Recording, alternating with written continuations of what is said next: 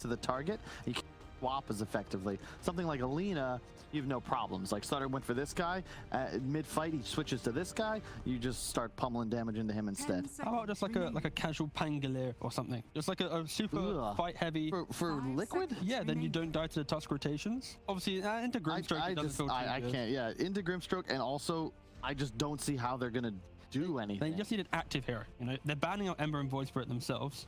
Yeah, I think Lina, Viper make the most sense. It's nice to have a bit of burst damage. Oh yeah, they're just going. Wait, is Quap is a possibility. Storm's in the pool.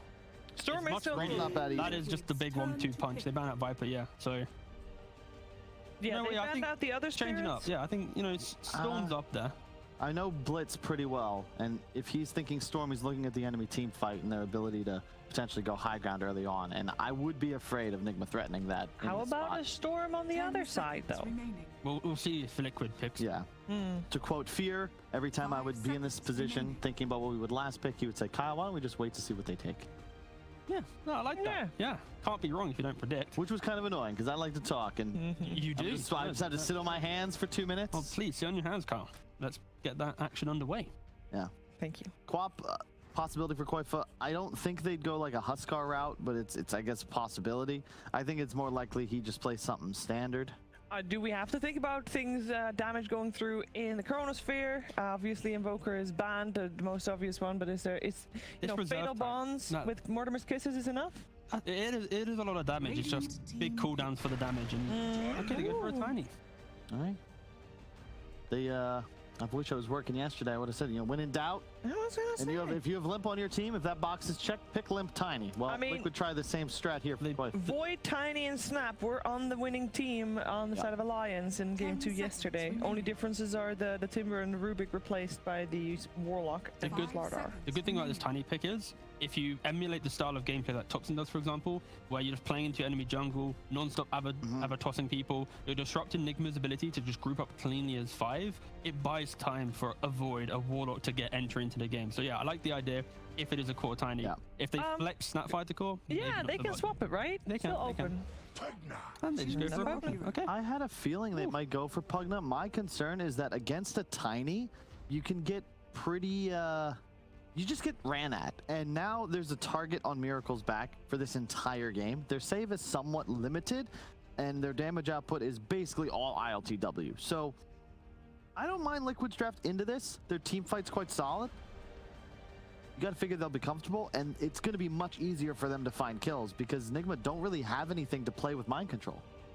Don't mind this Pugna pick too much, just because the build would change up a little bit, where you just go for like a Glimmer Cape. You naturally go for Octarine Core quite quickly, so it's more HP. So you are quickly very tanky and can eat through that damage. It's also a hero that will happily just stand up front and be that annoying hero that they jump and then suddenly now the rest of the cast coming in. It is just Nigma are playing for that timing. Like we literally we describe these teams as full on aggression and then stack camps, wait, play later. It's why Liquid wins games, 35, 40 minutes plus, and Nigma win games much earlier. So I think that the tale of two stories. That'll be the story, I think, of this game, because if you chrono anybody but Pugna, they're gonna get decrept. The Slardar amp, like all the damage disappears. If you hit this timing, you get an Aegis on Luna. He's got BKB. He's huge because he can farm these stacks in jungle so much faster. I think you're gonna win, but the Void gets to level 20 plus, suddenly things start to go Liquid's way. Well, at least I think we can be sure that there will be quite some action in this game, and two people that are going to be very happy with that are coming off Cap and Fogged. Yes, we are, Fogged. I think this is going to be a fun one because every single time it's the old Liquid boys versus the new Liquid boys, and every single time they played up against each other, Fogged, in a best of 3, it has gone the full distance.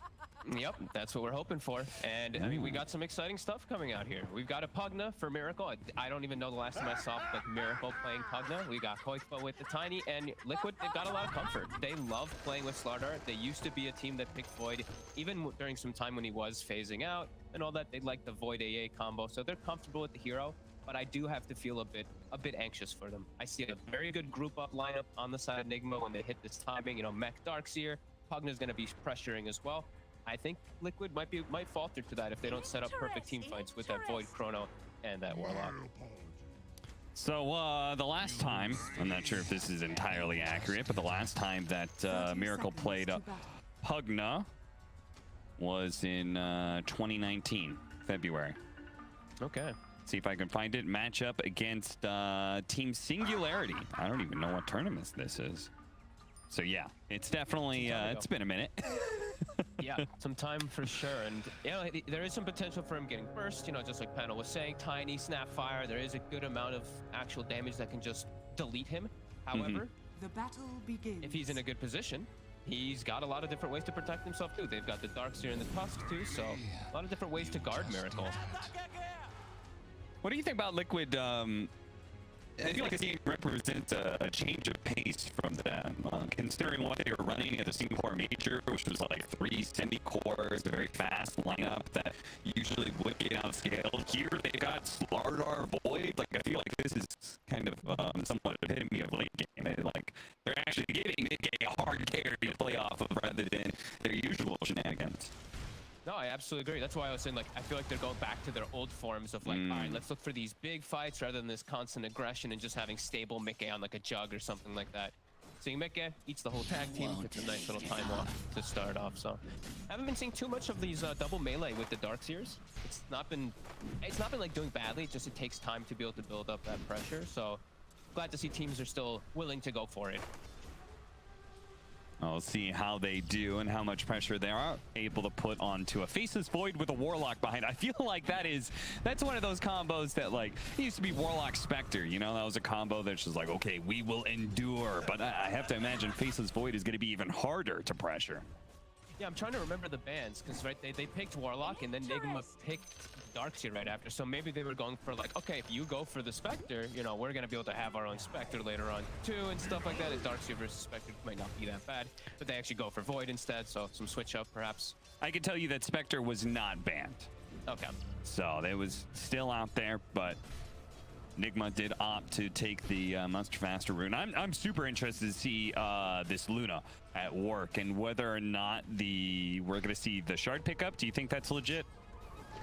I think with Grimstroke it is. Okay. You can get the double bounces in bottom. Speaking of the Luna. Getting very, very low. ILTW. Be okay though. Nope. We have to mention the power of this lane, right? Snapfire, I know we've all been talking about how it's kind of been moving to that 5 position exclusively, but damn, with Slardar, this actually sounds like a pretty hot lane. Level 3 comes around, 100 bonus damage, -8 armor. They're gonna pack a punch onto this Luna, even if she is one of the higher armor heroes in the game early on. Yeah, it'd be a lot easier if she was a higher ranged hero, right? But the fact that she's got that short range means that at any point in time, she's within cookie hopping distance. And we're seeing that effect already. Like, ILTW's only got 5 last hits right now, and the Slardar's already up to that 10. Taiga and Boxy doing a great job. Very comfortable. As we know, Boxy absolutely loves Slardar, even when it's not meta. He's been playing it. And I'm going to be continuing looking at mid. I think this is where it's going to start getting quite difficult for Koikfa. He's going to have to spend a lot on regen. And this is where Miracle Pugna is able to start applying crazy amounts of pressure, really. And perhaps even stealing the bounty rune if he pushes it in, going to the opposing side. Yeah, you could already see Koikfa like ferrying in regen because he knows he's going to be pressured really heavily and he can't afford to just be backed out of the lane. Otherwise, he's going to lose his tower super early. Oh, is Kuro's doing the move. So he's actually the one invading on the Grimstroke to try to steal this bounty rune away, or secure it at least with Miracle. Deny it from Koikfa. Oh, they're going to sandwich him maybe. Koikfa, oh, he's going up that high ground. Now he's dead. He's dead, and he's not even going to get the bounty rune for these efforts. Great move from Kuro. And I'm sure Koikfa is probably talking to his teammates going, guys, did you know he was missing? Did you know he wasn't in lane anymore? And Sania, meanwhile, he's also going to go down. MiGA is going to try it and finally does manage to get the bash. He'll take off some of the damage that he received, so support's being traded out in the top lane. That's huge. Right, the Luna's not farming great anyway. Kuro makes a heads-up move, shuts down Koikfa, enables Miracle, and as you said, that's already a tough lane for Koikfa. He's gonna start really falling behind. The tower pressure is gonna start coming out bottom. Oh, still got him with the cookie, and the vision will allow them to be able to get the final blow onto Kuro. So a little bit of vengeance for what happened to Koikfa earlier. Speaking of Koikfa. Miracle just, okay, let's see what he's running. He's not going to be able to stop it. Koikfa will be able to secure himself that water rune. I was a bit worried because I see the boots on the Pugna. You get 375 move speed, 300 move speed, tiny. But yeah, Koikfa, the rune at least. Yeah, They don't really have the best heroes to rotate around. Time Walk pulled back into his doom. What a combo from Nigma, and they're going to keep the chase up. They do not want to let Insania get the experience for this creep wave, and they'd love to have the extra kill as well. Insania, having no tangos to be able to juke his way around here, should be kind of stuck and slowly burnt out. Things going very well for Nigma in this game 1 early laning phase. Yep, even with that bottle, we saw GH takes the bottle from my control, grabs the bounty rune earlier. That's why they have so much mana up here to be able to apply that pressure onto the void. Yeah, works out. Luna's still getting pressured. ILTW, he still is suffering quite a lot here, but some nice big moves from Nigma. Do you think for these kills they can afford for the Luna to have the worst laning phase of their 2-3 cores rather? As we're probably going to see him go down again here. They're going to rely on the Inkswell stun to be able to get ILTW out of here. Boxy not going to go chase him down and let the Luna live for now. I think they can, just because you can. I see here he put the second point in his Lunar Blessing, which might hurt that he didn't save the point for the Glaives, but he can just go Glaive build, and the team, right, the Nigma lineup, they can fight as 4. They don't need the Luna in all these instances, and they can pick and choose their battles, right? Like Liquid, when they know Chronosphere is up, when they know Snapfire ult is up, when they know Kato Offering's up, they're not going to just run into them as 4. They got to, like, you know, just play smartly around that if the Luna's catching up. Yeah, big difference from, say, the Faceless Void, who, you know, maybe top of CS, but he's also being pressured a bit, having that depth. This is a hero that, in some ways, needs to have a good laning phase, right? Because you're way back into the game. You don't have that flash farming mechanism. Yeah. You have to, if you want to get back into the game, you have bad laning phase, you have to get good Chronospheres. You have to actually fight to get back in. Yeah, no, absolutely. He doesn't. He has excellent. They have excellent ways with that Chrono. Absolutely. Just have to be sure they get the right targets inside it. They have to catch Miracle for the most part inside that Chrono, like all game, or he's just gonna turn it quite quickly. Well, we did say I heard the panel talk about the Decrepify, but it's a little different when you've got a huge amount of magic damage you throw inside the Chronosphere, right? Like, I'm not sure if Decrepify is a good idea when there's a Snapfire on the side. Snowball, that's going to stop Boxy's TP. He thought he was going to be home free with the Lucent Beam used, but ILTW, he's laughing because he knew there was a trap card in play here.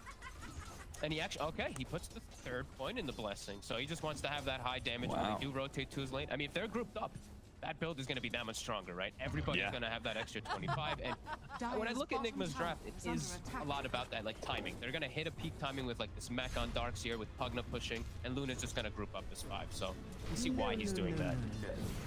And how do you, as Liquid, break that 5-man? Like, the obvious thing is, like, okay, get a good team fight in. But do you feel like they're going to get to a point where they can't fight? They just have to dodge and split push? They're just gonna have to play really according to these cooldowns. It's like, and it's gonna be really dependent on how Mickey gets the setup, because he really is gonna be the majority of that setup. Since his, I mean, I wanted to say Koifa was struggling. Koifa's actually doing decent. Yeah. But it's gonna be a lot on, like, a lot of pressure on Mickey to just land that, because it's land on like 2 or 3 heroes. And they have fun too. These are that tiny, like Koifa, he can cost heroes. The Chrono as we used to see. Yeah, that's true. 5-2, as you said. Koifa doing better than expected considering he got ganked and killed early on. Same goes with Mickey, who's actually top net worth right now, even though he did die early on. That is kind of what we were saying from the beginning, is that in comparison, Mickey's doing very well because ILTW was pressured so much in lane. Speaking of this pressure, we see GH as well as Gorgc kind of setting up around mid. Taiga wants to slow down this tower push because mid tower, it's a blast and a half from death. Are they really going to go for this? I feel like if you use the Chrono early, that may just be Nigma straight up pushing down your towers with that cooldown up. But let's see. They're going to try for it. And I feel like you've committed so much. The time walk back down. Cookie Hop gets on top of him, still hoping for a bash here, and he finally does get it, and they won't have to expand the Chronosphere. Meanwhile, bottom lane, Boxy in some trouble here, but oh, nice snowball. Great reaction there from GH as he gets out of the avalanche, but won't be able to get away from the toss of Boxy, and they're going to try and burst him down before he can get anything else up. Nigma are going to have to retreat here and probably going to lose Kerr on their way out. A Chronosphere is going to be used on the mid lane at the same time. Liquid may have a slower lineup here, but they're going to be keeping their fast pace, getting kills in all 3 lanes. Baby. Great moves, great rotation. The whole team swinging over to get my control actually causes them to be able to swing and catch Miracle in the mid lane. Mickey getting a heads up move with his Chrono, and that's pre-6. on Taiga. Now he'll have Mortimer kisses for the next fight too. Some really heads-up moves coming up from Liquid, and Koikfa should now be enabled to get a pretty damn good timing on this Blink Dagger off that. Yeah, certainly. That being said, it did come at a trade-off, right? The reason Miracle is so far forward, he's taking that mid tower before 10 minutes. Now he's gonna have a lot of options to be able to move around the map and just continue pressuring and getting that extra gold. You know, this tower gold, it does add up quite quickly when you are playing with this type of early centric draft with like Luna, Darkseer, Pugna pushing. We'll get some good timings on. It looks like it's gonna be actually a pipe first on the Darkseer. Okay. You agree with that? The magic damage being the biggest threat in this game right now? Yeah, just because they have Decrep, right? Decrep is always going to be able to save versus most of those others. And just tanking like the tiny combos. Like if everybody, I'm like clicking around looking at the heroes. Like who's got raindrops? Who's prepared for those tiny combos? Yeah. All right, well, ILTW will certainly have a lot of space to work with all these early towers being taken. Let's see how well he recovers. And it's just the 1 point in beam. It's just 1-3-3, so now he's got almost the max claves. They're going to be giving him the majority of the safe farm on his side of the map wall. We see Miracle and Mind Control both try to apply as much pressure as possible, especially now that Chrono's down. But they have to be wary. Koikfa, he's got the blink. It's really early. Yeah, it is, and they've already smoked up Koikfa and Haiga. Two playmakers of the team. They're going to be able to find Miracle, get on top of him. They're going to make sure to use the Mortimer's kisses. They want to take absolutely no chance that Miracle can get away. They want to make sure he dies. And Mind Control coverage that they have right now is perfect. He had an Arcane Rune. Mind Control, he knows that he's been totally caught. He just tries to throw it down the wall, but that's about as best as he can do here. GH is still looking for a fight because he has the Grimstroke behind him, but I feel like this is a little scary. All right, he will get away. He's just shy. He's like 5 mana short of having the Avalanche as well through this Arcane Rune, almost getting them 3 kills consecutively. But ward coverage, you know, they see Miracle playing a little bit too far up. They see the Darkseer also isolated. And Boxy, he's living the dream during those moves. He actually just farms Ancients, farms the hard camp, and now he's got a blink too. So double blink initiators and a chrono. Liquid have hit quite a good timing here. I actually feel like that's a very underrated and under talked about skill, is the ability for a 5 position, whatever warder you have, to be able to read where the pressure is going to be able to come in. Okay, we're going to be losing our mid tower. We're going to be losing our top tower. Getting defensive vision down preemptively. And that does allow you to be able to find a kill like Miracle there. And just being set up for it too. You know, just Taiga kind of chilling in the area, waiting for an opportunity. Liquid now. Or sorry, Nigma now, looking for an actual smoke rotation to try to slow down Mickey, because he's starting to get a bit too much farm. And he's getting all these kills, he's not getting pressured almost at all. Oh, big kill. If they can get it, the silence is going to go out. Mickey can't actually get rid of that silence because of the Decrepify, a nasty combo that we've seen a number of times before.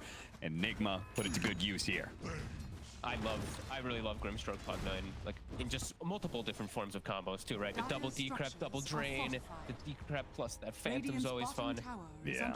As Nigma will get some pressure out, but Liquid, they're also going to probably be able to just take out the bottom tower in the meanwhile. So that's going to be their first tower of the game. Net worth very even, 6 to 8. Nigma doing about, like, I don't know, you'd probably put this game 50-50, right? Like, Nigma is doing what they need to do, but the pressure is on them to take more and more map control.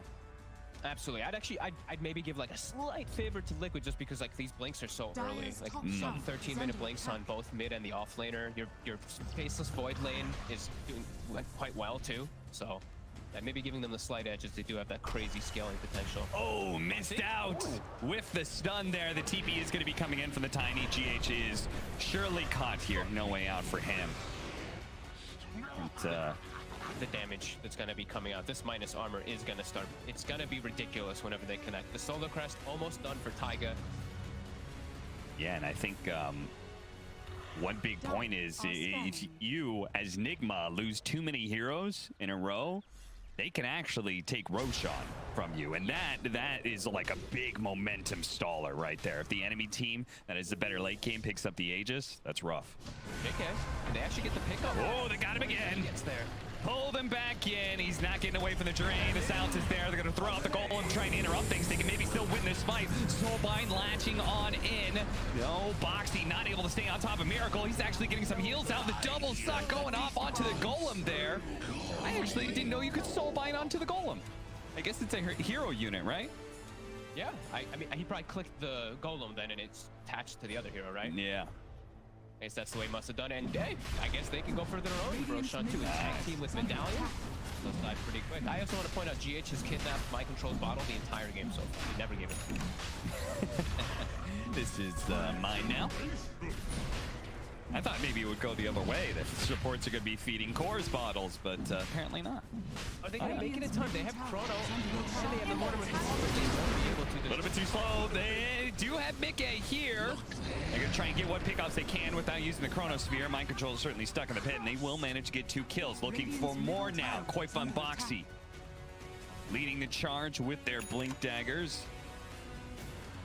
Blink's the right position here. He'd actually find Kuro and Miracle, but he'd be pretty far ahead of his team. So Liquid are going to give up on that for now, and it's actually Enigma are going to try and get aggressive here. They're going to find the pick off on Insania in the back lines here. And Boxy, he's going to take that challenge. Mortimer Kiss is raining, and they're going to be able to bring down Miracle because the Aegis is on ILTW. So they're going to try and leave ILTW for last here.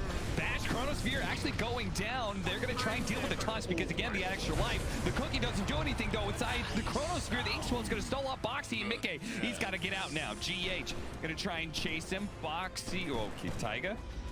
He's doesn't have a TP, so there's no way out. He's just going to suicide into the tier 2. They tried to turn because they got, their Warlock got caught. They tried to go for this big fight, but Enigma, they've got a little bit too much. And ILTW, I believe he just ticks level 13 as that fight's going off when they get the kill. Gets the point in the Eclipse, so he's able to zone them away. Good. Heads up fight still coming out from both sides, but Liquid fighting into this unit. We're seeing that Lunar Blessing coming into play. We're seeing just that whole power of where Enigma is grouped up. Even into these big team fight spells of Liquid, they're somehow able to take. And it's actually 2 different fights now that like a small little mechanical play. They've actually changed some of the fate. The Soulbind there on the previous team fight, and in this one that they could have definitely used an additional cookie stun on ILTW, but sadly. I think he tried to cookie while he was in the Chrono, right? Yeah. So the cookie doesn't work. So yeah, it's unfortunate for sure. He did have Aegis, so it's still probably get cleaned up anyway. But yeah, small little things. Top tower is under attack. Dire's middle tower is under attack. See if they are going to be able to take this tier 2 early. They're not. They're going to back up. Radiant's top tower is under attack. Perfect item for Liquid's draft and style this game, the Philosopher style. They're trying to take it to the later stages, get that Philly up on Insania or on Taiga. Watch that replay again. We'll see the initiation from Boxy. They very easily blow up Miracle here, and that's all fine, well, and good. But ILTW, this is about the time he's pumping out some serious damage, and sadly, the cookie that comes in here not really doing anything for you, so ILTW is just able to get off the Eclipse, and that's kind of that. Yeah, no, I do want to point out just the distance that Enigma can poke and prod from. Loosen Heave, they've got the Stroke of Fate, the Pugna Blast, so many spells they can shoot from a distance. Insania trying to de-ward there for a moment. And yeah, Kuroki skill build this game. Since he has a ranged carry, even though he has Tusk, he only has the 1 point in Inkswell. He's got 4 points in Stroke for that range spam that they've been doing, and then the Phantom's Embrace, since it's so efficient versus Void. Yeah, I really like this. He's got the Decrepify. The Ren damage is really insane, especially the Decrepify when it goes off. So I do like this choice quite a bit from him. Yeah, even the talent. Like if he chooses to take the DPS talent, it's like 780 damage when it's maxed out on Phantom. It's one of the higher burst damages in the game, but I don't think I've seen like anyone take it because the other one's just so value. Yeah. So we have Liquid. They hit a timing. They got their Blink Daggers. They took, 1, maybe 2 okay fights, but now it feels like that timing's gone. And I'm presuming the next timing is BKBs. I mean, that Faceless Void feels like it needs one really badly. Oh god, he's going for the SNY because he's probably just feeling like the leash and all this is going to be just devastating for him, even if he has BKB, because he's playing versus that Grimstroke. But yeah, it's going to be some tough moments for Liquid, as this is like the peak time. Aegis, you've got your your group up with Luna, with Pugna, with Darkseer, like these heroes all just, they work so well together. They just have to make sure they're not clumped. The only way Liquid can really take this big fight is a humongous chrono that just lands the whole entire combo. But if they pick a fight where they're not all together, like exactly at the same time, Nigma's just gonna like insta-kill one hero and move on to the next very quickly. All right, well, 1 more minute left for that Aegis, and it can take the outpost. Yep. They want is they've already taken that mid lane. Not that they need it before 20 minutes, of course, but the passive experience is always nice. Watching Sania. Just very easily 100 to 0'd. Yep. And that actually, I didn't notice, GH got the Blink Dagger off that kill too. So now, easier forms of initiation for Nigma. Liquid still has a lot of ways to be able to get onto these targets, but now there's a save and an initiation for Nigma that's going to make it quite a lot harder.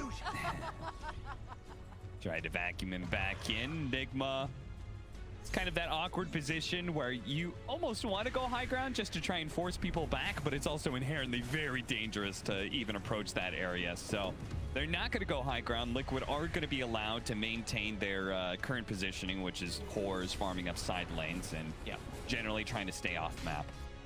I think going high ground whenever you're versus Tiny is always quite scary. You get like one toss back, you have to make the decision. Do we help him or do we ditch him? Look at this triangle vision. They had vision on their own triangle. Again, a great warding technique of just like knowing if they're going to be pressuring their side of the map, they have to play side lanes and they have to try and farm somewhere else. Let's get some really nice defensive vision to be able to spot that. Unfortunately, it doesn't actually scale out on a kill here, but Mickey is going to be forced out of that position, rooted away to his side. Taiga, nice deny there on the DD with a little shredder. Aegis does get reclaimed. Nigma does sweep them out of their triangle. So now Mickey has to farm in a more defensive position. And Nigma now can probably look to just like claim areas around their wards, just keep protecting their wards, just playing around those. While we do see Liquid just kind of playing in the dark. They only have what, that one ward down on the bottom right side, and I think the one in the river, which is soon expiring. So map is not the safest for them. So I just did my own little in-person replay, and I watched Kuro, and he did actually click Soulbind on Boxy earlier, and it just automatically latched onto the golem. So that's really cool. I did not know that. Yeah, it's like there's a lot of times in where I've seen people like you click it on a hero and then you click it on an illusion and it latches to the hero, but golem, it's just full hero unit. That's really cool. Yeah, that is pretty interesting. 5-man smoke up from Liquid and no Aegis on ILTW. They get the right chronosphere here. Maybe they can change. Unfortunately, it's fine. They're going to be able to get it immediately. The Mortimer's Kisses are raining in. They're going to try and burst down ILTW as quick as possible. The Mortimer's Kisses run out as the Tusk was able to stall that out. ILTW, a little sliver of HP, and he finally does go down. Mind Control put him back into the wall, but he's certainly dead here unless he gets super lucky and jukes all this out. Into the trees he goes, hiding away, but Koifa, like a bloodhound, sniffs him out into the trees. 4 kills for Liquid off of that team fight. Nigma caught with their pants down, not fully ready with that positioning there. They lose the Luna very early on. The Grimstroke gets popped by Koifa. Just a perfect wraparound. Liquid reading this scenario perfectly. That one ward that they had in the river actually kind of caused all that because they saw Nigma swimming up and getting that setup there, so they're able to get the wraparound. Now though, they did expend like everything, so now it's going to be up to Nigma to punish that themselves. And they're going to smoke immediately. How far do you push this? Like, if you don't find the team fight, do you try and poke at high ground, or what do you do? They're gonna find Taiga with the smoke. Not a core kill, so it's okay. I think you're just swinging for kills with this trio, or maybe even with the 4 of them. You just swing for kills. Okay. And the Luna just deals with pushing out the lanes at the moment. Just keep looking to just claim any type of advantage. Claiming triangle is still a little bit scary, but if they're willing to try, they still have a good opportunity. It looks like they're actually gonna try. Well, you called it. They smoked, found a kill. Smoke, go again. Boxy blinking into the river here. He's gonna be chased down, pulled back in by the vacuum as well. So, 1 pickoff becomes 2. Nigma keeping up the pace here. Yeah, Koifa just trying to shove the bottom lane as fast as possible so he can drive that attention from Team Nigma down there so that they can get more time to be able to have their chrono. They just want to buy time right now on Liquid to be able to take a better fight when they do have those spells up as GH. He's on the prowl. Gonna find him immediately. Walrus punches him, catches him. Koifa Pops that haste rune. Now he may still be caught, especially since they've got the snowball to see where he's kind of going. Shards, can they block him in? Oh, barely misses out on that one. Koifa, I believe he's going to be away, home free.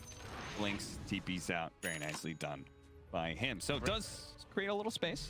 Great space, but look, again, another smoke from Team Nigma. Like, they're just like, guys, Chrono and Chaotic offering down. Let's go, go, go. Did they save all of their, like, how many times do you have 3 smokes available? I feel like they almost saved them intentionally for when these abilities were going to be on cooldown, as they're going to find Taiga once again. Okay. Roche in about a minute as well, so Liquid will have, all their ults are going to be up for that Roche fight, but Nigma have effectively punished it. How many kills did they actually get there? They got 3. They got 2 on Taiga, 1 on Boxy. They missed out on the Koifa kill, obviously. So pretty good for them. Yeah, not bad. Oh, got the shard pickup for Insania. See Mickey with the Scotty next item. I believe. Does Luna have her BKB? She does. She's okay. Very farmed, almost level 18 too. Mickey has hit 18 though, so he's a little bit ahead on that front at least. And he does have protection. He does have Manta to at least cover him a little bit versus like the Phantoms and the Silences and the Decreps and all that will be annoying him a lot. Illusion. Okay, Miracle, he's gone all positions, right? Octarine to tank up, and just how valuable the item is because it builds up from that Aether Lens and then Blink. Yeah. Radiant are scanning. And he's able to go back for a Glimmer Cape. We saw there the difference in the gold that they're getting from these bounty runes. Nigma, they're up by 5k. Half of that is purely coming from the fact that they have gotten a lot more bounty runes than Liquid, obviously from all that map control they've got. Yep. Liquid now, BKB's up on Boxy, so he has a much easier time just getting into the backlines, which, you know, if we see Liquid get the hit their spells properly, when they can get these opportunities to wrap around, they still have good shots in the fight. It's a lot harder for them to actually get through this annoying Darkseer who runs right into the front most of the time. Yeah, mind control is currently trying to do that exact job, just kind of like running interference, being on the front. Liquid, they're going to try and sneak on by here. They know they're coming, though. They're immediately going to get a stun off. Mickey's going to be silenced here. Mickey in a bit of trouble. He's going to pop the Manta, and it goes back for mind control while Boxy ended up going in. GH is trying to finish off Taiga here, but the heal is going to prevent that, as he's going to be left on the river side of things, while Boxy, he's been creating a ton of space there. Everybody else was pushed away from this engagement. Even the buyback coming in from mind control, because they know they really cannot afford to give up this Roshan. Mickey he just puts his body out there. He's like, all right, my control wants to be a tanky boy. I'm way tankier as this boy. 2,800 HP. He's also got the Nether Shawl. He runs in, gives so much information for his team, and they don't have to use any ults. So now for this next fight, they have that, and they know my control does not have buyback. They catch this Darkseer. That will break most of the team fight that's coming out from Nigma, because he is so crucial to Nigma's team fight. Yeah, pretty good play by Mickey, as you said, both of the positioning, and he seems to be holding on to the Chronosphere a lot. He is just not expending that very easily. I think the only time he's really been using it right was the Miracle kill mid and then ILTW, those other times. He's got his target priority for sure. Liquid. If they can catch him, perhaps before he pops BKB, Mickey's going to be initiated on first. Snowball, chain stun pretty heavily. The Mortimer's Kiss is raining in, and he didn't get off the BKB. A hefty amount of damage coming in, but it's actually only about half HP. ILTW will turn down with the Eclipse. They've got to be able to get away from this magic damage raining in. Taiga may be left for dead, but Mickey's going to be okay for now. Now they go back in. Boxy with the BKB, salting the back line. They want Miracle, and they want him back, but they decrepify, stalling things out. He is allowed to light drain, so they're going to go for ILTW instead. Koifa tossing Miracle enough in the air. He says enough of that, but Miracle's actually still alive. Essence Ring, another round of Decrepify. He's trying to do it for as long as he can, but ultimately he's got no more backup left. He stays alive admirably for a very long time there, but Liquid, they easily trounce the rest of Nigma in that team fight. And now, because they have Sparta, they actually lost nobody in this fight. They can go straight for Roche. And actually, before doing that, they're actually going to hunt for mind control. Oh yeah, they found him. Koifa.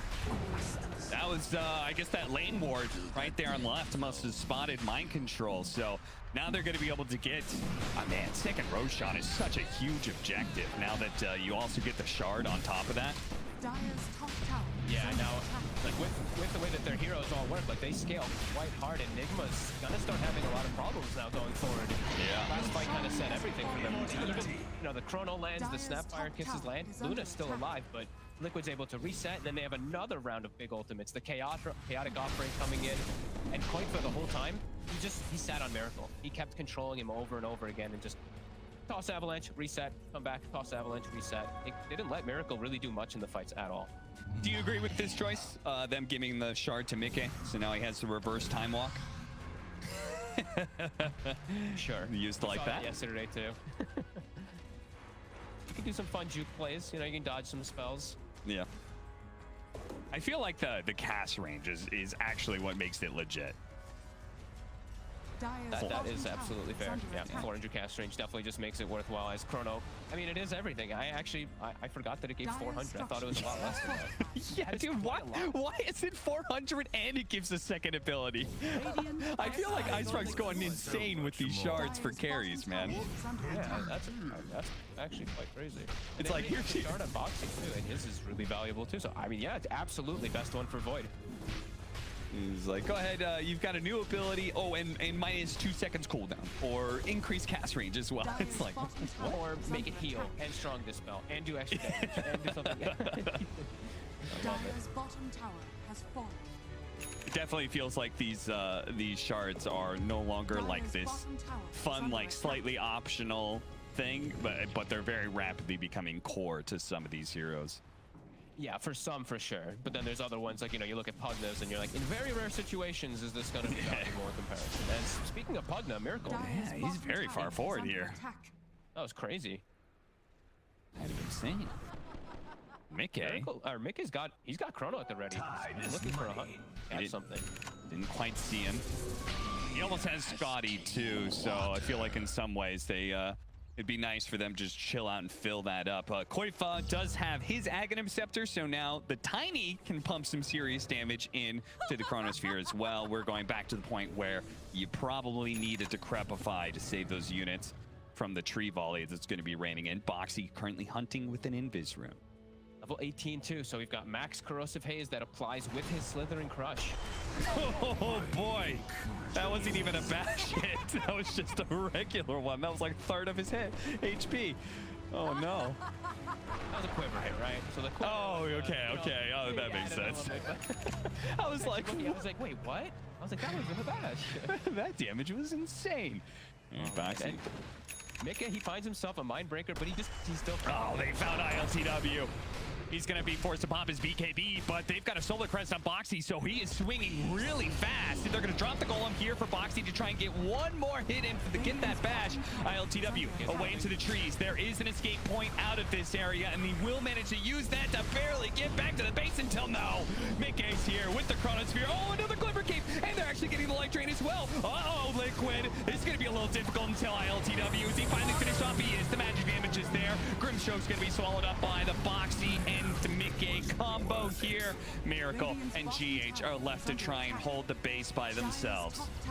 And Liquid's like, wait, we can't hit tier 3s. Oh yeah, tier 2s are still up. Oops, we're fighting.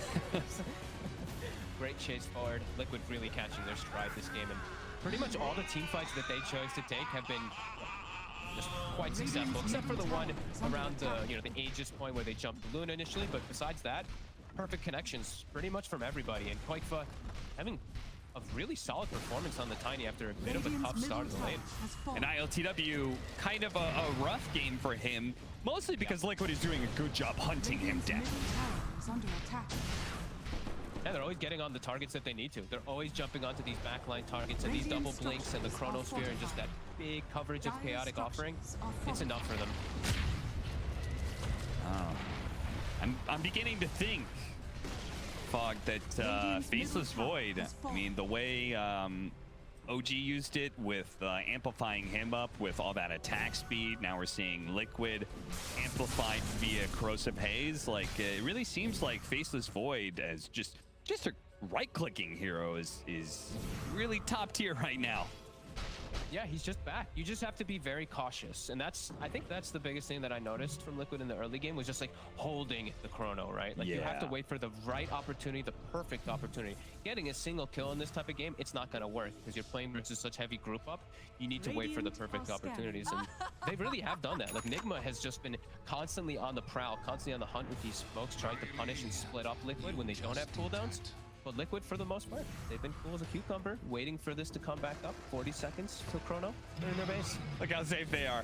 Sitting around their tier 4s, Insania using chat wheel lines. Like, he's like, guys, we know you're 5-man smoking. We can smell a desperation get out of our base smoke. And we'll see if Liquid in turn are going to do something similar here, and who's going to end up winning out on the initiation fight, because it feels like that's the biggest thing, right? It's like whoever gets the right kind of initiation here, and it's mostly been Liquid. Jump straight up, see something, gets a little vision, backs away. Now ILTW outside of position here, already down to half health. They're going to use the shards to block the entrance off. Miracle will use his blink dagger. Time dilation on cooldown now. He's still going to go for it, though. The Chronosphere opportunity is here. Immediately gets stunned, actually pushed away by Miracle as well. Run the crown. ILTW going to be targeted here with the corrosive phase on him. He's popped BKB. He has a butterfly, but he is being shredded by this right-click damage. He can't even get off of the clips. He's just done for it. He doesn't have buyback either. Nigma.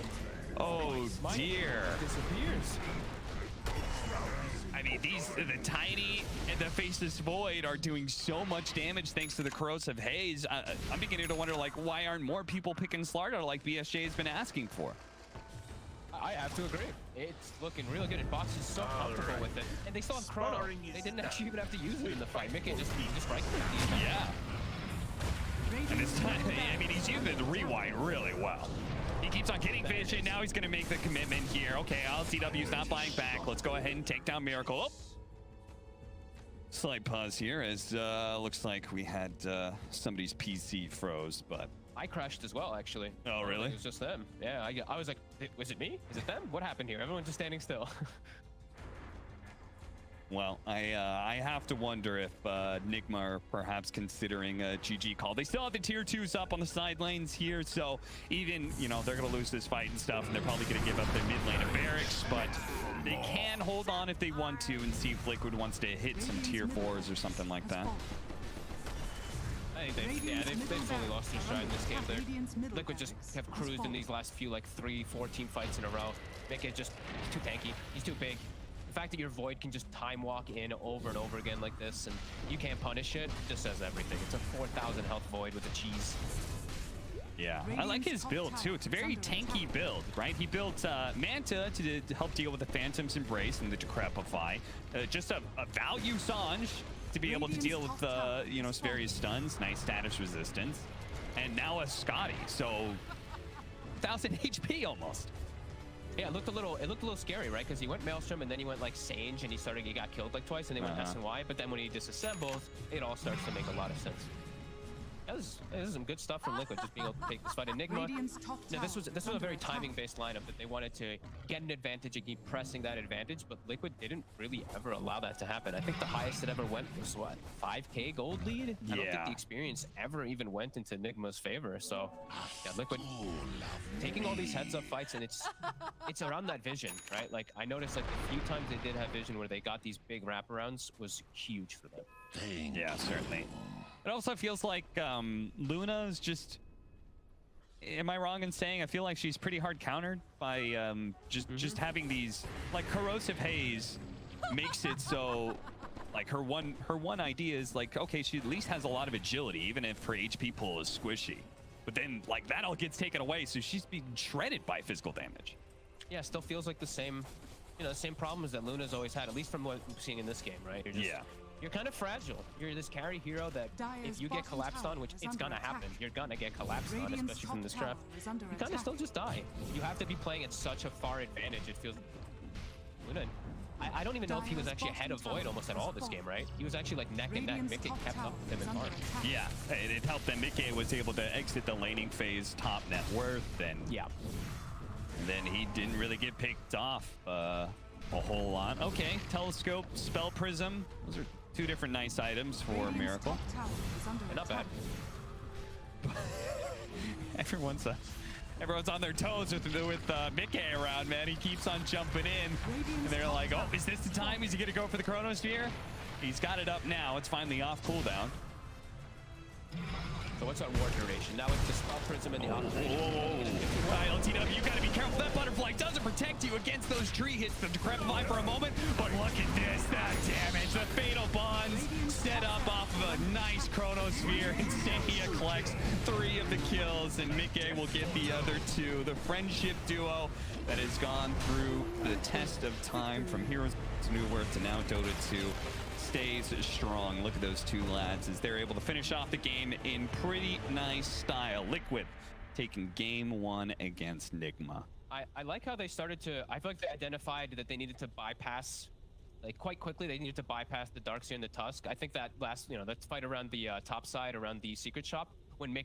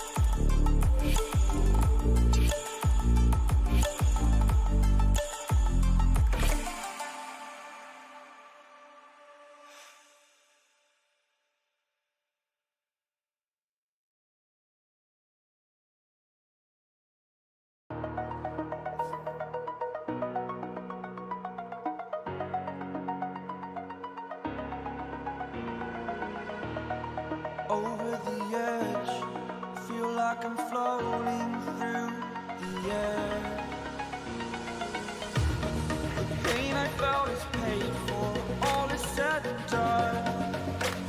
Oh, I am restricted, fixed upon the web. I need to kick the habit that my mind is breathing in. Break out, I've got to see. Spent all my life holding all of it closely. I played it innocent, a feel of discontent. I'm finally facing it all, fearless.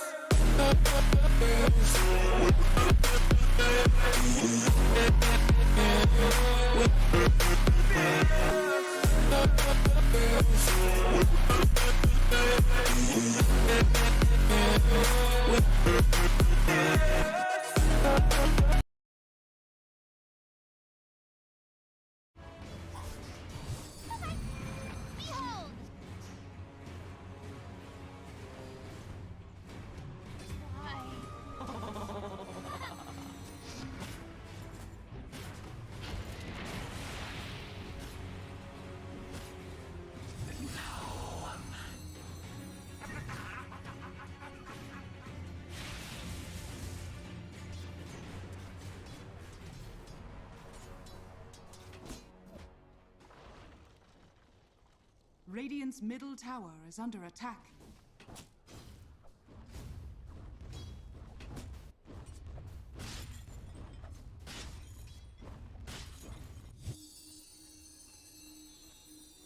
That should help.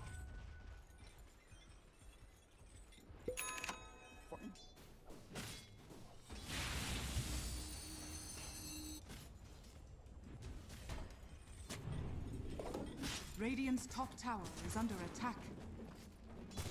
Little treasures.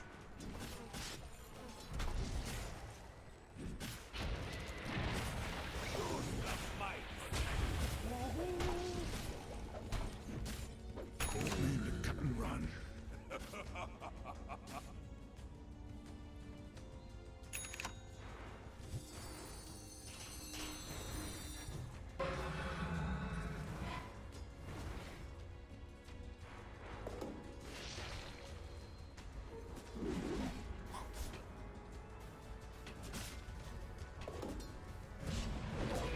Hey, how you going in there? People say I talk too much. How about I do this?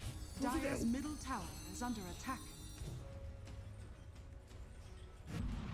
Dominate!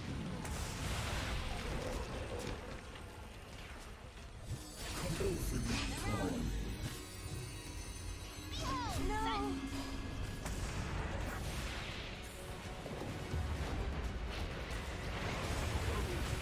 It is no great deal.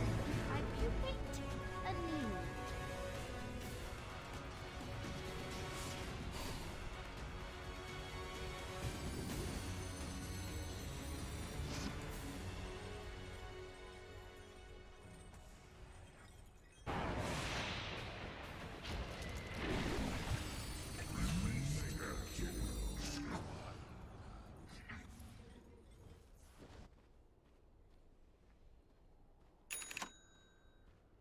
Radiant are scanning. Dire are scanning.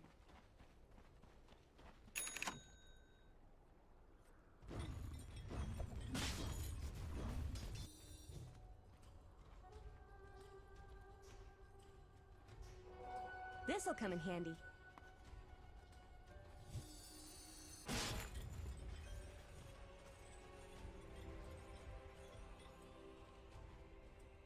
Dire's middle tower is under attack.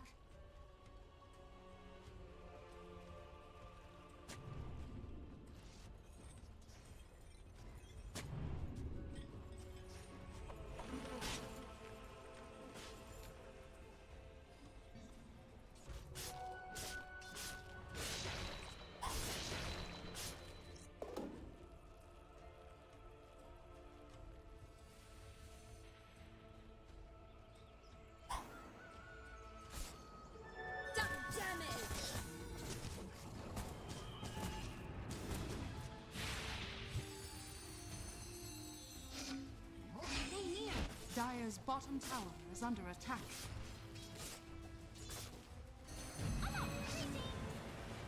Never easy, eh?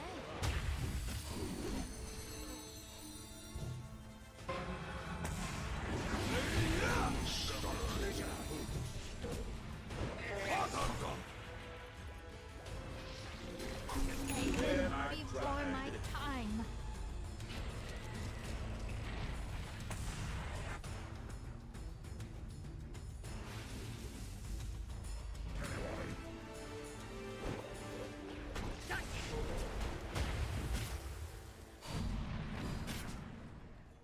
Dire's middle tower is under attack.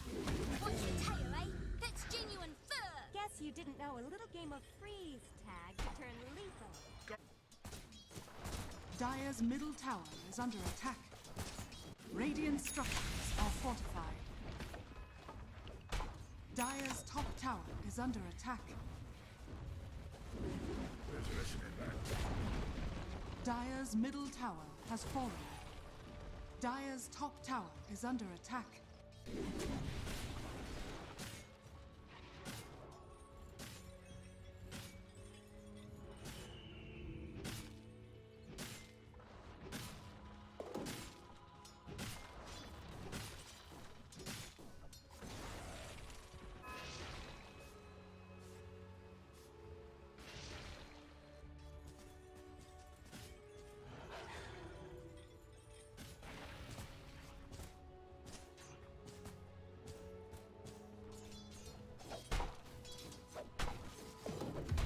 Radiant's middle tower is under attack. I usually like my trees to myself, but I'll make it.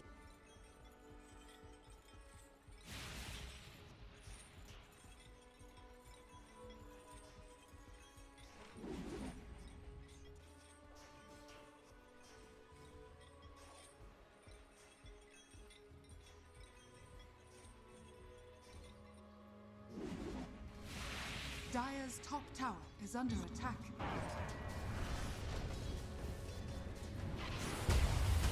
Dire's top tower has fallen. This will come back to bite you.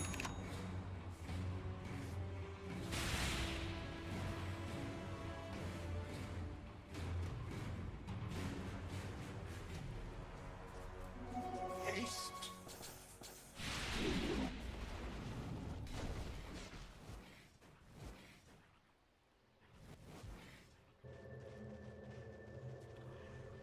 Gather round.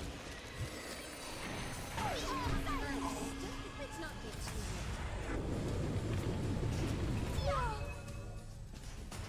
Resist the cobra.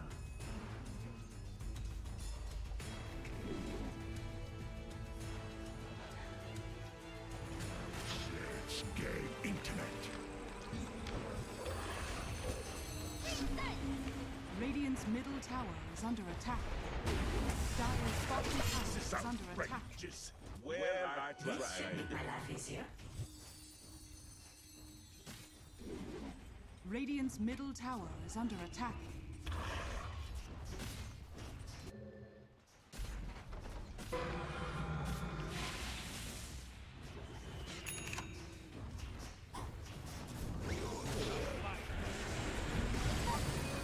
Radiant's middle tower has fallen. It's gonna be bloody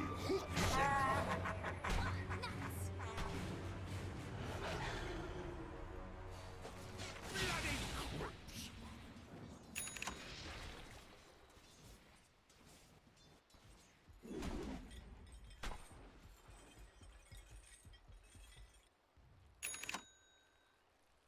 Dire's top tower is under attack.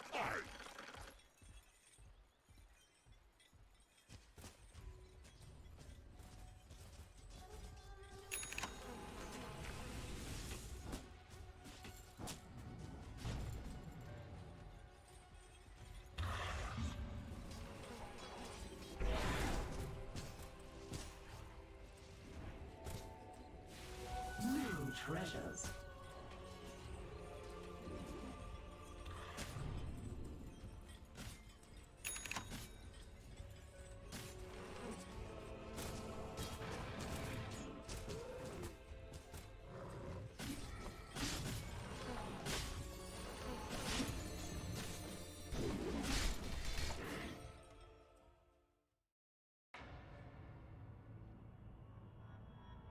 Team Liquid's turn to ban. I'm not a hero, Carl.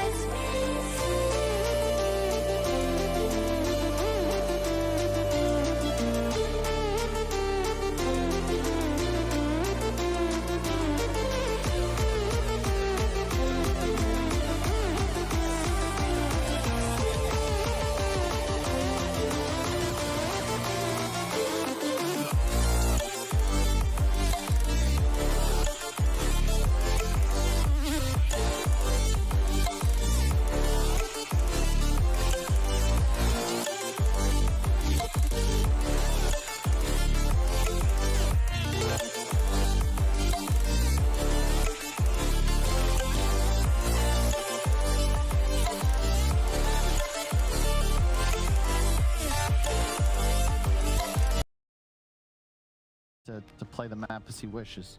Yeah, it would be interesting if they were to, Tusk 5, Abaddon off lane, ranged 4, apply some pressure to PA.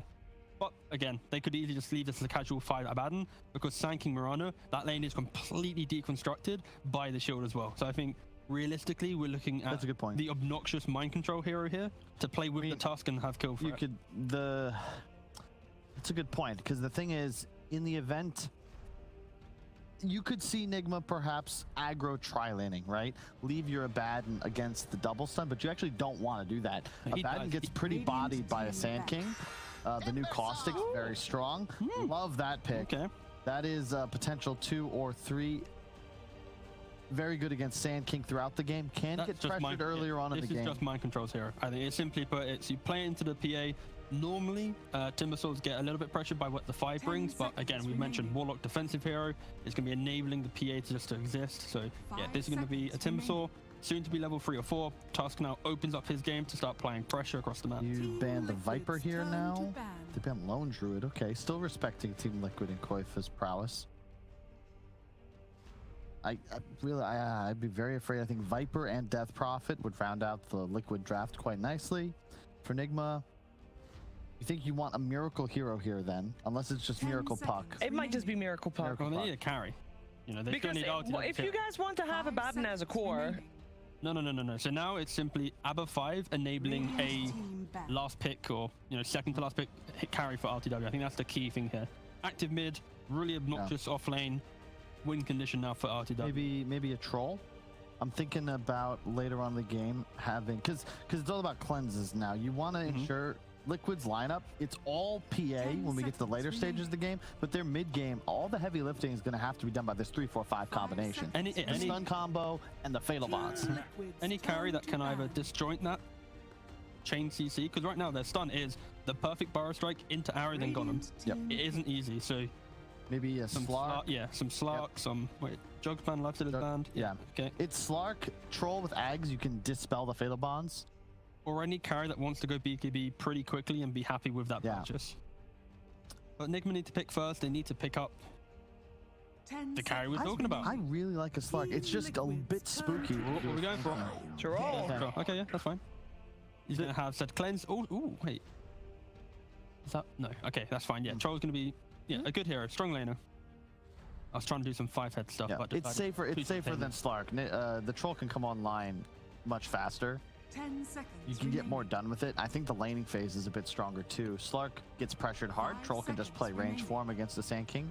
It's actually quite an awkward PA game as well, because every single hero has a way to disrupt the PA from getting that instant kill.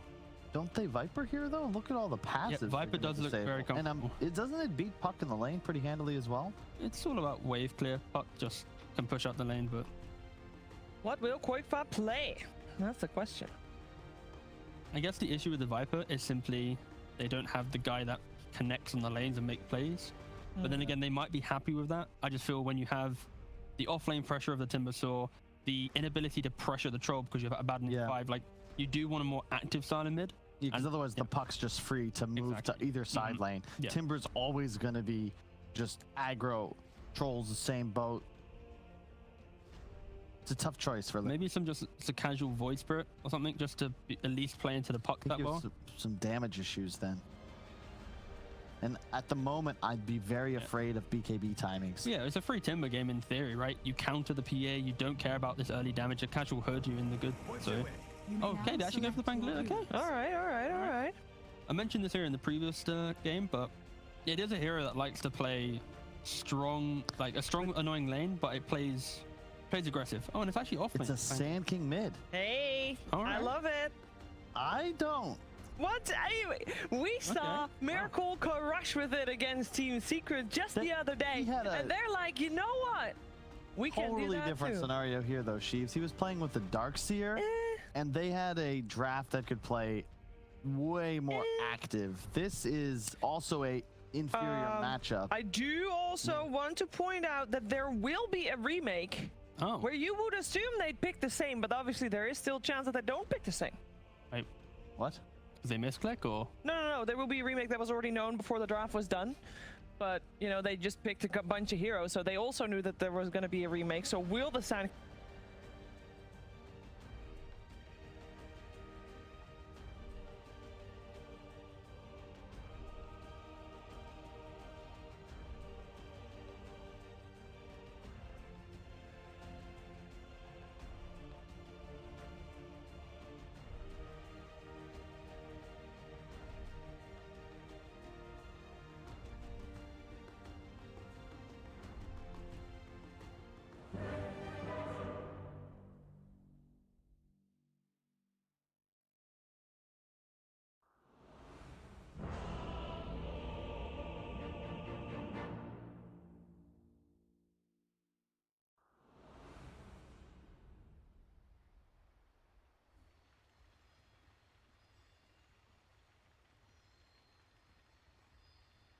Prepare for battle.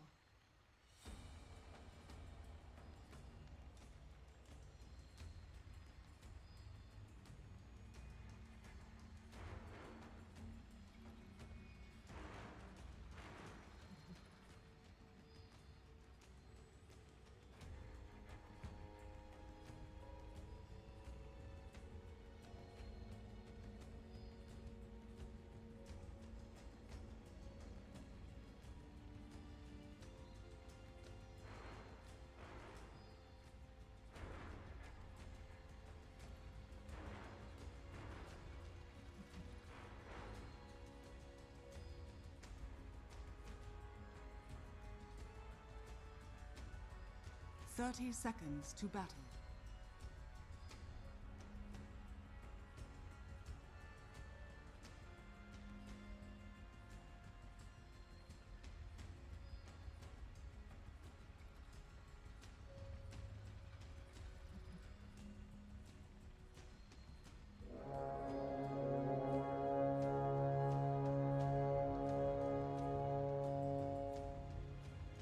The battle begins.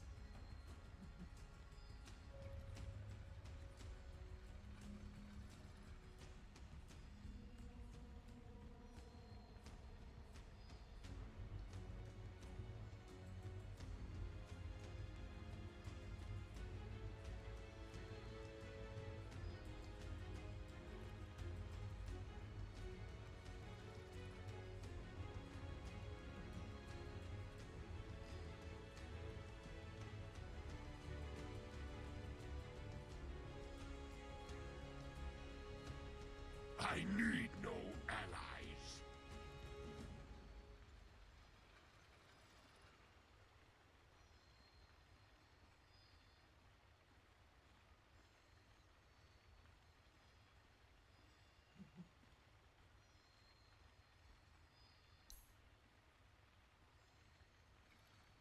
Actually, 22-19 to Nigma's favor. Ooh. So game.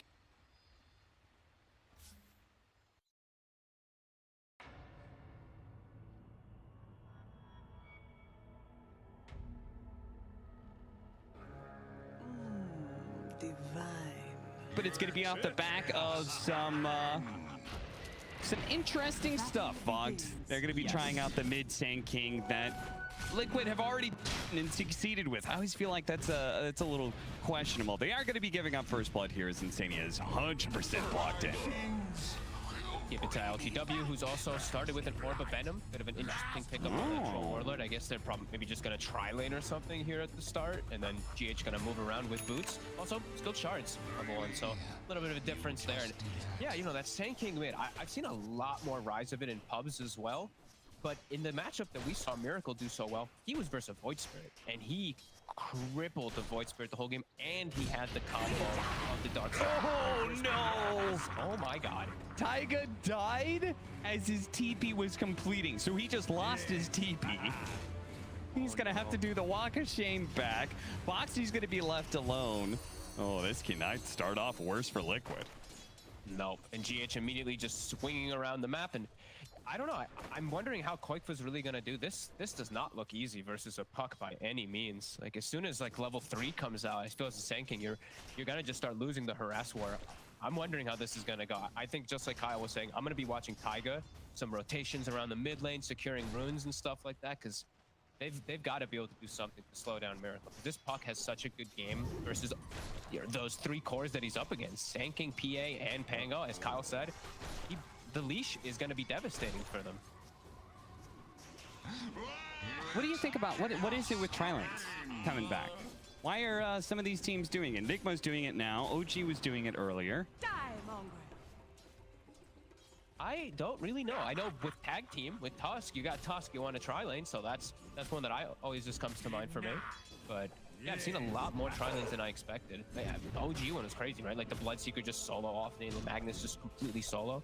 Not sure cap. And I mean, I feel like it's weirder in this game because they're like leaving a Timbersaw alone, which GH is no longer going to leave him alone. Maybe, I don't know. Insania, he's going to heal up.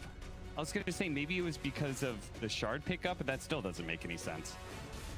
No, I always really try to figure it out. And I don't know, it seems like, I understand when it's like the Void carry or something like that, and you have like some super greedy carry, and that maybe it's like a very hard pressure lane, and you know, your entire game plan is making sure that carry gets the best farm, so you want to tri-lane for him, but yeah. All right, that's pretty gross. I just saw him throw the range whirling axes. You know, I just applied the Orb of Venom to both of them. It's that is a lot of slow, a little bit of extra damage. Insania is in trouble again here, but GH maybe traded out here. Who's going to get the kill first? GH turns around, tries to go for it. Insania lives. He'll be a part of the experience. Actually, nice body blocking. Timber chain through. It's not enough. Insania will actually get the healing salve off. And oh, hey, a courier too. Nice little +1. He keeps his own courier safe. All right. Dream start for top lane. PA's gonna have, I mean, pretty much full free farm. 13 wand charges. Like, there's gonna be no way that they can actually pressure Mickey out of the lane at all. My control's only got 3 CS. Yeah, that is not the kind of start that you want on a Timbersaw. I thought you would just do the, you know, like the normal, like, okay, my forward position's just gonna cut the second wave, pull it back or something, you know, like try and get a fast level 2 or level 3 for the Timbersaw. But now, with Mickey being level 4, they're able to keep this pressure up on the Timber and continue assaulting him.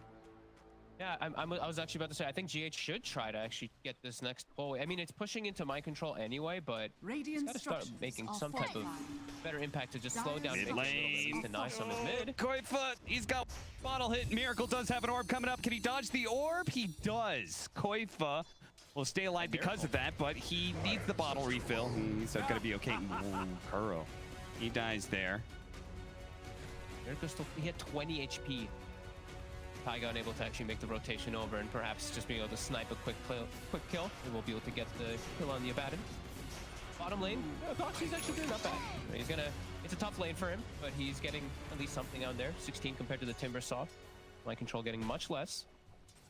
You know, Kuro, in a way, Kuro's death was actually super value. The fact that Taiga couldn't be there to secure the runes means that Miracle just got double water runes, and in turn, Koifa had to just eat a salve and didn't actually get any bottle refills, so he's a little bit low on mana too. Look at Miracle, he's maxed out now. Yeah, wait, what happened to the bounty rune on the right side? He down was denied or taken? He couldn't take, no, Miracle got both of them. And the bounty rune is, what about the right bounty? I guess Koifa got that earlier. Yeah, I think he got that earlier. Let's see, we're gonna scroll up here. Yeah, Koifa already grabbed it earlier. Yeah, he had already grabbed it. Okay. I mean, that's definitely huge. Just being able to make those type of small moves. Oh, Boxy, he's got a 1, gets the swashbuckle away, and oh no, the miscoil. Oh, Kuro, that range, he must have just barely been in range for that one, and he snipes it. Yeah, wow. I really did not think he was going to be able to get the cast range or even the vision since it's nighttime, but yeah, somehow was able to get himself a secured kill on the Abaddon. PA's still free farming, so Liquid, even though bottom lane may not be going perfect, you're having the most important hero in the game for you, getting absolute free farm, and you're slowing down Timber quite a bit. My control only has 9 in CS. Yeah, he's not a happy camper. And Insania doing what Insania does. As soon as he sees that his PA he starts stacking. Quite fun. Yeah, he doesn't want to break this, but he also doesn't have enough mana for Burrow Strike, so it's not like he can go anywhere. He's dead. caught up trying to get the power rune there. I think in some ways he kind of realized he was dead and was just hoping he was going to get either a haste or an invis or something. I think every coil usage for Miracle is probably going to net a kill if he has like any +1 to rotate on most of these cores. It's just such a good mechanic versus Pango, PA, and Sanking that it's going to be tough for Liquid to really deal with it until they do get these 6s online in particular and be able to just set up like a chaotic offering or whatnot to counter gank it. It's going to be very annoying for them. Yeah, for sure. It's Foxy. Man fighting here. Okay, getting a bit of heal. How's the tango? This is getting about the point that, okay, I'm not sure if we can deal with this Timbersaw too much anymore, as he's got 3 levels of reactive armor. And yeah, you can't push him out at all. My control is going to start just 100% being able to get all this farm out. So they got to look for the back. They did see the Fatal Bond. I think they saw the vision what it gave, so they know where the Tusk position is. They were actually looking for GH for a moment. Yeah, just stack and just start farming these stacks. We see Quake's actually taking a couple of them to enable himself. That he did have Insania setting up. All right, so in your opinion, where does... What do we do in this? Like, who's going to be rotating? Does anybody, like, do we move Quakefa up to, does he TP top to try and, like, kill the Timbersaw when he gets too aggressive? Would you rather assault the Troll? Like, what are your targets here? It has to kind of be Quakefa and Taiga making the moves together. And it's not easy because they have to really look at where Kuroki's positioned in. I think it's a little hard. I think they could actually set up for the Timber. If once they do have Quakefa with his ulti, I think they'll have enough damage. Yeah. And I only put it from Liquid's perspective, just because I feel like Nigma, I feel like you gotta be, okay, that's a nice combo, and it is gonna be enough. You said they gotta be able to play together, Fogged, and what good timing is, sure enough, they show up and chain stun down Miracle. Yeah, these two just have to be paired up and just look to make moves around the map. I think punishing the Troll is just going to be way too tall of an ask, so I think just looking to hit mid, looking to just pressure around to the Timbersaw is the better option for Liquid, and just playing around their jungle, since they do have these stacks as Quakefa has a lot of backup around him. Yeah, he certainly does. In fact, Mickey is going to come over here. Boxy, who does have his level 6, but they may not even need it to be able to get these 2 support kills. Chased away. Liquid protecting their stacks. Dire's middle sounds like a very Liquid thing. Yeah, I know, right? Like, these guys are neutral stackers #1, with Insania being so obsessed about it. So it's no surprise that they know exactly what teams would want to do against them. Yeah, and they do need some. They need some time to be able to have like the Blink Dagger on Quakefa to be able to get these setups constantly. So they just want to play a little bit more defensively, and it's just hard to invade the Troll. He's got a batting behind him at all times, so yeah, they can never really go for ILTW so much. They just gotta look to make plays, cause chaos everywhere else, and make space for Mickey. As we see Nigma, they're smoking up. Miracle, as we said, the coil, extremely devastating, and they're actually gonna run into Insania. Not the kill that they wanted to set up for, but they'll settle. Yeah, sure. Insania saying, okay, worth it. It means Mickey didn't get ganked. Tank the gank. The 5 positions job, especially the Warlock's job. Yeah. They're still trying to hold this tower. Mickey isn't going into the triangle or anything just yet. He's sticking around here. He's going to be chased away by the Timbersaw, fed a heal by Insania. I wonder if they're going to actually look to fight around here. Like, Quakefa might actually have his Blink Dagger at a pretty okay time. If he gets a Power Rune with a Boxy swing around, maybe they look to contest, but it's still a little scary for them. Miracle. Yeah, I love this. That they're going to actually rotate over. Not quite snapping the coil, but it doesn't matter. He's dead either way. Now, Centaur's stun comes out. Mickey, uh-oh. Not going to be so easily make it back to the tier 2, but he can kind of hide in the trees there, so no problem. I love the fact that Nigma rotate their heroes up to the Timbersaw lane, because as you were saying, right, like, okay, Liquid might try and pick on this Timbersaw. Nigma are going to go, let's make sure our Timbersaw has a good game here. Let's go ahead and play with our 2 strongest heroes on the same side of the map, our Puck and our Timber. Absolutely, and they can invade like this also because it's like these stacks, and they know Warlock's still level 5. It's 10 minutes 40. They don't have to worry about a big kill. Oh, an arrow nails him. GH may still die here, as yet they're going to catch him. TP out from Kuro. So at least one of the supports did get away. Mind control cutting creep waves here, but Quakefa's not going to let it slow him down. He gets off the epicenter. ILTW. Is he going to have time to pop the ultimate? Oh. Okay. Guess not. Oh, that's unfortunate. Mind control. He's got to get to the low ground. Different chain away. Oh no, the burrow strike stops him. Nicely timed by Koifa. He's got another chance though to be able to get away. They're going to chase after him. Boxy and Mickey both have a way to be able to keep up the pursuit. Some big kills for Liquid.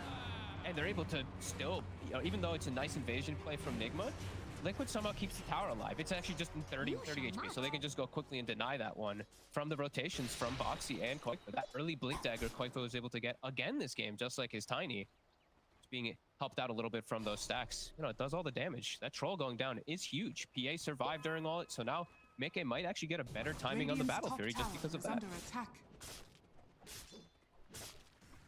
I know it's early in game 2, but ILTW already having a bit of a rough one this series, where I felt like he actually showed up quite nicely before in the previous series. So yeah, last game was a Luna, so I'm gonna give him some credit that hero I still feel is gonna be very hard to pull off in a lot of competitive games. Troll, that one death slips up, but I think for the most part in this rest of this game, as long as he's got the Abba behind him, he should be pretty safe. Liquid. Yes. They have the connection. They got it again. Oh no, the Embodied Shield actually saves for a moment, but Miracle's not able to get away now. The Rolling Thunder through. It's going to chase after. Nope, doesn't actually go GH. Leaves that for Koifa as he's going to go for Mind Control on the side here. Of course, Mind Control a bit too tanky. That's an ambitious kill at best. Kuro still being chased down through all of this one as Mickey has picked up a mega kill streak. This is a very active Phantom Assassin, Fog. He's got Battle Fury. It's 12 minutes, 50 seconds. He's part of 7 kills. That's unbelievably early. Level 10 as well. ILTW he's been like alone the whole game and he's level 10. And the fact that the PA is the same level while he's been fighting, that is quite huge for Liquid. And time and time again, they're getting the arrow connections as Taiga. Take me. Yeah, they're catching Miracle. And Kuroki's not in position to actually get the shields off to save now, a couple times now. Yeah. Say maybe just a slight misread and who's actually going to be the target of Liquid's aggression. But ILTW, he's going to come forward here. No coil to be able to finish up the Warlock here. The silence is only going to last so long, but a second orb. Put him in the dirt here. Boxy forced away. Nigma getting really nice and aggressive and pushing Liquid back past their tier 2. It's a good opportunity perhaps to take this tier 1 as long as Koifa isn't able to turn things around too badly. Two-man burrow strike, but no real effort behind it here. Finally, a good pressure play from Nigma Booth. Get this tower and not lose anybody yet. Moonlight Shadow's still going, but they have a sentry down, so they're completely aware of where Liquid's position. Just want to point out a small thing I actually love how Boxy built his items this game, rather than going for anything greedy. Just Arcane Boots to have constant mana to fight, Orb of Corrosion, and he's just showing up to every battle with max shield, crash, max swashbuckler. Yeah. I like it. They know they're gonna have to battle back to be able to make that space for PA. Because they know Puck, this Puck Tusk, they're gonna play active. So I like that he made sure that he's always on the map to be able to battle back.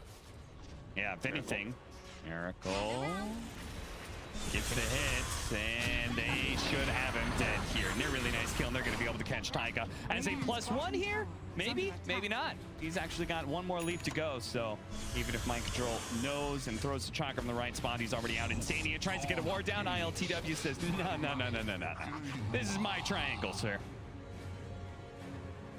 Nigma really finding their stride here. Miracle getting now a much better coil. He's only really found the Mirana until that point, but he finds the PA, and we're seeing, that leash. It's always going to be a big problem for all these cores on Liquid to deal with if he's able to get on them. Which now he has Blink Dagger, so should be quite a lot easier for Miracle's positioning. Yeah. There are 2 patch changes I want to talk about here, and one being, you talked about how Boxy's just playing really active. Well, Rolling Thunder being more value now that it's an extra 2 seconds. And then we just saw the other mechanic change, True Strike, being given to the Witchblade. So Miracle has that kind of like guaranteed damage to pressure Mickey. Nice. As soon as you said 2 new ones, I was just like, I think he's going to talk about Witchblade, and I moused over and I was like, oh, he is. Okay. And then you did. Yeah, okay, good. So yeah, it's probably a factor they will have to think about too. More damage for the PA as Koifa. Oh no, he didn't play far enough. He got stuck by the shard. Oh, Koifa's done for. Now the coil's going to make sure Taiga also dies as that's like his 5th death to the coil or something like that. Insania, he's going to be wiped out. And they used the golem for that too. So Nigma totally free Roshan here. Tag team plus troll.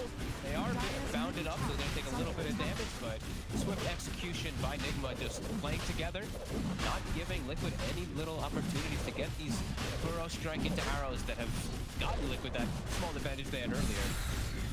I don't want to be super over the top here. There's still plenty of games to play.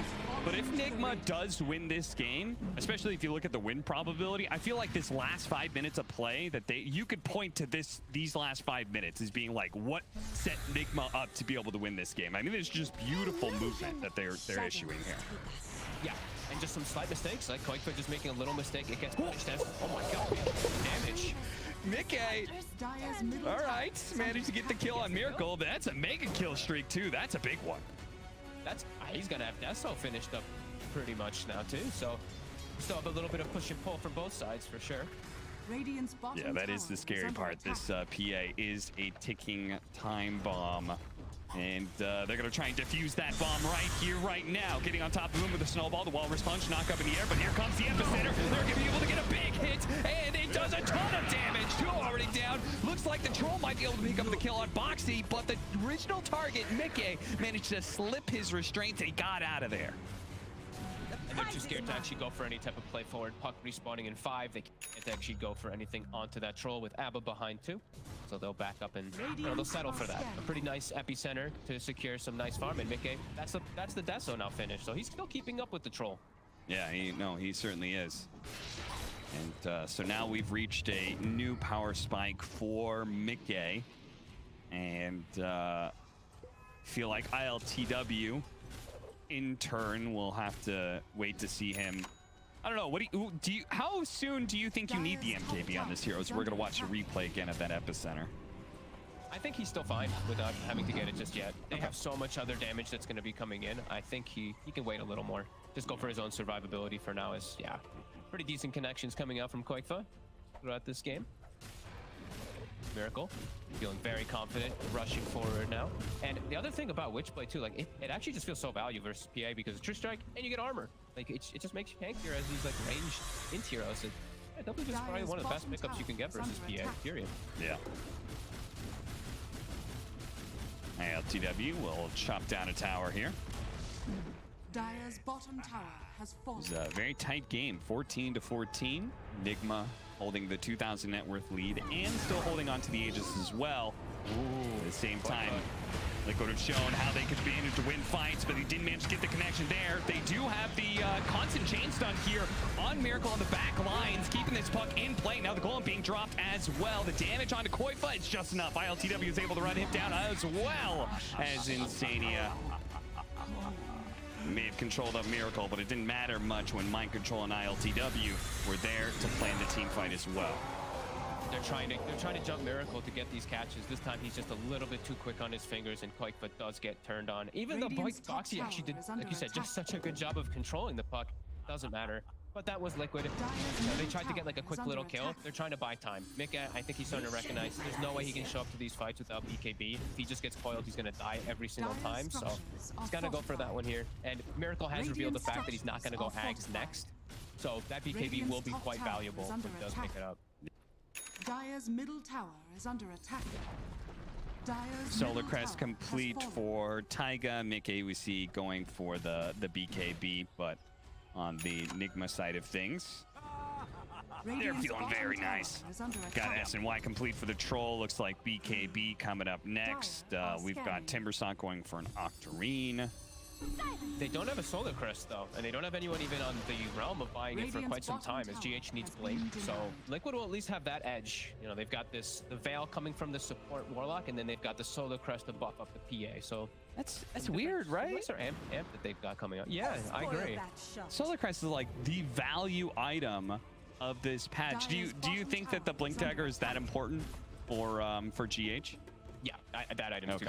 It's everything for Tusks. That's the only thing. I just, you know, Kuroki, maybe he could slip it in, but he's feeling like the Glimmers is going to be a little more valuable for him anyway. So. Yeah. Even weirder when GH is probably going to go back for the Solar Crest after he gets the Blink, so.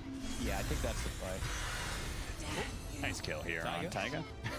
Just a silence too. They don't even have to use the coil this time. No. Miracle continues hunting. Oh, Mickey playing around the blur.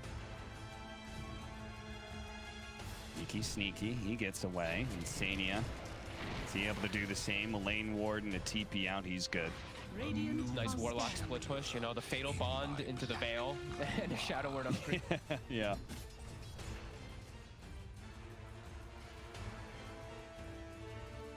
We'll see if he's able to pick up the shard like we saw last time. It's been another edition of the shards for some supports. It means all of a sudden they actually get a little bit of wave clear. Yeah, absolutely. I'm wondering if Koikfoot does want to go for these bots. I feel like he's going to be so squishy if he does go for this build. Oh, like yeah. if he just gets coiled, he's just, unless he like Buells dodges the snap of the coil or something, or he's just waits until, like, unless he's that counter initiation. I'm definitely a little worried for him. I kind of wanted him to get a little tankier, maybe even like go for a BKB himself, since he sees that timing of the puck Ags is going to be later. But we'll see. As Miracle, he's got Lincolns, so now it's pretty much impossible for them to do the tanking stun into arrow combo. Got him, but Boxy has the shard. He's using that to be able to counteract the coil. You can go ahead and roll it up inside of that ultimate, and then use that to be able to get off Rolling Thunder. Nice and easy. I love that shard. I actually thought this one was going to get nerfed, I'll be honest with you. Oh, that one's broken, yeah. Yeah, it definitely feels just a bit strong, especially with Blink. Like the way that you can just chain stun people. Blink, Yules, and the shard, you can stun someone for like 8 seconds. So really nice. As Liquid, they can battle. They have the BKB on Mickey. So if it comes to them, they will be able to take that fight. But right now, just buying a little more time. He is farming, but they're smoking. So let's see. It's time. Level 18 on PA2, so he's got a big damage spike on top of that immunity. They're gonna bait out Boxy here. The arrow's gonna slide through, but Miracle managed to dodge it with a phase shift. Jumps over. Boxy already dead. Liquid continuing to take this with 4 versus 5, but the initiation's very awkward. The Golden's gonna go. Oh my God, Kuro! Holy crap! He just disappeared. Miracle. Uh-oh, his Lincoln's been broken, but phase shift, they missed it. He managed to blink away. Koifa just hoping the timing was right there on the Burrow Strike. They did what they could, but ultimately it was not a good trade-off for Liquid, and they still got to make sure they get out of here. As ILTW continues to pressure forward, Burrow Strike into the arrow. BKB goes off first. He gets inside of the snowball as well. They're going to go for Koifa. He's already dead. Taiga caught inside. He does actually, he leapt through the coil and didn't get caught by it, so he's able to get out, surprisingly. Spot him last second. It looked like it was going to clip Mickey perhaps and force the BKB, but Miracle actually just slightly off the mark there. I feel like that simultaneously wasn't as good as it could have been for Liquid, it being a smoke initiation and all that, but also like it could have been so much worse. My God. Yeah. And we see the Statusers just come into play. They tried to stun into arrow, but Statusers just is able to get BKB off, even at coverage of GH. We're seeing the damage. You know, Mickey is, he can one-shot the Abaddon. So the fact that we pointed out that there was no Solar Crest on their team, Kuroki gets one-shot, buys a medallion immediately. He's like, okay, I get it. Armor's good. And yeah, maybe, you know, if they could have found a way to be able to control it Miracle there, then fight might have been more worth it. But as it is, feels like that was a Enigma win for sure. Oh, Tuss is actually, okay, you pick up the medallion. I'm going to go the Aghanim Scepter, so we have a way to break the coil. All right. Yeah, that's going to be great. If they get to the point where he has Ags and Puck has Ags, like this game is, I feel like this game is going to be so hard for Mickey. He's just going to get Blink, coiled, kicked out of the coil to a million miles away. They can just chain stun him. Yeah, it's going to be a lot on these initiations. Liquid, they need some perfect ones coming in these next few moments as they're really starting to fall behind. And Miracle, he bought the Lincolns to cover him so he can safely farm Aghanims. He's pretty much got it now. Just about 600 more gold and he's going to have that. Mid lane, arrow down, Rolling Thunder. He's going to have to blink back to hit him again. Mind Control does manage to get out the Bloodstone here. ILTW managed to hunt down Koifa while we're watching this. Mind Control's too tanky. They can't kill him. BKB already activated by Mickey as they try and escape. ILTW pushing forward. Mind Control doesn't have a Yules or anything, so no way to stop these heroes from retreating back to their base. I think the Bloodstone actually may have saved them, though. They're doing good damage to him, but yeah, it gets the heal off. And that is, BKB. That's one charge for Mickey, down to 8 seconds. And yeah, Miracle, the Ags is gonna be done. So yeah, I don't know. These fights just feel like they're gonna be so damn difficult. If Miracle just catches a coil on any of the 3 cores, it feels like they're just gonna be shut down in the fight. And as we've said 100 times already, it feels like they get completely owned. Like these 3 heroes just get owned by leashes. This do you feel this dynamic will change at any point in the game? I'm not sure if it will, right? Like, I don't think so. No, I think the game for Mickey, like it doesn't get easier for him. There's like the troll is getting too big. The troll has the solution also for the PA. It's not just gonna be that puck anymore at some points. Foxy just kind of like blind jumping at the puck. They're really grasping for straws there, trying to catch him, but Miracle gets away. They immediately smoke up. No Rolling Thunder. We just picked up the Aghanim Scepter. Like, things are feeling really good for Nigma. They're looking to even out the series. They found the initiation on Mickey with the coil, the axe as well. Mickey realizing it's going to stay there, but he's just a sitting duck. As now ILTW's here. He's able to jump away to safety thanks to Insania. Insania spotted by Mind Control. He's able to get away quite with the big entrance. They have the epicenter of the arrow blocked by Miracle. Doesn't actually get the chains on ILTW. ILTW with a BKB. He'll deal with Boxy pretty easily here. Again, Liquid trying to figure a way to scramble out of this team fight as they've done time and time again. Koifa, he's caught, he's dead. 2 down, 2 cores dead on the side of Liquid, and Roshan just spawned. So Nigma, they'll take that. They'll take a hefty advantage. And Fog, this is feeling like Liquid, they just can't win these fights anymore. No, this puck it's just way too good versus them. They have so many ways to get info for him too, right? Troll, Tusk, Timbersaw just charge in, give the vision for that PA, and then all his job really needs to do is coil him. Mickey has to BKB the entirety of his BKB used in coil. And sure, they have the sanking epicenter and stuff that comes in through the midst, but everyone's too tanky now at this point. They need the PA to be able to hit during the entirety of her BKB, and she can't hit at all. As LTW now is MKB, so that second solution for the PA is there. Nigma with a commanding lead now. Now they approach the high ground, giving Liquid no opportunity to try and stall out a bit and maybe get the Abyssal on the PA.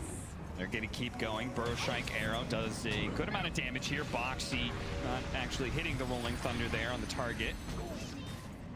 But they've blown some spells, and ILTW's like, yep. Back to work here, boys. Arrow, oh, it actually hits Miracle. That's a big one. Mickey sees his opportunity, pulls him up. ILTW immediately popping his ultimate, getting on top of Mickey. Oh, he's surviving. Is he actually going to be able to get out of here? Away to the fountain he goes. Boxy, Yules, he has not quite enough. He's going to try and swashbuckle, but it's not quite there. Mickey, he's going to come back into play with the arrow. Onto Mind Control. Yules Scepter onto Kuro to prevent the aphotic shields, but he gets it off anyway. Mind Control, he's going to try and limp away here. Feel like Kuro? Yeah, Kuro. He's got a crit. Mickey's got a crit for him. It's ready to go. Mind Control may still be able to get out, but it seems unlikely as he's been Yule stalled up. Mickey!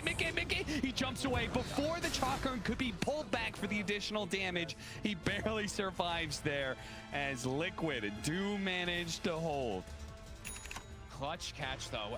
Did he just jaunt into the arrow, or did he blink into the arrow? He just got caught by it either way, as they're able to finally get a fight without the puck, and Liquid lives to see another day for the time being. Still though, smart by LTW. He read the room. He was like, okay, this is not a friendly crowd. I'm gonna get out. We'll save the Aegis. We still have plenty of time to work with this. Yeah, it was a smart retreat from Nigma. Liquid capitalized as best that they could with what they were given in this situation as Koikfa pops the Essence Ring, still has the Yules. He's going to use it on the Troll here, but he doesn't have Burrow Strike, so there's no options for him. Boxy, he's going to be caught on the side here as well. Tuss was just bottom. Help with that team fight. Oh, Yules blink. Nicely done by Boxy, and he will actually get out, TPing as he rolls away. Satisfying for Boxy, at least to survive. Mickey, he's gotten another item finished up. Picked up a Titan Sliver as well. So he is getting toward that Abyssal Blade. That will be some nice lockdown and control for that puck in particular. Maybe still some hopes. It still looks very difficult whenever Miracle is going to be alive in the fight. Some small hopes. Another change that kind of hurts PA, the MKB, an additional 5% chance to proc. Yep. As the PA did go for what pretty much everybody goes for, the additional blur evasion, which still does add a decent amount of evasion even against MKB, though I don't know. I know it used to be like an additional 10% against MKB. I don't know what the additional 5% does to the math. I'm not that smart. Me either. I was hoping you wouldn't ask me. That is Mickey. Oh, Mickey. He's stuck, and he's going to be forced to use the BKB defensively. That means Liquid can't really do a whole lot. And yeah, Miracle's ready to go with the coil. Doesn't actually grab Mickey, but he does manage to grab two. Insania. He's going to be okay. They're trying to disarm ILTW as best as possible. The old golem is going to be dropped, so Koifa, he'll be okay for now. Boxy's just kind of rolling around, not really doing a whole lot here. Jumps away, but Enigma, they say, abilities on cooldown once again. Let's just make sure we don't get arrowed again, and we can take a second lane of barracks here. And they're trying to land the connections, but every time, the shields just removes that stun off almost immediately. And ILTW, he's starting to be able to focus on Rex. There's no golem, no rolling thunder. They're just hoping for disarms. They're pretty much throwing out stuns just to slow him down, but it's not really a threat. He's still got 40 seconds left on the Aegis. You're going to try and keep him inside of the base with the upheaval. 35 seconds for the Aegis, so they cannot keep him here this long. But maybe they can pop his life from a distance, but they've overcommitted. Boxy, he gets gone on by GH. That Walrus Punch is just enough to be able to take him out. Mickey is going to try and get the counter kill onto GH, and they do. Stalled up a little bit longer. ILTW tries to make his way out of here. 15 seconds more for Aegis. Liquid, they want to pursue, but it's not little enough time. They're going to have to go into this very dangerous high ground if they want to go for it. And Big A, Miracle, he sees the opportunity to be able to get the coil onto two, and ILTW, he's found his target. He gets right on top of Mickey, sticks onto him, and they're just dead. Liquid, they may have some buybacks left in the tank. The Aegis has been reclaimed, but I don't think there's anything left in the tank here, Fog. They're just going to hit tier 4s. Force Liquid to buy back, force them to take a 3 versus 5 with no ultimates. Dire's middle tower has fallen. I think the draft overall just started to get a little too difficult for Liquid, unless they were just snowballing out of control. Much more solid and safe pick overall, and I mean, Miracle counters just 3 cores. Coil alone countering all 3 cores is just too devastating for them to deal with, as they will get a couple more kills and clean up the game. All right, it happens again. The last time a best of 3 between these two teams actually was a clean 2-0 was Nigma taking it at Omega League 8 months ago. Ever since then, they've just been going back and forth in best of 3s, and once again, we're going to see a 3rd game between these two teams. Sweet. And I mean, looking at my control's face, he's just like, yeah, unexpected.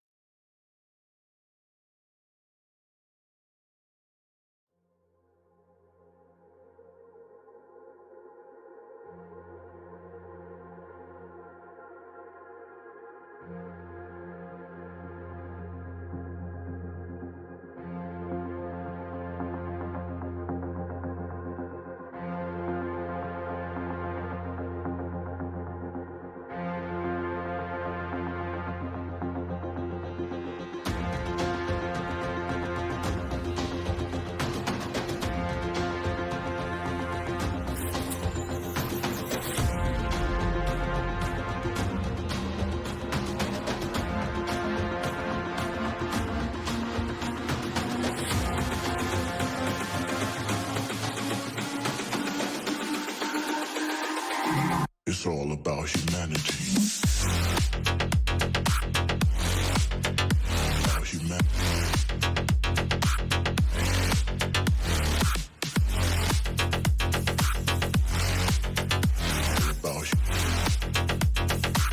It's all about humanity. About humanity.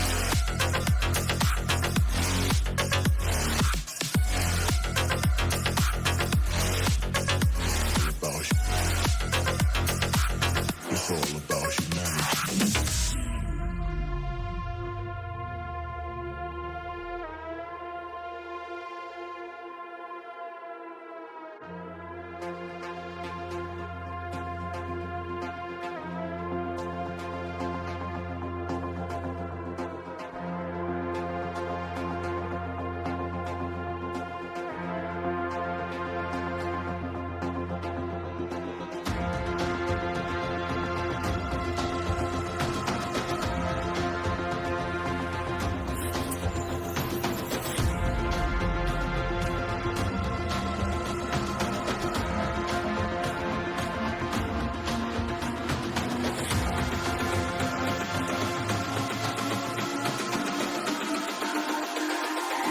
It's all about humanity. About humanity.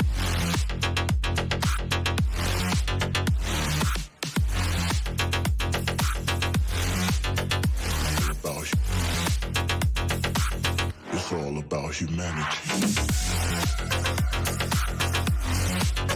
About humanity.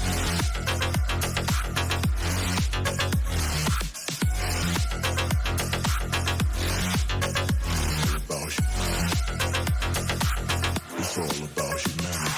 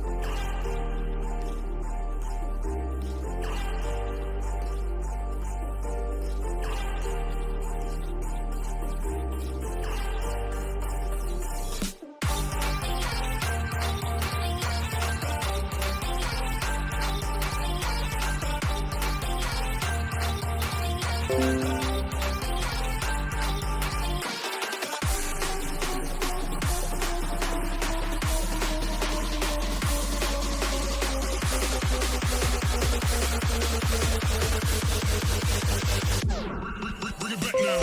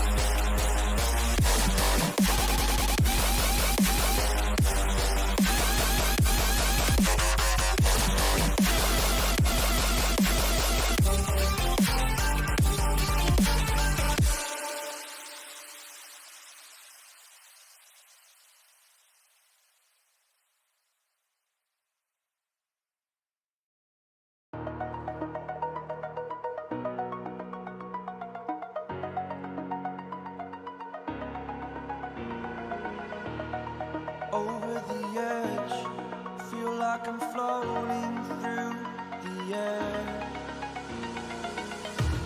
The pain I felt is paid for, all is said and done. Oh, I am restricted, fixed upon the web. I need to kick the habit that my mind is breathing in. Break out, I've got to see. Spent all my life holding all of it closely. I played it innocent, a feel of discontent. I'm finally facing it all, fearless.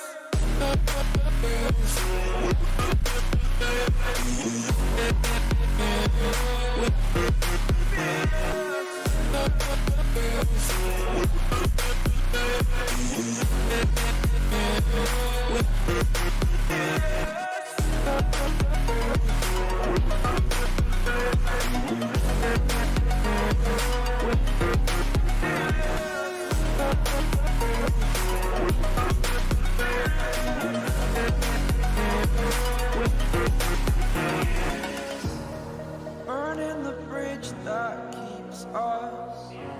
I'm here and I'm feeling fearless. Exaggerated, that's what you assume. The story's over now, I must conclude. I am conflicted, watching where I step still, hanging in the balance. Not the life I want to live, I want to take it all. Standing tall, fear outweighed the person you are. Oh, break out, I've got to see. Spent all my life holding all of it closely. I played it innocent, a feel of discontent.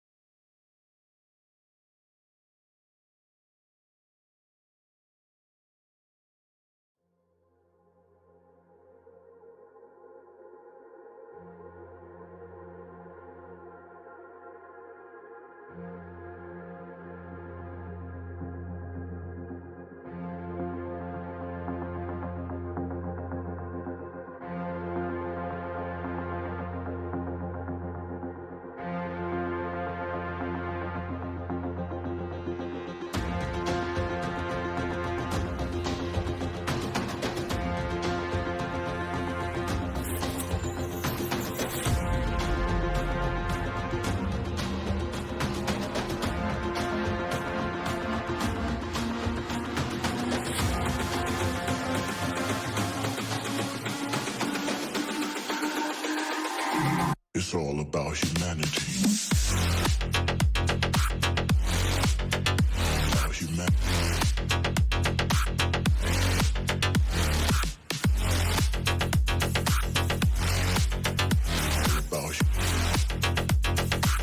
It's all about humanity.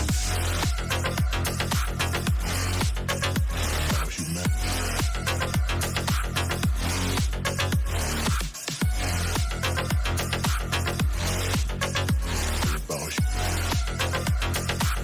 It's all about humanity.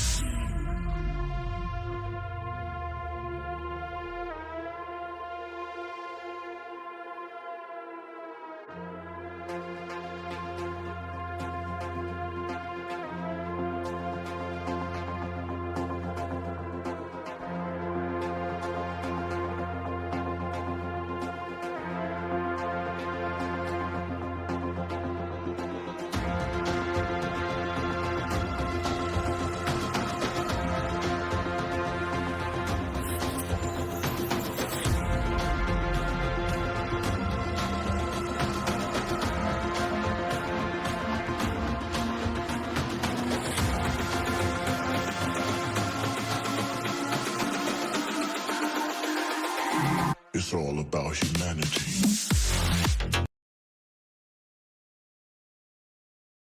Carrot on With stick. some items, Here's the carrot. it can. It's the Dangling carrot. can be done. Just in case you're not aware of the term, it simply means you stand up in front, you soak a couple spells, and you unlock the fight for the rest of your team. Surprised they went for a Pugna though. I mean, it gives you burst damage. The decrep, I'm overrating. The decrep can be purged off by the enchant of Ench, but at the same time, tons of burst damage. Really annoying to play into 10 Netherward as seconds both of remaining. these ranged int heroes on the side of Liquid. I guess the key thing here for 5 Liquid is seconds simply, remaining. it doesn't feel like there's any flexibility with their picks now. It just feels like the Ench is the fort, the Tiny is the mid. So this most likely will just be the boxy hero with a last pick for the carry to try and get that big win condition. Yeah. Knowing Liquid, Mars is a possibility, but I'm not a huge fan of it here. When they last played Enchantress, it was with a Void Spirit in both games. Yeah. Yeah. Void Spirit on the offlane for bot. I think that's probably a And great that's not route too then. bad because it does then flex into more of like, it could be the safe, they could make some Liquid stuff. Oh, yeah, and whenever you're playing against Pugna and Puck, like the name of the game is get on top of them, specifically this Pugna.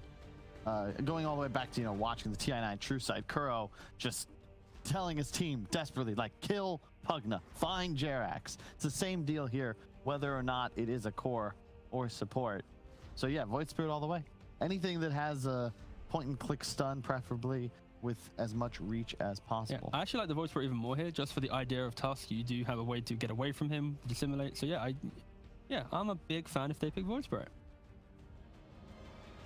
You always second guess yourself though in this position. Well, they're spending a lot of time on it. Yeah. They're clearly Well, not it's 'cause- second guessing, but cementing the view. They just did it, right? So Yeah, that's true. Kuro's gonna have that scouting report. You gotta figure they'll have some All right, new information. plan. And also, then you get to a point where it's like, where's the Tiny going? Where's the Ench going? Suddenly you have 3 flex heroes, and it gets kind of complicated to I think make the. I still think it's pretty set in stone. Like Tiny is the mid, Ench is the 4. This is like I don't think flexibility is the issue here. It's just kind of like, what is our plan here? Like let's say we do pick this hero. When are we winning this game? Like we have a Warlock 5 for great team fight. We don't really do building damage. We can kind of kill them. We can't really do Roshan. Like there is a lot of question marks right now with these initial heroes. Okay, and then they go for the Mars. Like I'm not sold on it. It's another. it's okay. So this entire series, Liquid's approach to it is just simply, we want to have the team fight to deal with the aggression that Kuroki clearly stated in one of his interviews of like, we want to play quick, we want to play fast. How do you beat that? You just have the overwhelming team fight, you pressure them at objectives. Game 2, that never really 5 came into play seconds remaining. because they did just kind of lose their lanes and it was too quick for them. So Liquid clearly has an approach to the series, and after a loss, they aren't changing that up. They are still sticking to their guns, and that's why they are picking these kind of bigger AoE heroes, or at least we're seeing the Warlock in all 3 games. Team fight control. Is there any Lifestealer's Man, so Juggernaut is obviously available if they wanted to go for the anti-Mars hero. It might not feel that nice into an Enchantress, constantly being poked. I don't think you mind. You have so much kill threat, and no interrupt exists at the moment, with the exception of Golem for BKB channeling. Dire Yeah, you don't want team Slark. back. Jug is just so safe. Okay. Oh, yeah. Okay. Dispel for the Fatal Yeah, Bond. that's nice. Really good against Enchantress. I'd say okay against Mars, though I'm fairly certain I've seen Mars outlane PL just with a lot of W spam. This is going to be a good lane from Liquid just because you have range plus Mars, and the 10 early seconds damage remaining. can annoy a PL. Obviously in the game, then it's, you know, PL's free reign. If he ever gets 5 to, you seconds know, remaining. Manta Diffusal +1, it's going to be just a PL show. Tiny does all right against Phantom Lancer until the game gets too late. Once you have the third item, Scotty or Heart, suddenly the illusions don't get cleaved down so easily. Tiny gets out of mana real quick, and you just stand there and slowly get whittled down. I think Nigma has to ban. They've already banned the Leshrac, of course, because of PL. They have to ban most likely Ember. I feel if Liquid is able to get some high tempo style of anti-illusion, Yeah, 10 I like. seconds I really remaining. like that Liquid banned Timber. There's no real shot. You're like you can't pick it yourself, and it's actually really scary when you've already committed to 2 melee cores. okay, they ban out anti-mage. Okay, so yeah, right now Enigma, they just need the annoying mind control hero that has kind of some What do you think of noise in the Nature's game. Prophet? Don't they need something more sturdy? I feel like Yes and no. The thing is, you can build NP that way, and I'd be really concerned about Liquid dealing with a ton of pressure. I really think that 10 is. seconds my fear remaining. is simply it sets up for Liquid's teamfight draft too well, where Fury naturally 5 wants to pressure seconds objective, remaining. and then suddenly, you know, the big combo spells come in, But it gives that's- away the kills. That's the whole point, though. You play away from team fights. You press your advantage. You split the Yeah, map, and that you get can your happen. PL and your Nature's Yeah. Prophet huge. You can. It's one or the other Yeah. for Enigma. You can also just go for something to provide more 5-on-5 power, but I just don't think that's the way you want to play this game. You already have a Puck and PL, very mobile, very elusive. Center yeah. is? Phantom doesn't always feel great into Mars because you're a hero playing around movement, and obviously Mars with Arena, you can't move out of that. But yeah, it's a very strong laner. Once again, it's going to be independent this time, like we saw in Game 2. You know, mind control, he's playing Timbersaw. You leave him on an island, 10 suddenly it seconds unlocks remaining. GH to make plays on the map. You're checking out the stacks. You're playing into your 5 safe and playing seconds into mid. So I remaining. like the idea from Nigma for sure. It is going to be a lot of nuisance on the map, trying to shut down PL, but you can't stop the Centaur from farming, and you're losing tout. Yeah, I like this. So what's good for Liquid? We still have a Jug or a Slark in the pool, but they end up going for the They go Jug. for Jug. Now Yeah. select your heroes. Yeah, you're gonna go for the. I think that before the changes to your shard and the talents, Jug against PL wasn't really that great, but now you can go for this Blade Flurry build. You just spin him down, yeah. Exactly. You get the Maelstrom procs throughout the spin. Brian's a big fan of that. Yeah, Big fan. it's And the it- only hero you have. Oh, hey, really. look at that. Nice little 5 Pugner. Yep. Mm-hmm. Are you going to feel great playing into an inch? Not really. But you're going to play at 5 Pugner to unlock your draft. Yeah, I like It's the... really nice against Jug. Like, Kuro's the man to watch this match because you have that ability to completely negate the Omni Slash, the damage from Mars throughout his ultimate. He can do a lot of work. Plus the Nether Ward, you know, one of the highest rated abilities in ability draft for a reason. It is a perfect kit to play on your 5 here. Yeah. Is it enough? I Is it think gonna that- win him the game? I think the lack of... yeah, I think Nigma will be winning this game just because Liquid has the lack of cheap lockdown to prevent a mid to late game Puck and PL combo just running throughout the entire game and just being ever so strong. So it just feels Liquid is always looking to try and win the game early. Oh, sorry. No, wait. Nigma's trying to look the game early, but this time they don't need to. They can just scale beautifully. So they kind of changed up their script going into Game 3, unlike what they tried doing in Game 1 and 2. So It really, I think, depends on who comes out of the lanes. In theory, Juggernaut should have an incredible time up top. And I believe if Mickey has a phenomenal game, he will just be able to carry this pretty much all by himself. I think it's the closest draft of the series so far. Okay, well, I am very happy to hear that. That means we're in for a good one here for the third and deciding game. More about this game from Cap and Fogged.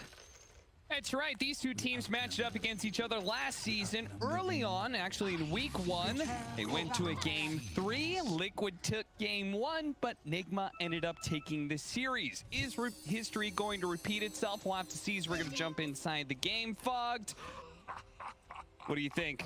Is this going to be a Nigma victory? Are they going to do it again to Liquid?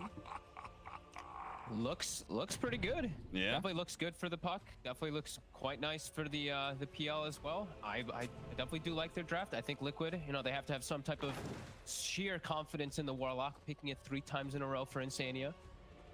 But they're gonna go for it. 5-man stacked up Liquid. They really like doing this last patch when the early nighttime change occurred. They just were one of the first teams to just start 5-manning around the map in Europe, and they're going to continue to do so here. Nigma, of course, wise to their tricks, going to just hold a defensive 5-man themselves, or 4-man rather. Yep. I actually I like to see the 5-mans whenever there's a jug. I actually thought we'd see like the punch back with GH because they have tag team and all that, but they're actually afraid. You know, tag team, when you're playing into that spin, it can just be completely negated. So actually good that Nigma, I feel like, just take the more passive approach. Still gonna get 2 apiece? Yeah, we are. Yeah. All right, so what do you make of the 5-position Pugna for Kuro? We've got a 4-position Enchantress for Taiga. I like 5-position Pugna. I think it's something that's actually a bit underrated. I think Netherward is an ability that people just always sleep on. It scales incredibly well. A lot of times in these team fights, you know, you're going to see heroes probably a little bit limited on mana, and that's going to be because of this Netherward in a lot of situations. And he's got good save. Again, I actually see Liquid having, you know, T-Governor was actually the one who kind of like brought the idea of like how it works in my head too a couple times of when Liquid commits, they kind of have to really commit on their fights. While I feel like Nigma can actually just like poke and reset and like take these long duration fights a lot better. And Liquid has to have some explosive initiations. Well, Taiga, you saw the double sentry placed by Kuro to be able to block out the hard camps. And he actually just went impetus and is pressuring the high armor agility hero of the Phantom Lancer. Yeah, looks good. This is a good lane. I like this Mars and this Enchantress versus PL. ILTW will get slowed down a little bit here. So that's exactly what you want to be doing. And on the other side, Jug, I don't think Mick is going to get slowed down almost at all. Centaur does have a bit of a base damage advantage, but Jug's animation's just gorgeous, and he's got a Warlock behind him to boot. So that's definitely promising for Liquid just off of the lanings. Sorry, I paused there earlier. So Taiga did plant his own sentry, right, and found Kuro's sentry. And then I'm presuming he's going to deny this in time for the 2-minute ward. I assume so, anyway. I think so, yeah. Yeah, okay. Okay. Just hits the level 2 as well, so yeah, he can take it out. I love that you can do this now, honestly. Just being able to kill your own wards. Even teammates being able to kill your wards, I think it's actually quite huge. They're pinging it right away. Kuroki's probably like, ILTW or me actually have to go block this hard camp, so he's probably telling ILTW try for it, but they can't actually. Foxy as well, just blocking off the area, so hard camp is available. Taiga is going to be real happy, and oh, he's blessed. Nice. See, like that. All 3 of those creeps are great to use. You know, you get the Satyr, you throw around the bombs, you get the Mana Stealer, and he's actually going to farm the camp for the extra creep waves here. Boxy pulling this all the way back, a double creep wave, and is actually going to try and deny half of the creep wave here, while Taiga will address Kuro's presence. I mean, that's really nice. It's going to mean that ILTW does get some more secure farm, but he's still dealing with the Satyr, so it's still a little annoying for him. The blast coming through and harassing him, but he will get some guaranteed last because of the way that lane will now stabilize in a moment. But Boxy, if he keeps this wave here, he's going to be able to deny an entire another wave. No, the range creep left. Oh, what? I see this happen so much lately. Dude, the range creep just goes to the tower. He had it on him. Well, I mean, that's disastrous, so right? Impactful. Yeah. It's such a big deal. I've seen this happen now with range creep so often where they're aggroing neutral camps and towers when you wouldn't think so. And okay, lane's going to push now into ILTW's favor. So some fortunate stuff for Nigma and some unfortunate stuff for Boxy a little bit here. Yeah, and we saw also Kuro and Taiga continue to have a battle. Sentry for sentry once again. Taiga still keeping the camp open, but Kuro did manage to body block it. So there's a ton of mind games going on in this top lane, and I love to see this sort of thing because it goes to show you clearly understand how the enemy team wants to be able to play their lane, and you're coming up with ideas on how to contradict that. And they, you know, and then in turn they try and counter your counter, and it's just a fun little back and forth. I love when I see just clever little things to just like win you lanes. I remember there was like a time when the people were picking like the 4/5 tinies, and they would like start tri lane in their safe lane, and they just like they do the pull, and then the tiny just sits there, and it's like if you come interfere with the pull, you're getting tossed under tower and you just die. Like these kind of like tricky little things just to ensure that the pulls are not getting used. Long shard again. Quite fun. There was just a little gap to get through there, and doesn't even miss the range creep with the avalanche. He takes that last hit. Doesn't get a bottle refill though. They did not check the rune for him, so GH will be able to grab one, Miracle grab the other, and Koifa, he sat empty bottle. Still has good mana though. I crazy? I feel like this has happened maybe all 3 games now, where Koifa's left. He's an island here. He's getting no assistance. Yeah, it's quite well, especially with what we see his bottom. Okay, never mind. He's good. He has a healing ward. Mind control actually take a lot of damage from this bit from the Warlock. Nice little Vanguard gonna be coming up for mind control, of course. The best item you can get on most of these strength offlaners now. Koifa's really feeling that empty bottle now. And Miracle knows it too. He's gonna pressure him underneath this tower. Koifa approaches, avalanches, pulls the creep wave back. Miracle. He lands both his nukes. Koifa would get kind of low, but probably not enough to risk anything here. Dire's courier has been killed. He loses his courier to the tower, and those are his boots. So maybe not.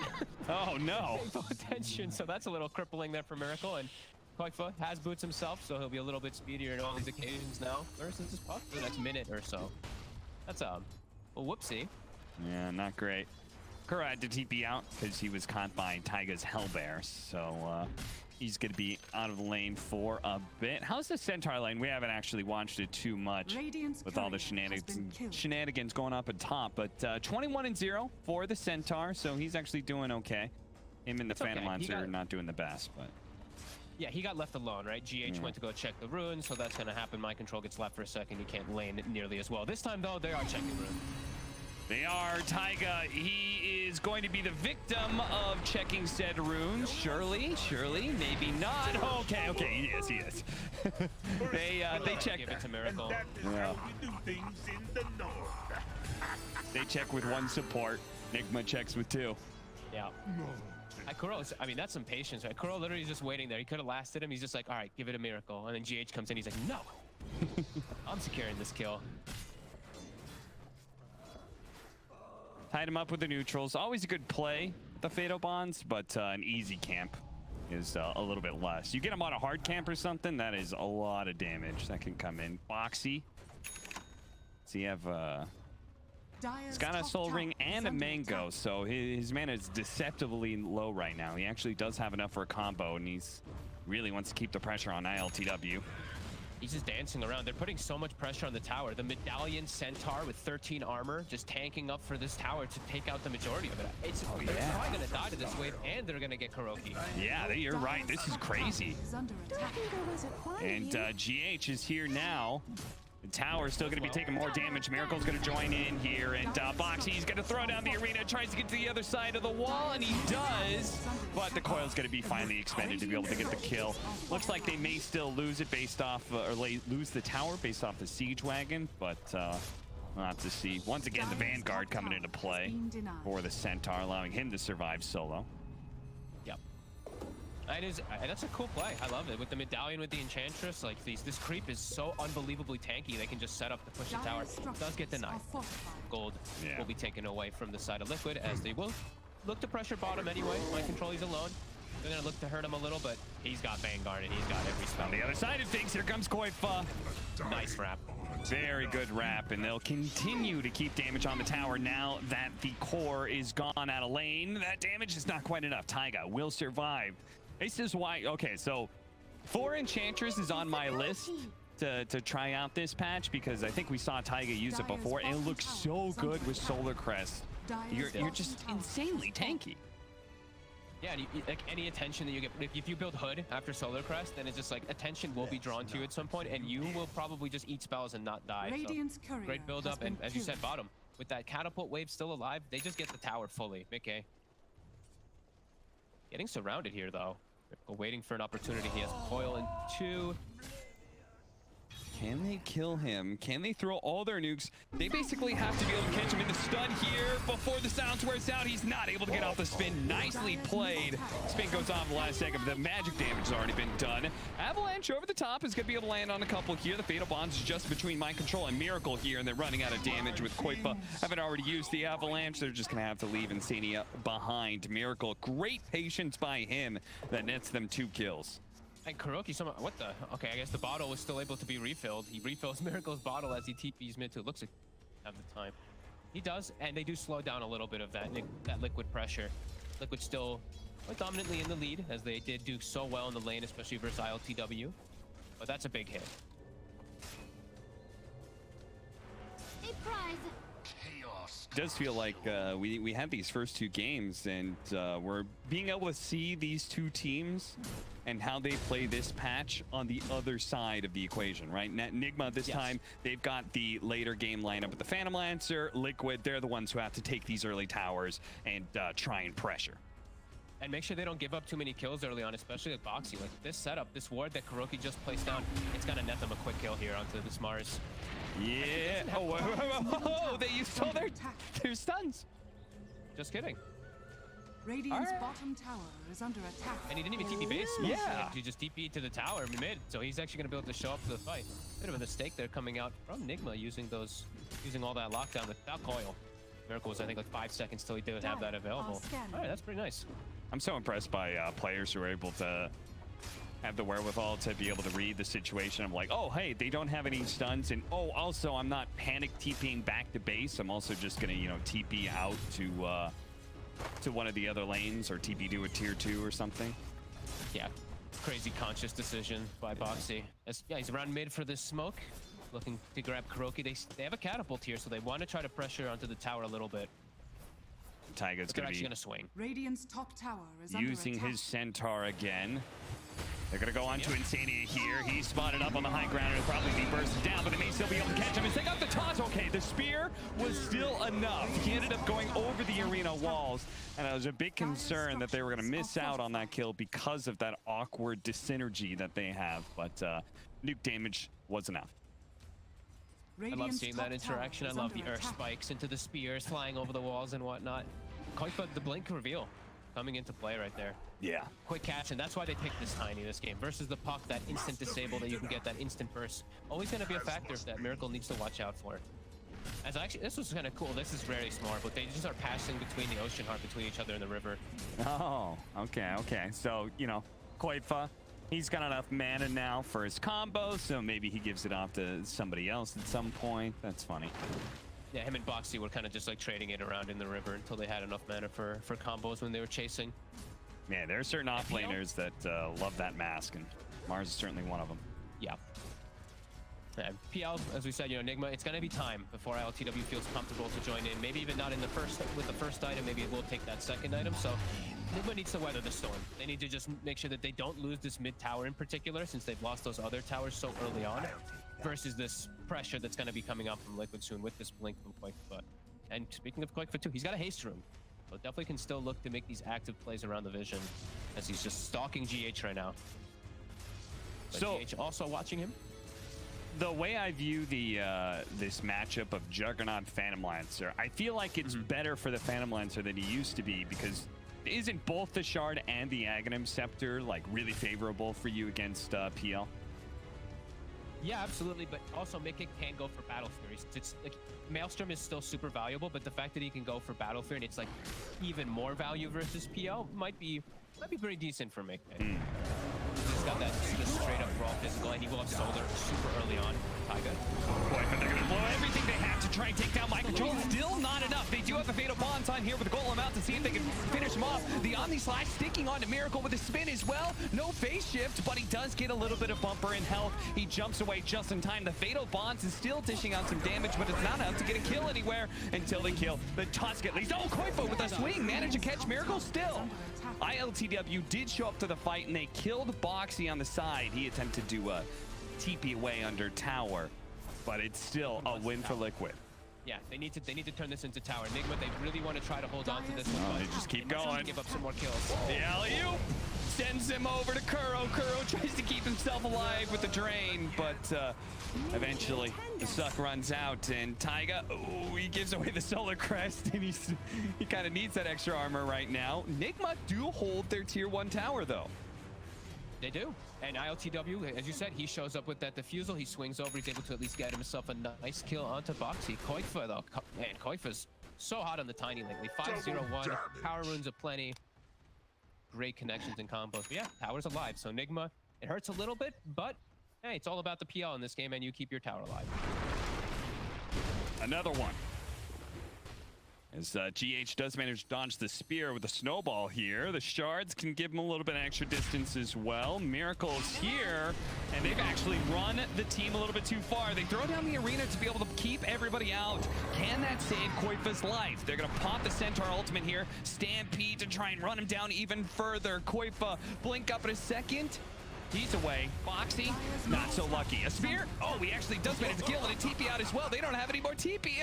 Oh, Play by Boxy. Oh my, that might be one of the biggest highlights actually for me. Just like that ulti and just being able to turn, and he survives.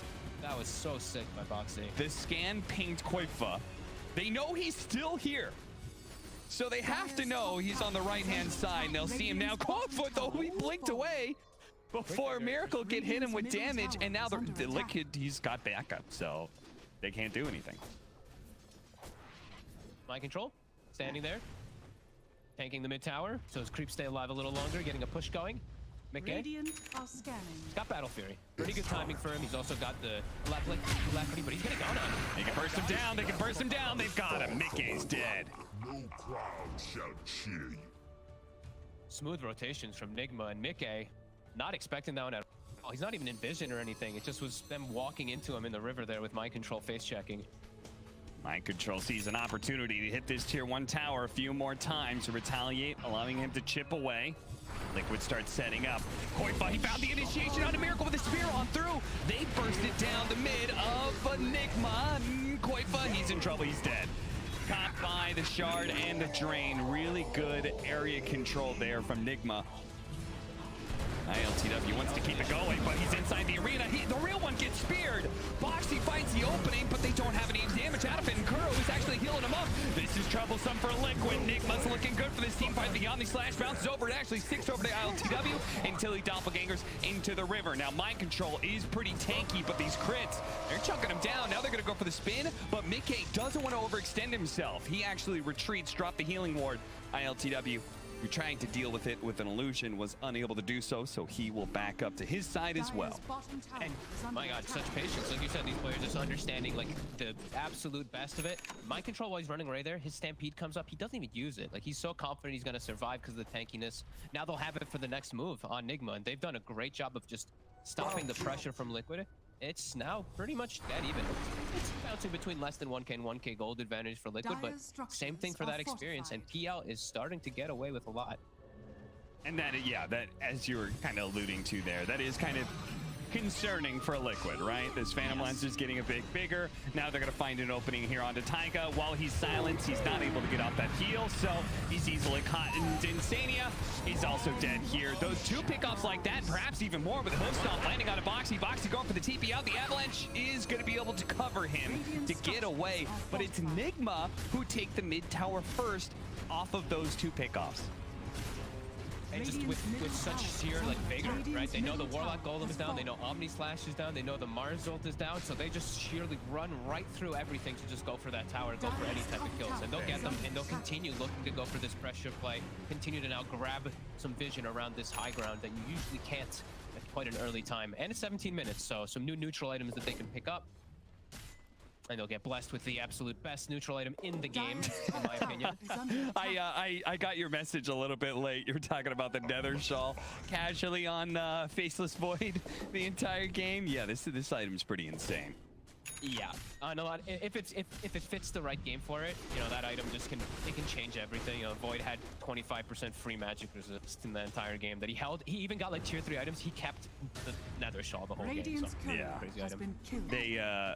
They also just got Vambrace as well, so they've got two different options to deal with magic damage now. Oh, hey, an ensnare from the troll catches Miracle. Now an arena has caught several heroes inside. The spear doesn't actually land, hits an illusion instead. They're going to try and focus down Mind Control. Mind Control, 3 more seconds until a stampede is up. Omni Slash, Snowball, they can stampede off of this as well. There they go, running away. The golem's going to be dropped. They do manage to still bring down Mind Control. Taiga is going to be swept up. The swarm of illusions from ILTW as he looks for the second support. This one's Insania, but he's actually got to get out of here. There's a lot of magic damage being dealt right now. He jumps to the other side of the river. The Fatal Bond on the real one. He finishes up Insania, but his life may be forfeit for it. It's a long toss toss over. Boxy is thrown in and finishes him off with a spear. Now they're going to catch GH as well. The Fatal Bonds shows where Kuro is. So Koifa, he takes him out as well. Okay, the toss not quite enough, but Kuro, he's unlikely to go anywhere here. Miracle, you're all alone, my friend. I don't think he can do much. Koifa continues to just impress so much this game, this series. He just seems to always find the right target, gets the puck, Stampede comes off, he resets, waits for his Blink Dagger, gets the jump on the Stampeding Centaur that's trying to escape, gets the cleanup. And Mickey, during the entirety of it, he's just hitting the PL. He's actually cleaving down those illusions, so they're not able to actually overwhelm the fight. Great execution coming out from Liquid. Yeah, between Limp's performance on Tiny earlier, I mean, he's a tiny god, but like now Koifa showing how strong this hero is as well. Definitely feels like Tiny is gonna make a comeback this patch. Yeah, and I at first, like, I'm still not super like fond of it in like the support role, but when I see it in this mid role, I'm definitely liking how much it can do, especially versus Puck. That instant disable, it's always going to be a big factor. I want to say that Miracle didn't have the Nether Shawl on him there. I believe he still had Faded Brooch. So he actually gets popped because he doesn't have that extra magic resist. Now he'll have it. So now it'll be a little bit tougher for Koifa to just remove Miracle from the fights. I'm pretty sure that's what happened. I couldn't really click on him in time. He died so quickly. Yeah. Of course, all that started with him denying the ward, but inside of the pit, Nigma actually going to try and force something out of Liquid right now. Now, Taiga putting himself on the front lines. He is a tanky boy. He's got Vanguard, he's got Solar Crest, and he's got his heal going. So he can just serve. He's like a weird tank where he just kind of like walks in casually and gets a bunch of information. Stampede's going to go down. They spotted Insania. Oh, he dies so fast. And in fact, Juggernaut, Mickey, he said as well potentially as they can finish him off. He's trying to spin. The healing ward kept him up a little bit longer. He actually kind of going back in with the Omni Slash going off. It's about to round. ILTW losing all of his illusions. He's down to about a third up, but a stop comes in. ILTW hits a monster swing that managed to finish off Mickey. The Fatal Bonds with the Avalanches bring Nigma low though in Liquid. They will still triumph in this fight, even as they've lost their carry and are unable to hunt down Nigmas. ILTW gets out alive. It's a win for Liquid. Holy moly. Beautiful stun from Mind Control, but doesn't matter. Liquid, they're able to hold themselves there. They did get the kill onto that Juggernaut though, and ILTW does get away, but still some crazy fight back that Liquid somehow bringing out. Oh yeah, insane. Like if he doesn't hit that stomp, then they don't kill Mickey.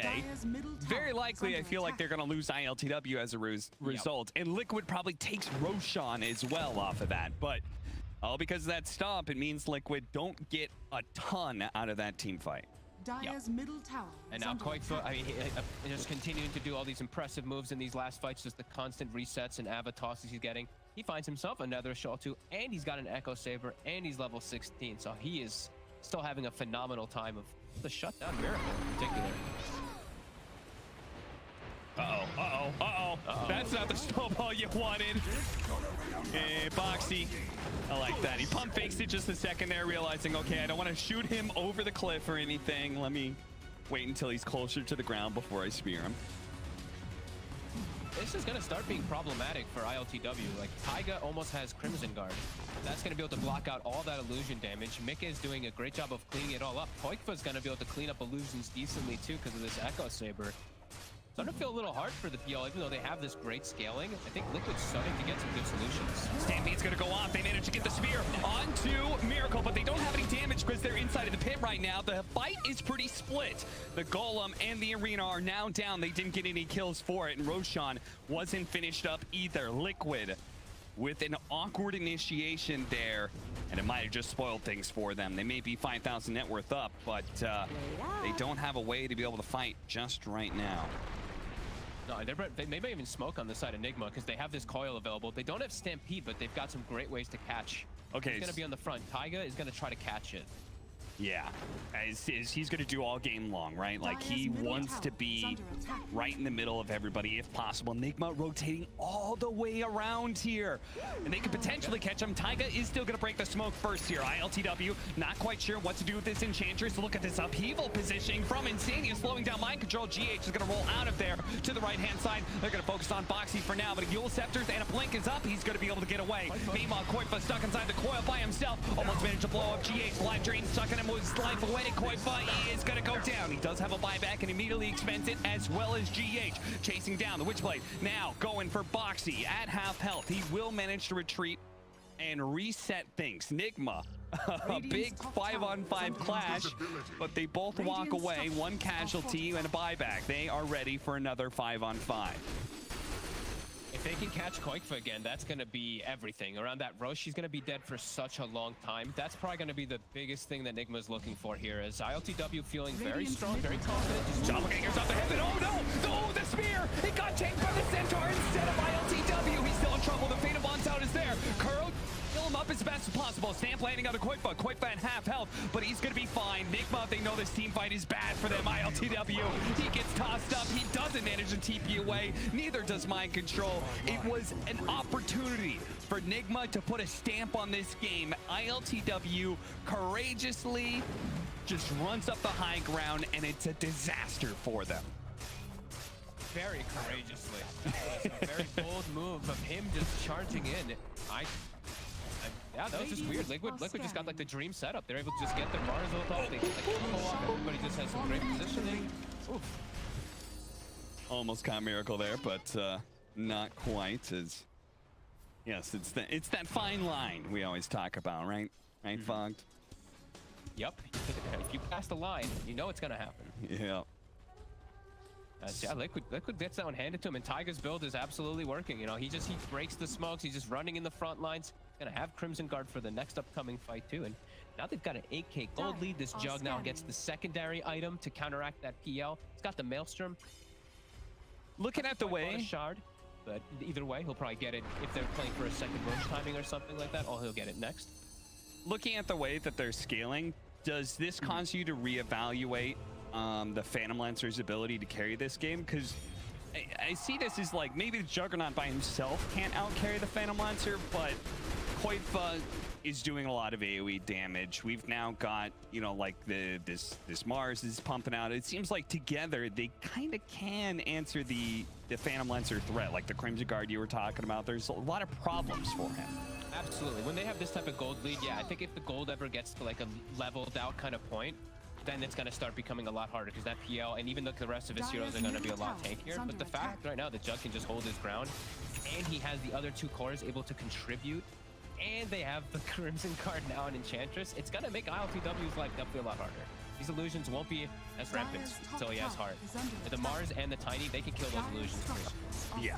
The hard timing may change things quite a lot for Nigma. We'll have to wait and see, though. Level 20, mid-game. Going for that Aghanim Scepter next. How's the farm going? I was checking. Okay, Kuroki's the one getting the most of it. He's just got Aetherlands and he's going for an Aghanims. So no type of ways to really buff up besides Medallion. Oh, Dual Sage just jumps in. Yeah, they're going straight forward. They said GH is a kill. That's fine enough. Oh, that's why. He was the one who bought that last team fighter. Forgot about that. So, yeah, of course Boxy's going to go for that kill. That is a killer move. Dire's top barracks are under They can just snipe and they can keep working on this melee Rex too. I don't think Nigma can. Yeah, they can't stop this at all. No. They gotta just watch. Yeah. Fortunately, be careful to not get tossed back too. Koifa can definitely find an opportunity, but yeah. Fortunately for Nigma, they do still have tier 2s up on the sides, so it's not like Liquid can immediately go high ground again, but at the same time, I only see Phantom Lancer farming during this time, so he's the only one. Yeah, he's the only one getting anything, and Mickey, now he has the Mjolnir, so even better solution versus all those PL illusions. It's starting to look very difficult for ILTW to carry this team on his back by himself. He needs the help from his other two cores, but his other two cores, they've been getting addressed. Miracle always getting gone on, Mind Control below the Enchantress now in net worth too. They're definitely struggling.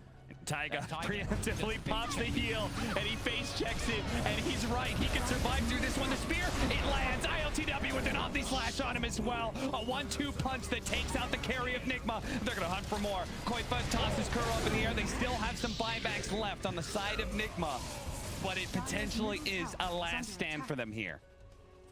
Oh, look at Mind Control. I need to start cutting creep waves. Yeah. They're gonna end the game before our PL is ever in a position to actually play a little bit better now.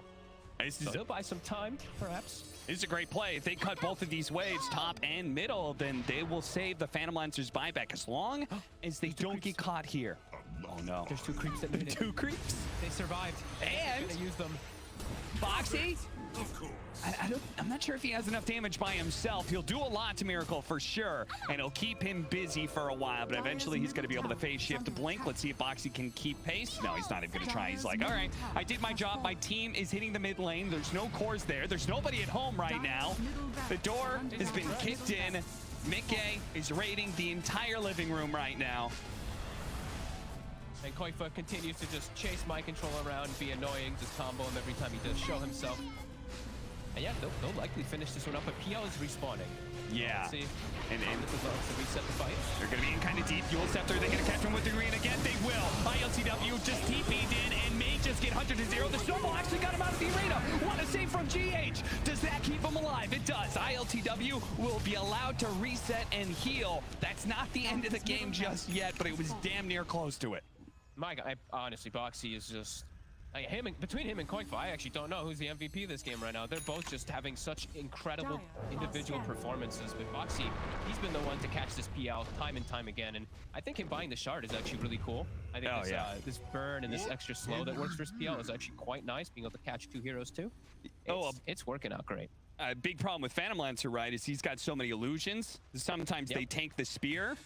2 targets means a better chance of being able to hit the real Phantom Lancer. And yeah, I mean, ILTW, to be honest, him TPing in that aggressively, I feel like that can't be your play. But GH's snowball was very cute and got ILTW away to safety there. I feel like he's thinking that he's just a lot more like elusive than he really is versus this Tiny and this Mars. But yeah, Liquid have kind of just put a stop to that over and over again. Like, these two are just really having such a good game for themselves, and they're level. Boxy's level 20. He's actually higher level than Koifa. Yeah, seriously. And now he's got the extra spear stun duration, so watch out for that one. All right, that massive heal. Oh, the creeps are going to be maxed up. They're all trucking real fast, too. Drops the bottle as he pops the double damage. He says, thank you very much, Koifa. I'm going to use this DD for us to be able to take the tier 3. The spear comes out, going on to GH. GH, he's dead with no buyback. 40 seconds on the clock for him. As the Liquid continue their assaults. And yeah, Taiga, he's like, don't worry, guys, I'll deal with the Nether Ward. Decrepify makes things a little bit harder for him. It's just so hard for the PO to do anything with all these. Toss back! Avalanche as well. My control is going to be forced to use the Stampede there. Mickey actually keeping pace, but he doesn't want to overextend himself. They do have the Aghanim Scepter and the coil. The top is there as well. Mickey's getting low. Can they finish him off? They do. He falls. Now the BKBs from both Boxy and Koifa are going to try and hold out on this team fight. ILTW, though, he's going to start burning away their mana. ILTW's got to be careful of his real hero here. They caught the real one. Dual Scepter, can they get the spear? They do. Does Koifa have the damage behind it? No. They call for a reset. They say, get out of here, guys. It's time to go. We've lost our carry in Mickey. Let's not push this too far. They may try and go back in, though. The arena, they're going to be able to catch him. Boxy, you're insane. He goes in, tries to take out Kuro, and he does. Maybe they can catch Miracle as well with a toss up in the air. Almost managed to get him. ILTW stuck inside the shard. GH. Oh, no. He's holding back his own carry as Miracle does manage to get away to the side. Boxy. Taiga takes 0 damage. Taiga has taken 0 damage whatsoever. It is giving time for Boxy and Koifa to be able to find their openings back into the team fight. They've got Fatal Bonds on ILTW. Playing it slow. Boxy now jumping in. Uh-oh. Does manage to get the spear onto GH, but the real problem is he's been burned out of mana now by ILTW. He's taking very little damage, but bit by bit, they will work him down. Unless they could do something here, he's actually going to just go ahead and pop BKB, teleport out. They had nothing to deal with that one. Insania, we thought maybe somebody needed his help. Would be terribly wrong about that. The other 3 lasted for like 45 seconds by themselves, Insania. Without dying, you show up and 2 seconds later, you're dead. Nigma has to just throw everything out onto one hero, and then the rest are just too tanky. And Taiga, Boxy, and Koifa, these 3 together, they don't have the damage at all. They can whittle down their mana and whatnot with ILTW, but they're having severe damage issues once they just take out that one target. And Mickey, he can say how important he is, but his teammates are just having such a good game, Boxy and Koifa, that they're able to actually stand toe-to-toe with PL. This is kind of just how Liquid plays Dota, right? Is that Mickey may be a great carry, but they seem to try and put the emphasis on each one of their cores, and sometimes even Taiga, to be able to carry games. And we're certainly seeing the power of Boxy and Koifa in this one. Is 30-18 Nigma. It's a rough game 3 for them. Potential loss.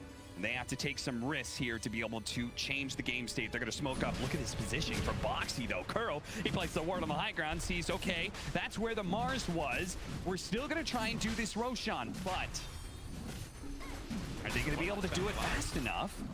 Everyone's back up on the side of Liquid. Taiga, he's about to go face check it. They're going to smoke up now. Taiga, you got to get in there soon. Roshan actually only at half health. Taiga's going to go in. Okay, they get the information. They know the real Phantom Lancer is here. Jumps outside of the pit. Miracle is forced to go for the silence. They're going to be able to hold Mickey, and they do. He has no buyback. This could be a big win for Nigma. Boxy playing it out inside of the arena, but again, he can't really do a whole much against ILTW, so he just has to BKB TP out. Taiga, oh, stuck in the shards. That's a good one, GH. That combo, they'll work down Taiga as well. As tanky as they are, they need Mickey to do the damage. 2 times now they've got him perfectly. The Axe, coil, the silence, the coverage, everything, and they then focus absolutely everything onto him. And ILTW now, that heart's online. So the Tiny and the Mars don't actually kill out those illusions. They actually do need Mickey. And somehow, Nigma has punched back when they're 2 racks down. They somehow just win a nice fight finally around the Brosh. And that's going to be the shard for free, right, for ILTW? And he'll have an Aegis and Cheese to boot. Yeah, they still have some hopes in this game. Yeah, certainly. I think the shard adds so much to this Phantom Lancer, when a large part of this game, right, is them being able to burn out the mana of Boxy and Koifa. Like, they may not be able to kill them very quickly, but if you just take away their mana, then they don't have any offensive capabilities left. Yeah, and he might just be able to overwhelm them. If they can keep getting these initiations, it's really going to be everything. Like, Mickey just has to be a little bit more careful about how he goes into the front. I think they're going to have Koifa and Boxy just even playing like the siegers, like when they're hitting buildings, they might be the ones who have to do it, and then Mickey follows up. Yeah, if this happens like 1 or 2 more times, Liquid's going to be in trouble. And this, like, it's every little thing coming in together too. Like, I actually didn't get to point it out, but Miracle found the ceremonial robe. So the status resistance, the magic resistance that's coming in, that little bit of extra control, it's everything. Versus Kuro giving us a little smile. Finally. Not too often you get to see emotion out of that man. When you do, it's 10 times sweeter as a result. Right, when you have that feeling, you know, you're at this big deficit, you know, 2 racks is down, and you get that type of play. It's like, wow, we just back-to-back killed their carry. When we're this far behind, you know, you got to get a little. Yeah. And that means this game could change quite a lot, as you said, with the shard pickup soon. If they get Aghanim Scepter from the Centaur, they get Butterfly as well. Like, that is an immense amount of damage mitigation that they can get. You know, you've got the 40% damage mitigation from Stampede if the Omni Slash goes down. You've also got the Butterfly Mischance available as well. They're going to hit some really big timings right here, too. Like, Puck, Miracle, we haven't really saw anything because he just got kind of this whole gold influx just now. He has 4,600, so he can even go for some big impact item. Maybe even something like a Hex. Maybe he goes for Refresher. I'm not sure which one it's going to be. But he can go for some more type of control to just keep going for this jug. And if they do, like we said, if they do this like 1 or 2 more times, Liquid might just lose the game. Yeah, and I think why it's actually kind of unfortunate for Nigma, the fact that they do have this technical pause that's happening right now, because it does allow Liquid to, in a way, reset their mindset, talk about what's going wrong in the team fight, and gank Miracle. And gank Miracle. Oh, man. Your keyboard's not working? Nigma won't be able to get the Roche at the least, but Liquid getting a kill that's quite unlikely probably. If the pause didn't happen, they're able to set themselves up, get their idea in. All right, they do get a kill. And this now for the Pugna. So that's a damn decent upgrade there for sure. As you said, able to play the back line with the additional cast range that he's getting from both the neutral item and the Aether Lens. Yeah, that'll definitely be nice. He's probably not going to be anywhere near the fights now at this point. He should be able to keep his distance nicely. This is huge though. Cheese also on mind control kind of perfectly fits the Centaur. He has 2,590 HP, 2,500 health heal. As he's been kind of tanking up and he's been dropping low in a lot of the fights. Like if he just gets his burst heal and he can reinitiate, it can be pretty big for Nigma. As what's the shift down? Let's say. So it's like nearing like 16k gold lead, nearing 20 plus experience lead, down to 10k gold lead, 10k experience lead, and that win probability even 7% to Nigma now. Yeah, from what was pretty close to 99% before. Nigma, you've got a chance. Okay, Miracle, after he dies, he buys Aeon Disc. He's like, all right, I'm done with this. Yeah. Enough of your foolishness. He's not going to go for some super selfish or greedy item. He's going to go for the safe route. Yeah, that's fair. And really, does he need to do that much damage, right? Like, as long as he's surviving and getting off, like, a good enough coil, ILTW can pull a lot of the weight.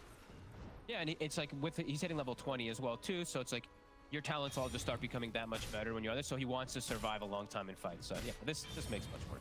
Multiple different silences now that he's got the talent with double talent, the silence duration, and the cooldown. Can definitely be a big factor versus that Jug.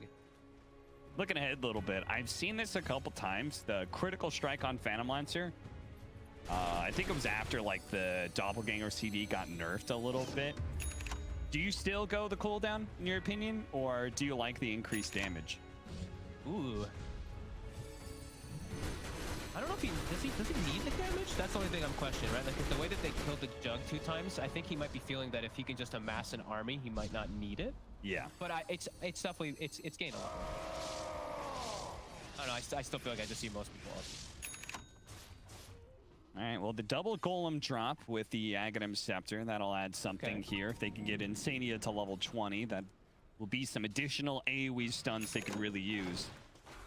And it's changed the way the interval does work. I actually haven't gotten to see it in practice, what that interval even means. I'll be completely honest with you, so I'm looking forward to see it too. Yeah, does that, I'm gonna assume that means they chain stun. That's what it looks like. That's what I would imagine. I didn't actually test it. I didn't get to test it. It's one of those few things I didn't get to look at for Warlocks, because I didn't imagine a lot of Warlocks are going to be getting Ags. Yeah. As they never really do. Yeah.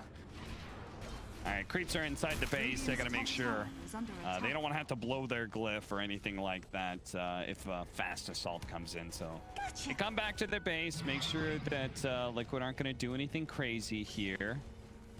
Pretty huge item, neutral item that Liquid was able to get on Mickey. He's got a Minotaur horn. This can be something to bail him out of some tough situations where he's just like, he's getting coiled and silenced and everything like that. But if he's not silent, or if he's not coiled during the stun duration, he can get that Minotaur. He can turn, potentially save himself in a lot of situations now. Yeah, it may mean that you don't have to, like, you can still Omni Slash out of coil. Is that correct? Mm-hmm. Okay, so it means in this situation he doesn't necessarily have to spin to be able to try and get off his Omni Slash or something immediately afterwards. He could just, okay, I'm caught in a coil and I'm silenced. You can just insta-click it. Yeah, he can just protect himself completely from like the chain stun and the burst that can come out. Then that's really seems like it's the name of the game for Mickey. Just keep himself alive a little bit longer, just so he can not get 100 to 0'd. 50 seconds. Nigma are not, seemingly anyway, they're not forcing anything with the remnants of this Aegis. Maybe they will, but it's cutting it a little close. Yeah, it really is. But they got a lot of farm catch up. But actually, the gold actually kind of started swinging. Gold and experience started swinging in Liquid's favor after the rush. So. All right, well, Aegis is going to expire. They do get very close to level 25, and seems like ILTW really wants that. Yeah, he bought the tome, or someone fed him the tome there. They just want to be able to get that talent online. And, of course, Liquid, they know exactly when the Aegis expires, so they're going to smoke up, see if they can surprise Nigma, catch him right as the Aegis expires in an awkward position. Of course, Nigma's already well prepared for this, I feel like, in some ways. They're playing around each other. They know the likelihood of Liquid trying to make a smoke play at this point. Overwhelming link for Boxy. They gotta be careful on this high ground here. Miracle smoked up. Ooh. Oh, Miracle does manage to get a 3-man coil. ILTW He's going to go in on this one. He's going to try Fatal Bonds. He's poking at him, but Arena's going to go down, try and protect him. They do manage to get Miracle, but GH with the counterplay with a snowball. On these flash on mind control will manage to take him out, but he does have a buyback. Miracle should be able to jump away, no problem. Boxy chases after him with the overwhelming blink. ILTW starts burning away some of that mana. Miracle's quite low. So is Curl. Koifa right on top of both of them. He will manage to take out Curl, but the phase shift of Miracle allows him to be able to get away. ILTW keeps on going in, but is being rebuked every single time. Speaking of rebuke, a big God's rebuke comes in, takes out GH.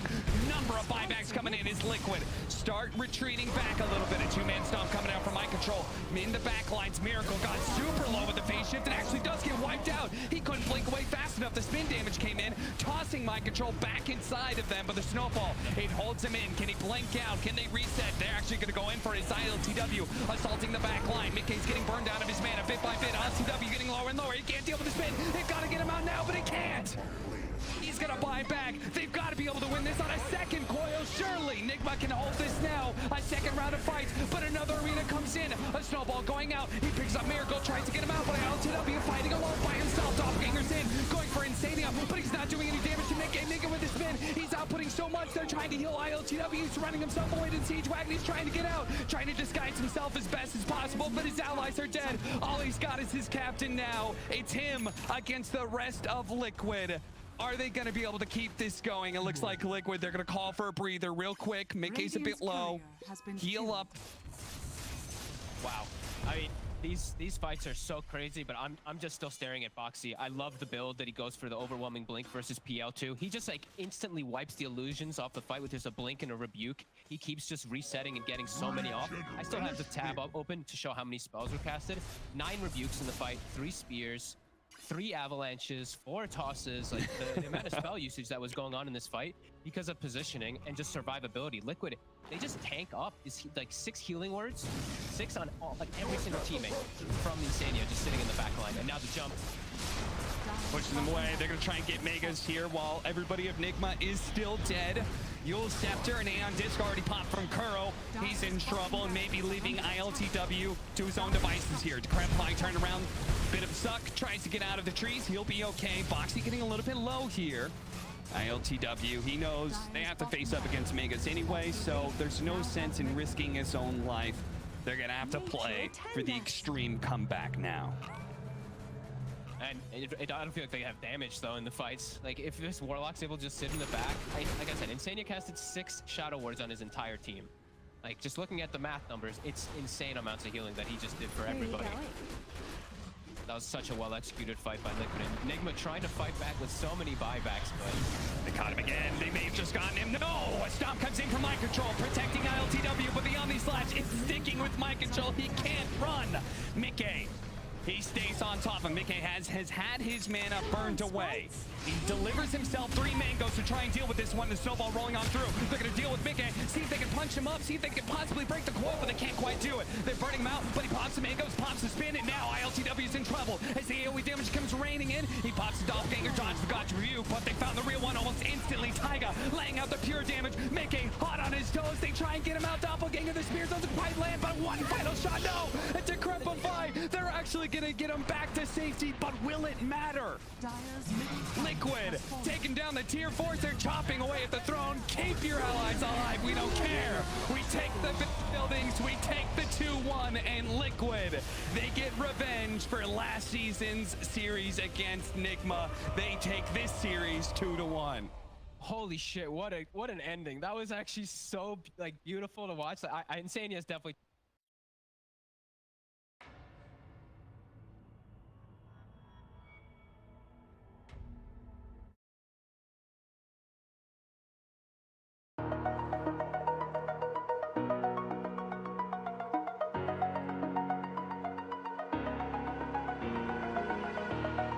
Over the edge, feel like I'm floating through the air.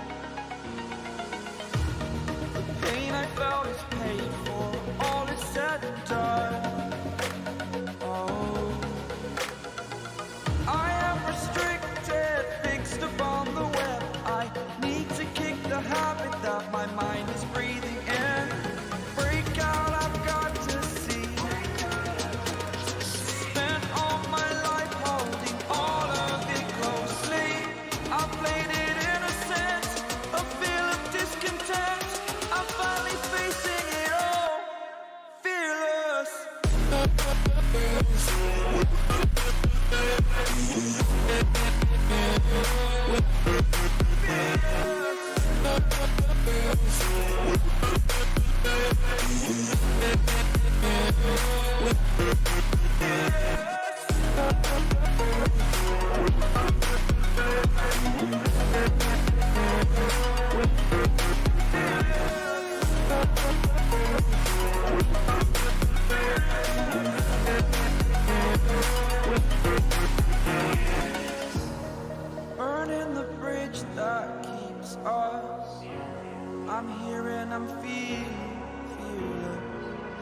exaggerated, that's what you assume.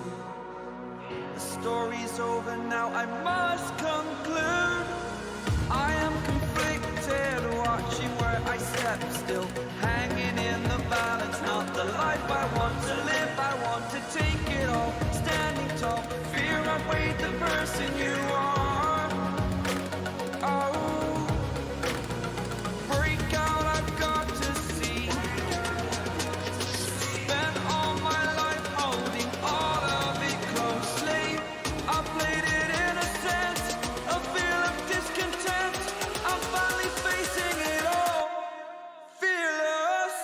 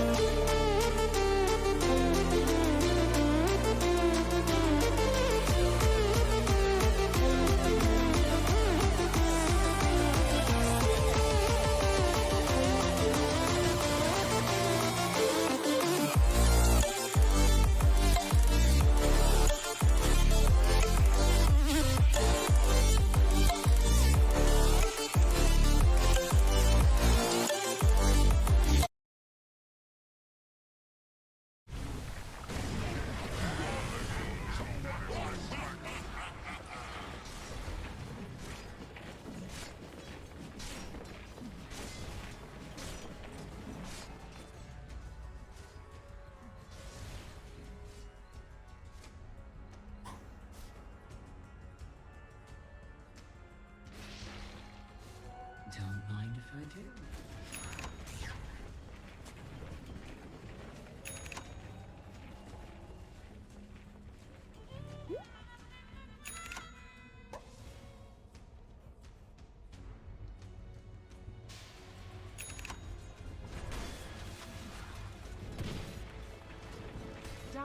are scanning.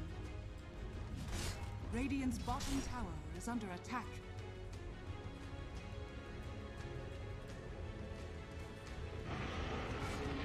No king thanks me.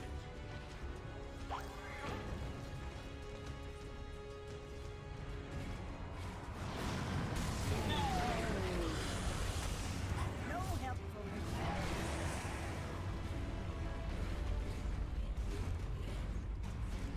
Radiant structures are fortified.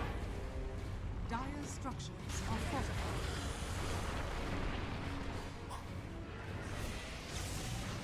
Looking for me?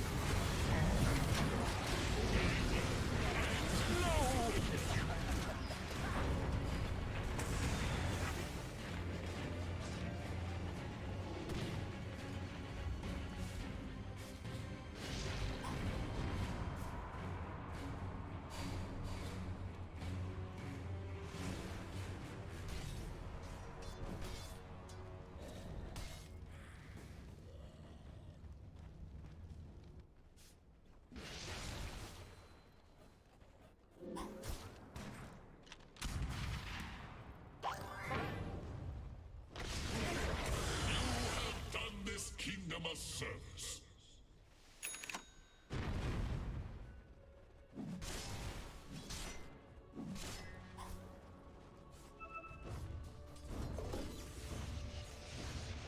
Touche!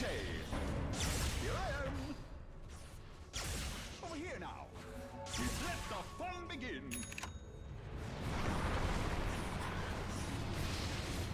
I fight to the last breath!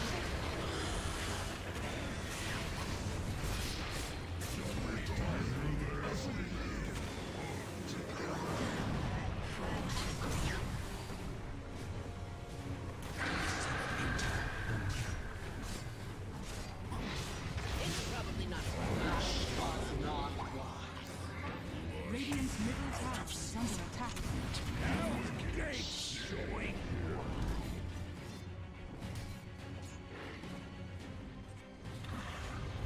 Radiant's middle tower is under attack.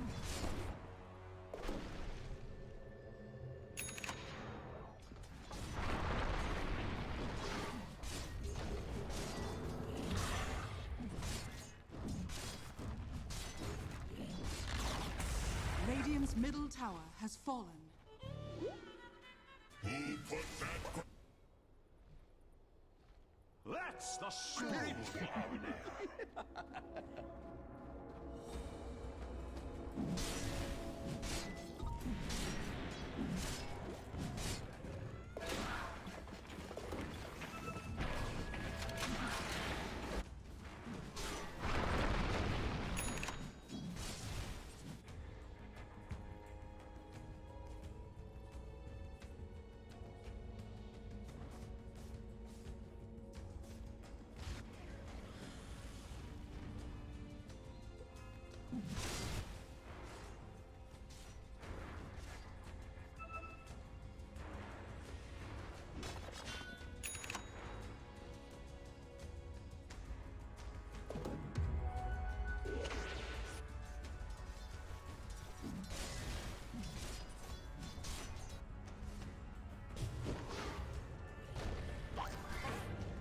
Radiant's bottom tower is under attack. You'll get yours.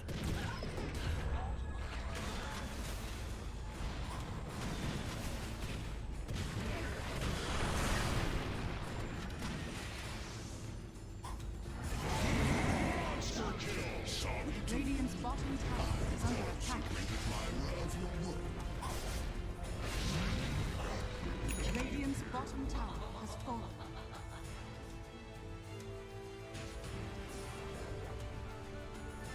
Double damage!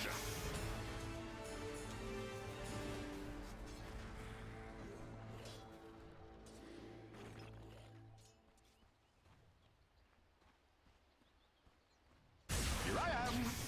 Where's the party?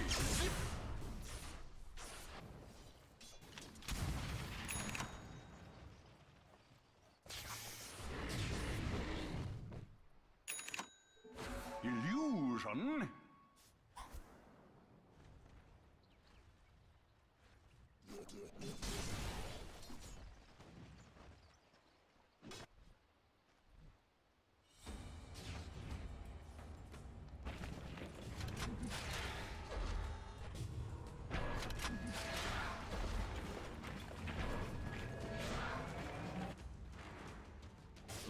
the spirit. This should make my life easier.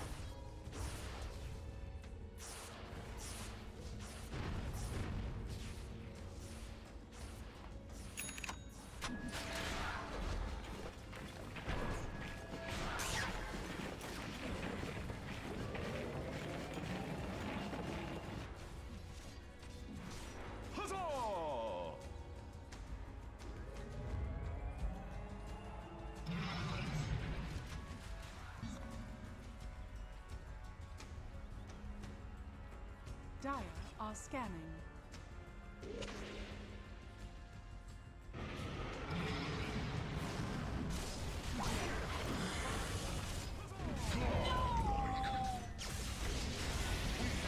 Over here. Radiant structures are fortified. Radiant's top tower is under attack. Stone fall. Dire's middle tower is under attack. Radiant's top tower is falling.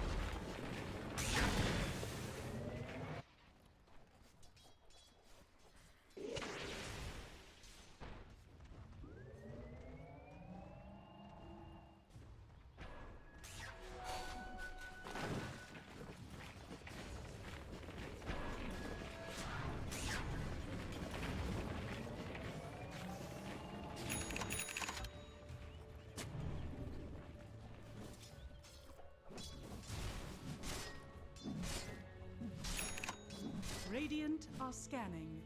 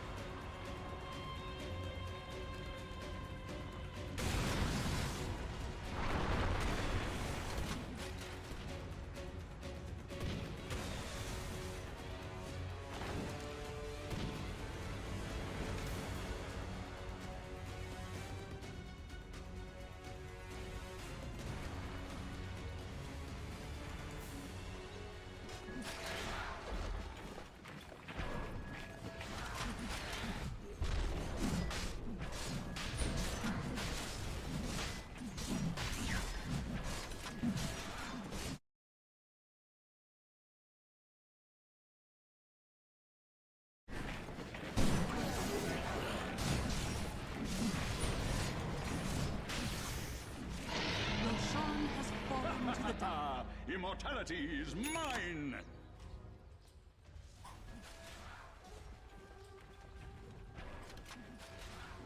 Huzzah!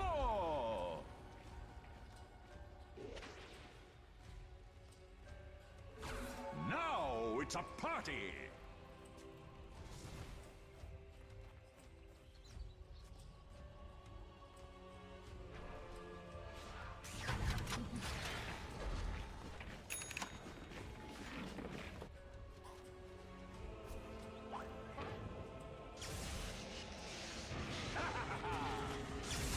I'm over here.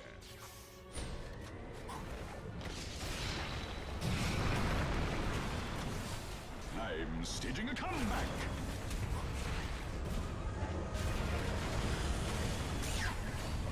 The lion's heart.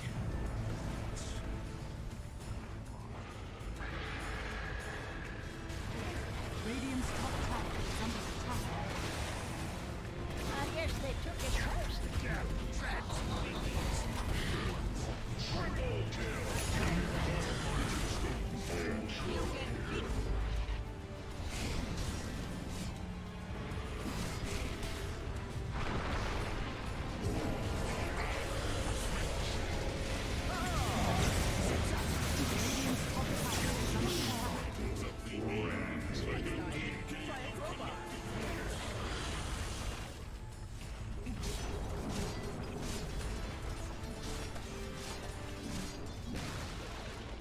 Radiant's top tower has fallen.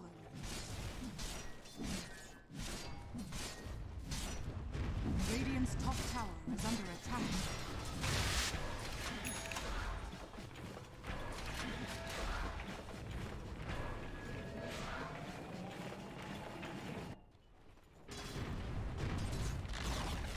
Radiant's top tower has fallen.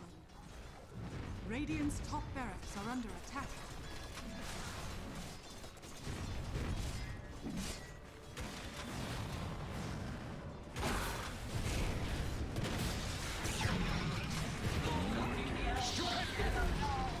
Radiant's top barracks has fallen. Radiant's middle tower is under attack. Radiant's top barracks has fallen.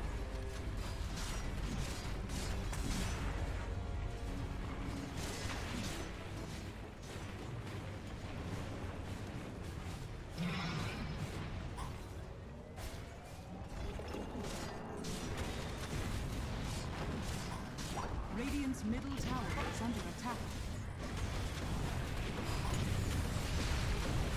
Radiant's middle tower has fallen.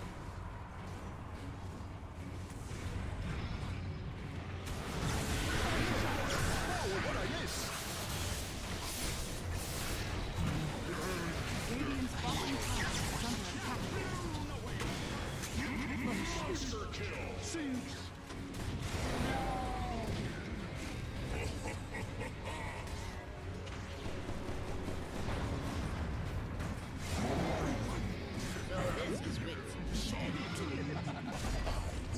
Radiant's middle barracks has fallen.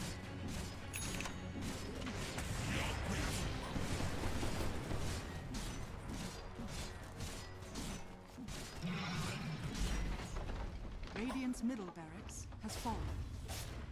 Radiant's bottom tower is under attack. Radiant structures are fortified.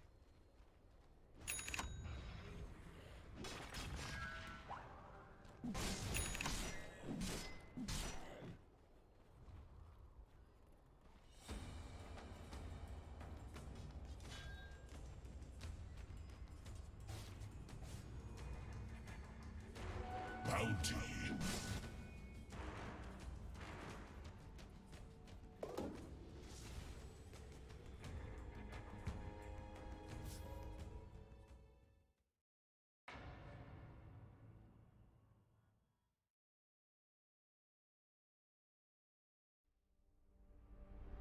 Dire team ban.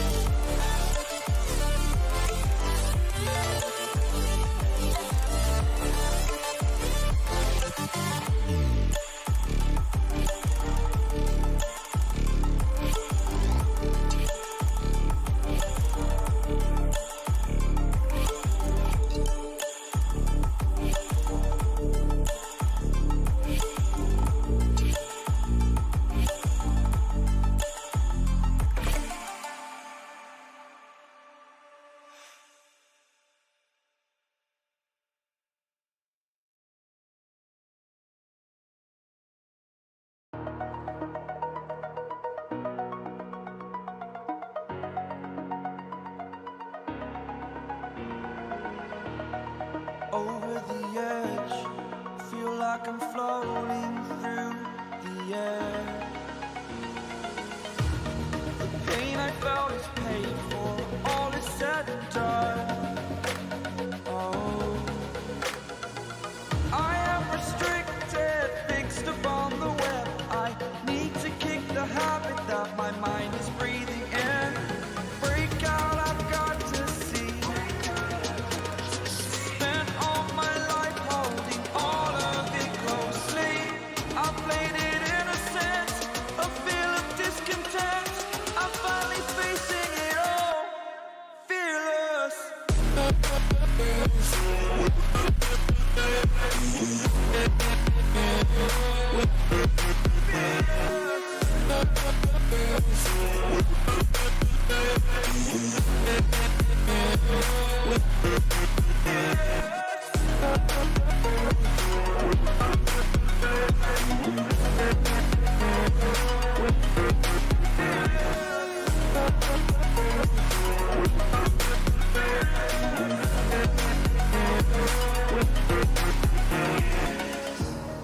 Burning the bridge that keeps us.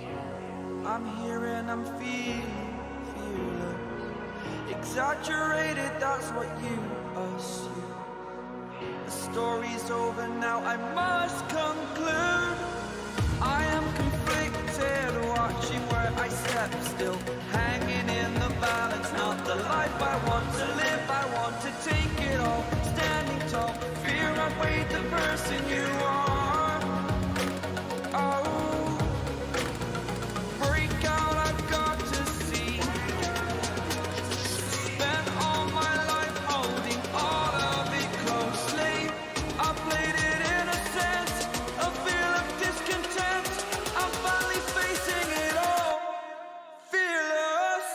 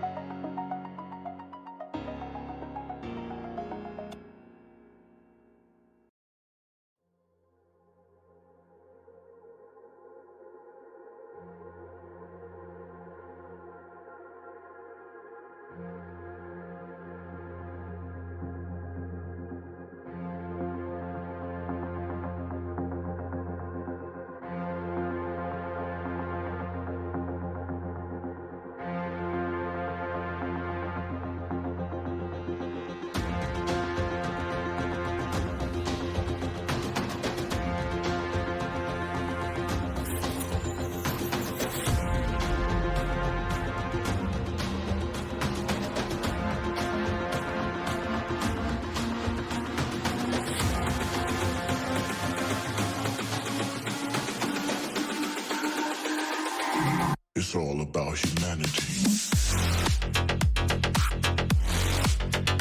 About humanity.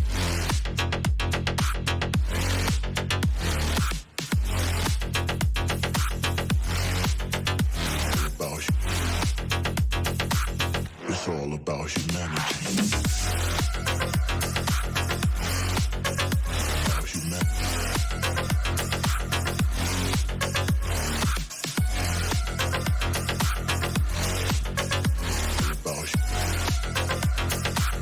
It's all about humanity.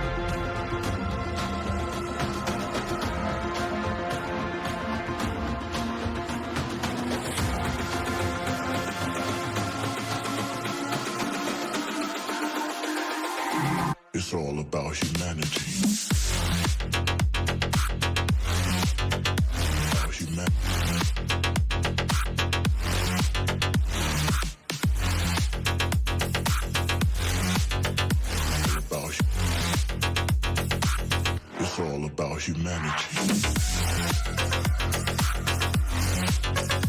About humanity.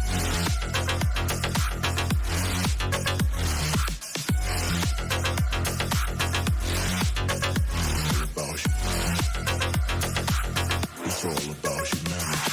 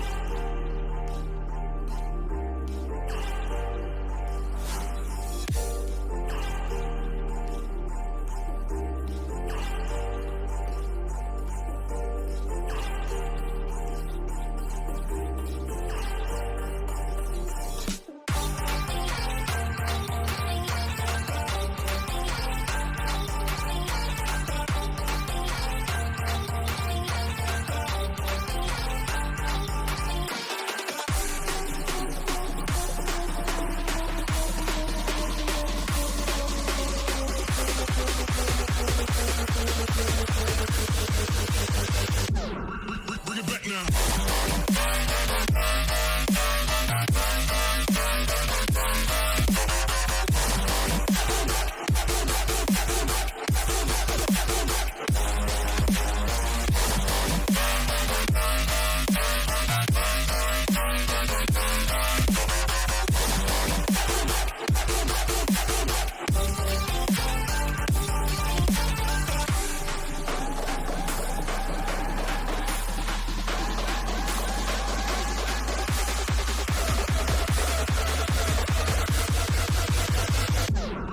Bring it back now.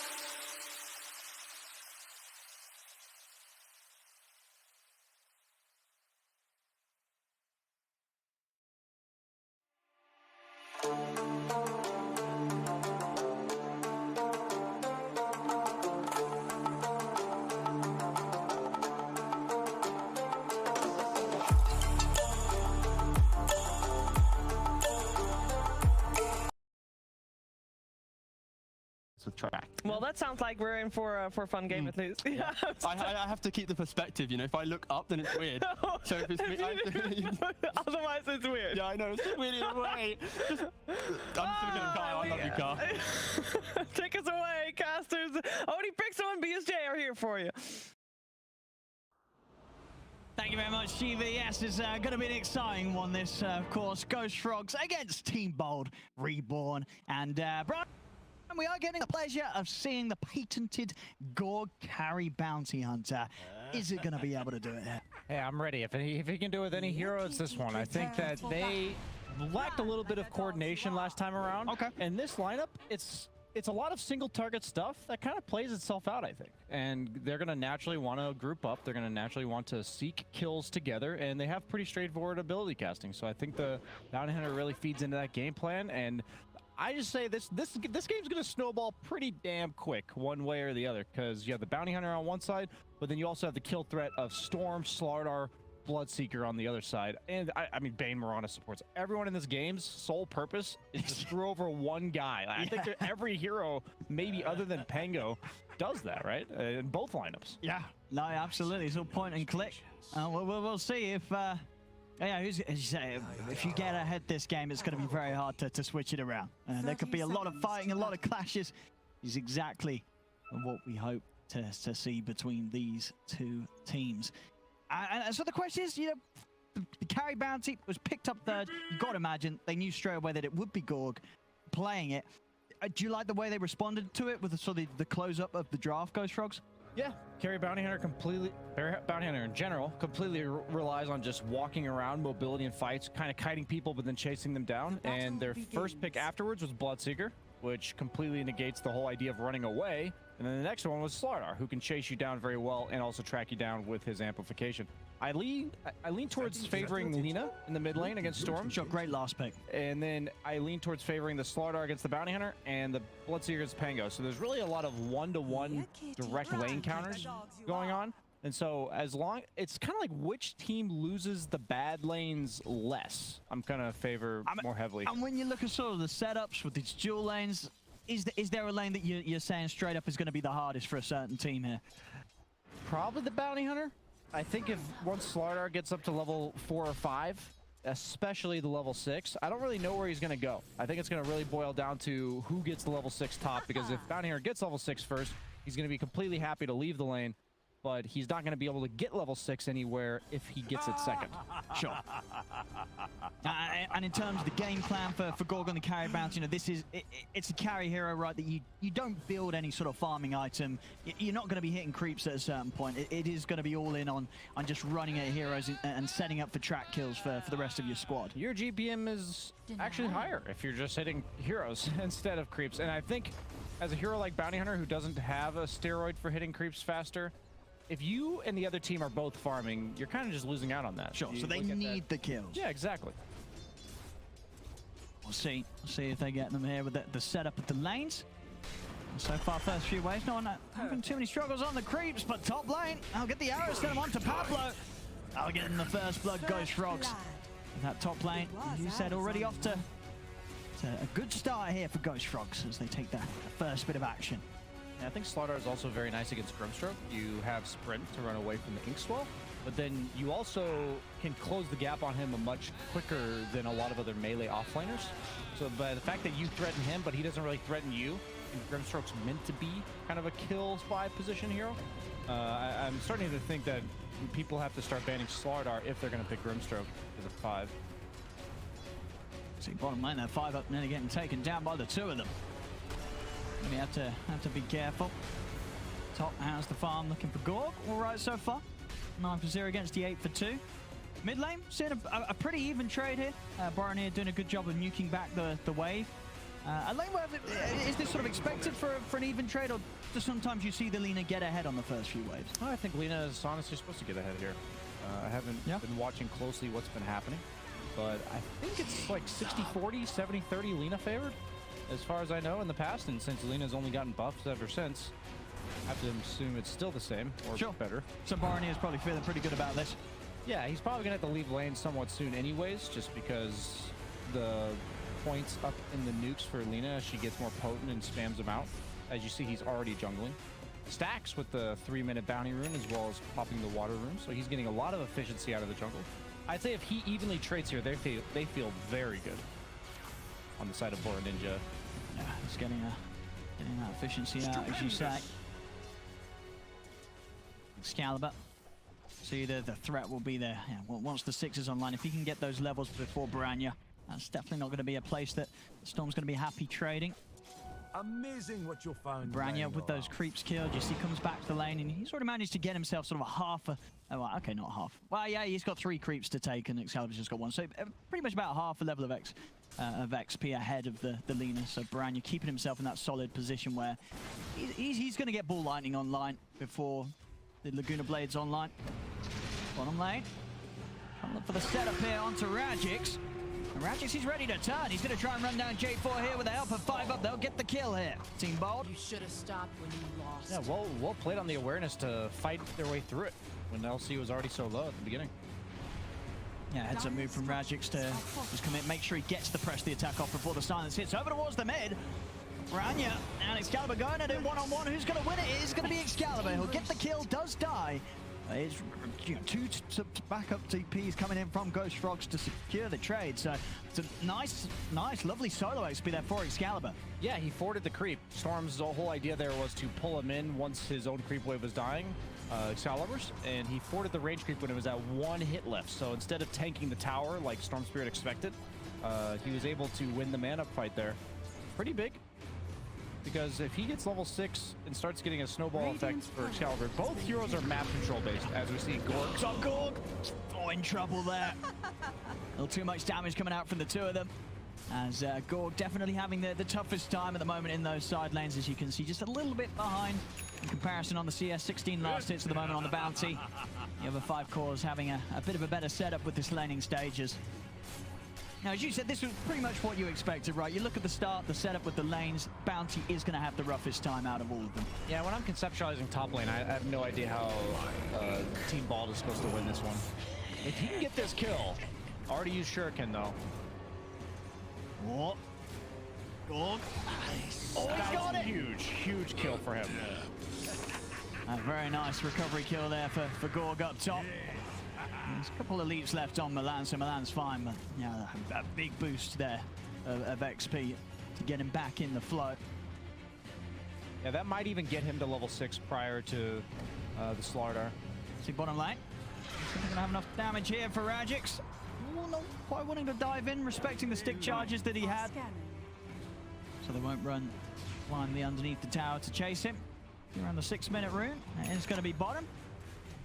Xcalibur will grab that, and at this strong point. Level 7, Arcane Rune in the bottle, and Laguna Blade ready to go. So the mid lane definitely a bit of a spooky place for Ghost Frogs, if they can get the setup for Xcalibur to follow up on. Yeah, we see Xcalibur is going for the Boots of Travel. Seems like the primary accelerant for mid lanes. It allows you to not only farm defensively on your side of the map, because she is a squishy ranged hero, but then also TP into fights wherever they may be. And that's very important in this game, especially with the bounty hunter carry, as you are the primary jungle farmer of the entire team. Yeah, and the net worths, I think, kind of explain themselves. We talked about mid lane being favored for Xcalibur, and then the side lanes being favored for the Radiant squad, and that's exactly what we're seeing in the net worths. You'll get nothing. See if we have any rotations coming out from Xcalibur. Looks like they're just sort of prepping the jungle, getting some stacks done here on Team Bold. Level 6 is hit for Rajjix. If they find any chance to go. It will be hard down here with just the 2 of them. They will need sort of that backup, that involvement from Xcalibur. He's toying with going actually for the more traditional, the Yules build up actually in this game. So he has some sort of setup, ways to remove some of these debuffs that are going to be coming out. You know, the inevitable silence from the Storm, Bloodseeker, that amp up from the Slardar, many things to remove. And a lovely find there, Fairy Trinket for Xcalibur, always the dream one for these int mids. And he's on the way top. Maybe see if they can set something up here with Gorgc. As Gorgc's baiting. He's setting up the action here, getting them to move in on him. They're going to be able to turn with the ink swell, and here's the extra firepower from Xcalibur. As they'll take down Tobi, Laguna's ready as well. BoraNija's going to try and slip in and take down Gorgc. Will be able to find him in return. There's 2 kills there for Team Bold Reborn, as they'll now sacrifice Gorgc for it. At the end of the day, Xcalibur, he's certainly going to be happy, and obviously Gorgc got involved in the kill before he did die, so still a bit of a boost for him as well. Yeah, 2 track kills. That's exactly what Team Ball needs to be doing. I think the side lanes, the status quo is just not good for Team Ball. You know, you have the Bane plus Bloodseeker set up with the Rupture to follow it up after the Silence, and you also just have the Slardar amping up the Bounty Hunter in the top. So them making moves, getting stuff done around the map together is really important. So the problem here is that Gorgc has TP'd bottom, but Legion Commander TP'd top for that engagement, so it's only going to be them 2. It's only a level 4 Hangler, as this might actually turn against Gorgc here. Got a sentry down, Gorgc. The stick charges, he's still running. The Rupture does come to an end. MiLAN can't quite get in range there for the nuke, so Gorgc will live. He's out, he's away. Oh, he's over. He got him. All right, Chris, he's going to maybe get 5 up as well, actually. Oh, it looked like Gorgc was out of there, but the Blood Right clips him, and Crystallis ends up setting up for both of them, as they'll get the kills after all goes wrong. Yeah, they have to mentally reset here. Bounty Hunter and Legion have to be in the same place. I think this is really important because Legion's the setup, and Bounty Hunter absolutely thrives on the other kills that we talked about. And since Rajjix had TP top, it was just super awkward. Now he has to run back bottom on Legion to get here, but Gorgc's already gone down. I'd love to see Gorgc just straight up run back bottom, and that's exactly what he's gonna do. They're bringing everyone down pretty much. Getting That's the only way they could play. They got Lena farm and jungle, and they got the rest of the team running as 4. I'd love to see Pango maybe picking up some levels somewhere. Maybe making some efficiency on the map, because they are just farming only 1 lane out of the 3 right now. But looks like for now, they're going to stay here with all 4 heroes. Not really any tower push, so they got to be getting some kills. Otherwise, it's going to be inefficient use of their time. See Gorgc leading the charge up to the high ground. Trying to get some vision here for the team. He's got his eyes on J4. They have that ward seeing all of them. They also saw them place the ward. Keeping a sensible distance here, Ghost Frogs. Just heading over MiLAN. Out of vision right now. Hidden in the trees and in a part where 5 up won't quite catch a glimpse of him.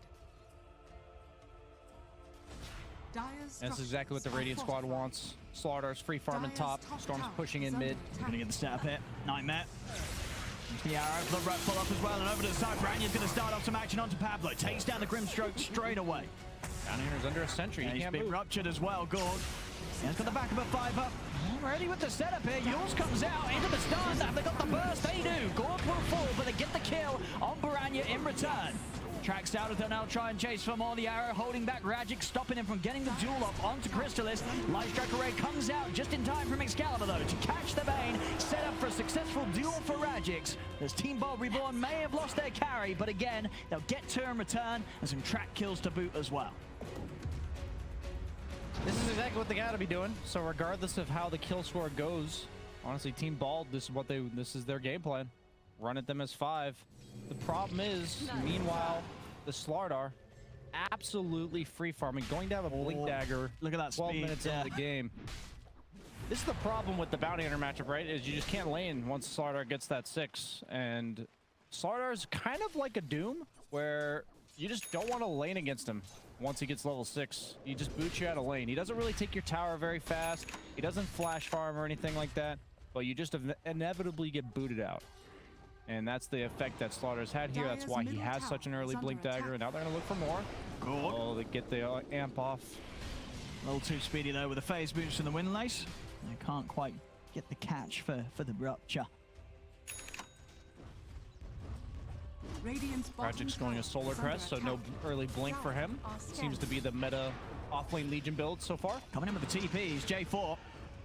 Look for the Nightmare setup at 5 up. He'll take it off, and Rajjix will be able to help him out back in turn. Yeah, good ability usage there. Slardar's here, ready to tango. Radiant are scanning. See if Team Bold Reborn still try and push into this. Tobi ready with the blink reveal. And they're bringing down the 4 of them. Yep, Team Bold Reborn are going to push into this. They might not be prepared for what is a very good timing on the blink dagger from Tobi. Xcalibur's the key target for the Slardar here. He's their primary damage output. Doing that around the creep, so Ghost Frogs are going to have pretty good information on what's going on down there. They're enough trading mid-tower right now. Yep, they're going to respect the push from Team Bold down bottom. Look for objective elsewhere. They don't want to try and fight, as they know, I guess that's exactly what Team Bold wants, and they don't want to hand that to them right now. He gets arrowed bottom. Xcalibur might turn this. No, he's already used Light Strike already. But is he going to defend this tower solo on MiLAN? He's kept it alive. This is a disaster if they don't get the trade on Team Bald. I mean, the tower's going to be taken here by Tobi. Team Bald not able to push them back in the mid lane in time. And as you're right, just a lone Mirana pushing them back down bottom. As MiLAN keeps that tower up, they're going to have to come in with another round of pushing if they want to take that. Yeah, that was a sick play. He waited for the very last creep to die. He arrowed from the trees, so Xcalibur was not expecting it. It brought him down to like less than half HP. Which means that even though it's just a support Mirana, he did have to fear the potential TP in from the Bloodseeker or the Slardar, and thus deterring that quick push trade from Lina. As you see here, they feel the need to move back down here. Already with the 2 supports from Team Bald. Gorgc is recovering a bit in the top lane, but this is a bounty hunter carry. You don't feel good farming lanes ever. Like, I'm not saying he's doing the wrong thing. You just don't exactly feel the same... you don't feel as good at doing this as a bounty hunter as you would as any other carry, really. Again, bringing the full squad down bottom. Xcalibur still very, very farmed right now. The box fuels are done. It's time they'll take the tower. See what the next move's going to be. It's a sweep straight over towards the high ground. Sentry is down. And it's Gorgc. You're held back by the Nightmare. I'll take him out of it, but still a little hard to chase upon this. And now maybe even a bit of a turnaround onto Pablo to try and burst through him. It's not enough damage. And now with the Soulbind silence set up Gorgc. He's charging in with the Ink Sword and caught the 2 of them. Oh, the leash ended, so they didn't get the duel on the Bloodseeker. They might also get Crystallis. Excalibur's going to set up with the stun. There's going to be a buyback coming out from Mirana. They're diving in. BoraNija turns, takes down 5 up. Crystallis still alive as they're able to save the Bloodseeker. And now the turnaround comes in from Ghost Frogs. At least the attempt. They're looking at what Rajjix and Gorgc trying to charge straight back in, but he's getting low. Another setup with the app. BoraNija very low on the mana.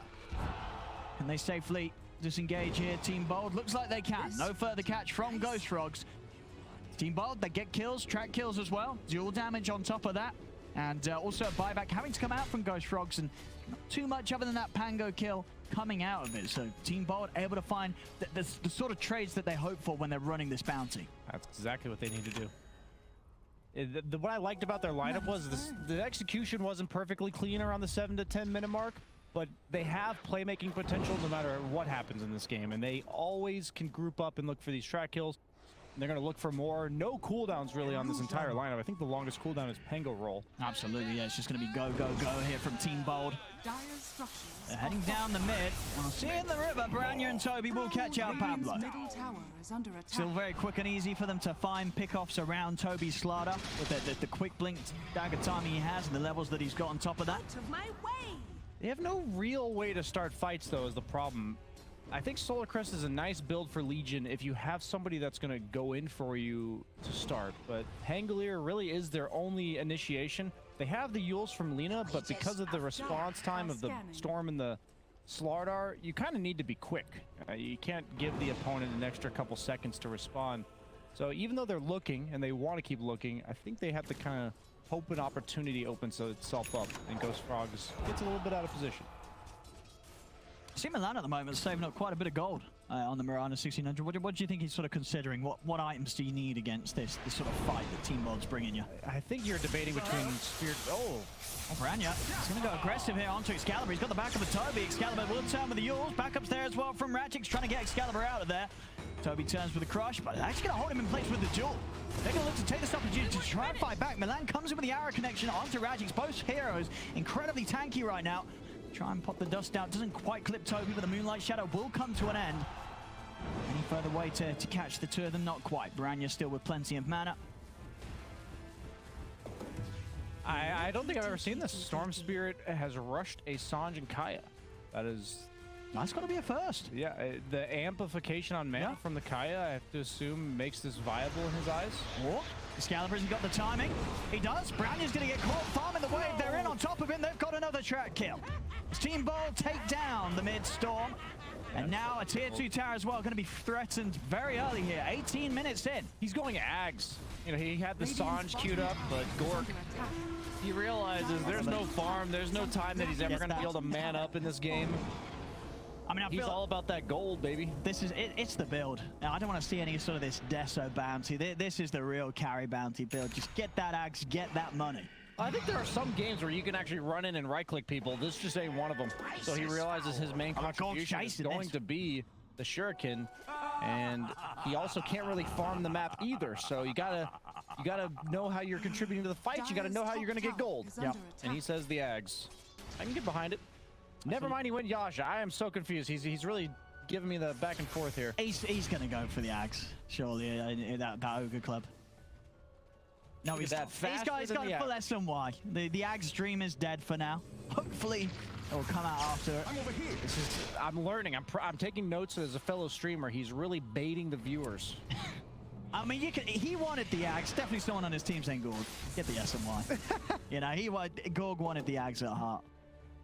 That's his inner streamer coming out, you know. He's like, you know, people will be way more entertained seeing this one, but his team's like, you know, we probably prefer you to actually buy carry items. 11 to 10, very close in, 19 minutes in. Xcalibur still steaming ahead at the top. BKB nearly done for him. And yeah, BoraNija's game, you know, a few deaths here and there. He has getting caught out by this short setup from the Lina. Gotta be careful in that bottom lane. Tobi. He's gonna go down. He's walked into a bit of a surprise here. Xcalibur with the setup. Rajjix, he wants to get in for the duel. They're gonna have the Yules to hold him in place. He's trying to duke out the crush. Let him get the duel. Let him duel. Oh my god, that would have been so sad. He must have been just on the edge of the dual cast range. He was slowed by the Slithering Crush.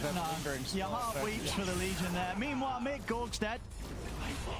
In service to the realm. Gets the track out though. Worth. They get the kill. That'll be worth it. Yeah, he's got to be careful. There's just so much pick off on both teams. Poor old Rajjix.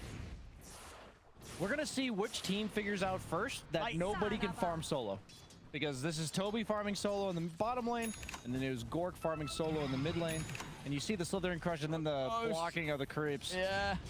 I mean, the thing is as well, it is only a level 2 crush, so in reality, Rajjix probably would have done himself better to not try and step outside of the crush. You know, he sort of ended up in the worst situation where he was stepping away and also still got caught by the radius. Maybe if he just stood straight under and tanked the stun, he would have probably had it. But yeah, that's what happens when you go in between two different plans. Yeah, and he messed up over the mid lane.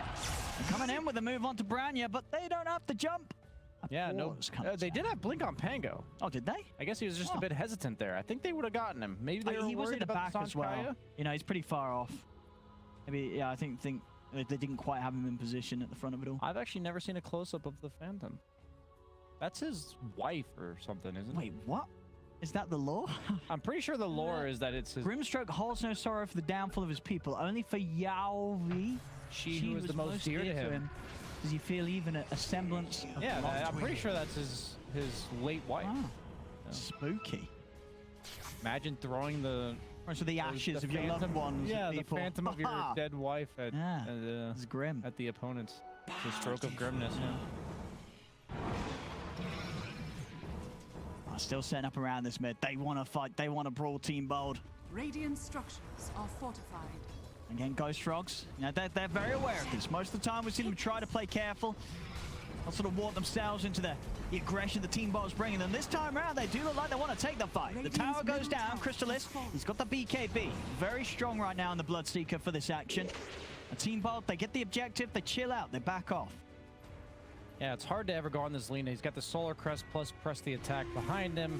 And also just the Grimstroke leash is going to punish any overcommitment of multiple heroes. Plus the Pango. They actually have really hard counter initiation on Team Bald as long as they're grouped up. And since there's no AoE punish, they can group up as much as they want. Yeah. Right now it's going to get even better with the Blink Dagger done on Rajjix.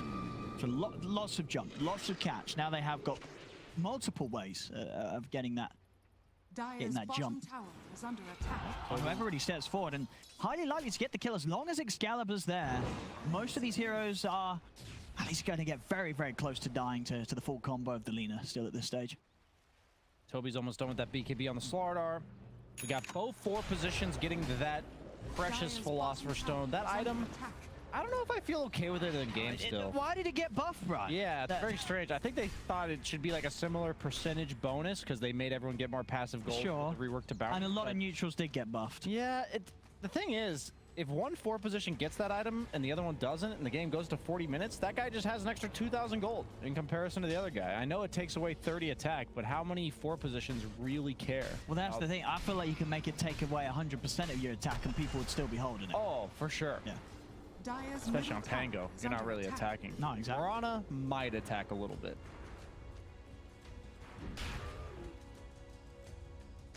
MiLAN did end up opting for the Spirit Vessel here as... Oh, nice D-ward to the Sentry. Instantly there by 5 up. He's going for the Ag Shard on the Pangolier. That'll be nice against all the Rupture counter, quote-unquote, the Pangolier. Yeah, that definitely does give you a good answer to that situation. We'll see Gorg as well, also investing in a shard for himself. That's actually so good for them. It lets him go in first because right now Legion wants to sit behind because of her build, and the Lina obviously is not an initiator that runs in, so the 35% damage reduction will be huge. Gorgc scouts out. Oh, what can he find? MiLAN. He's away.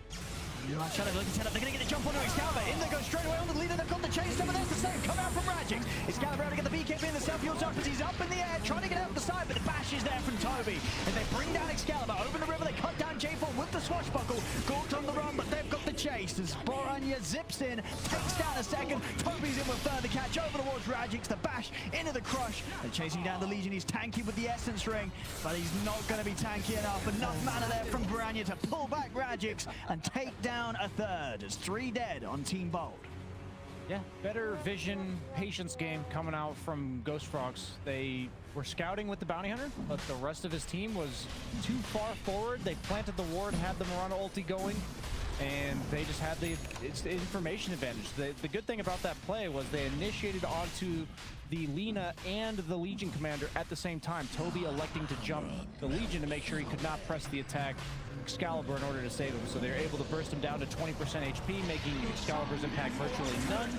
And he's the primary carry in these fights. He really is. Bounty Hunter is more of a utility track, maybe some shurikens there, but they really do rely heavily on the damage output of the Lina. As you see, he is the #1 net worth in the game.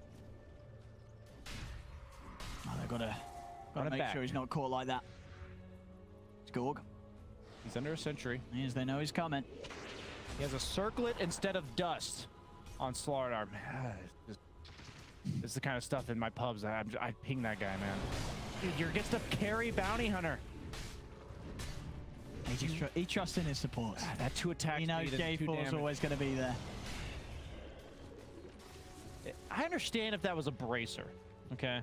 But a circlet. You can't stand for that, bro. Come on. Okay, it's going to be an Ogre Axe, so that's a little bit better. Yeah. But then I'll ping the raindrops. I like this as well.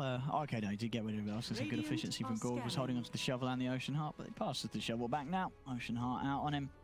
And we'll see where he goes. Goes now with his build.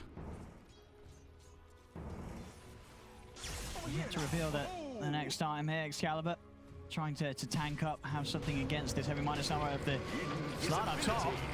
Have they got the damage? Nope. Nope. It's beefy. They don't. Nope. That Ogre Axe, if that was dust, he'd be going down here. Meanwhile, mid, Xcalibur is going to get jumped upon. Rajjix able to come in with the save. Allows Xcalibur to pop the BKB. They're going to turn towards BoraNija. Oh, nice nightmare. Allows him to dodge the rolling thunderstun and actually get out to the side. So BoraNija's going to be able to walk away. J4 will get dueled, so bonus damage for Rajjix over to the side. They also get the catch on the lap. There'll be a buyback from J4. BoraNija still wanting to fight once he has this Aegis. But Team Bold aren't going to give it to them. They get the kills and they back off. Yeah, that was actually set up by going on the Slardar top. Removing him from the equation. He was only 800 health, I believe, and he didn't feel comfortable getting to that fight in time.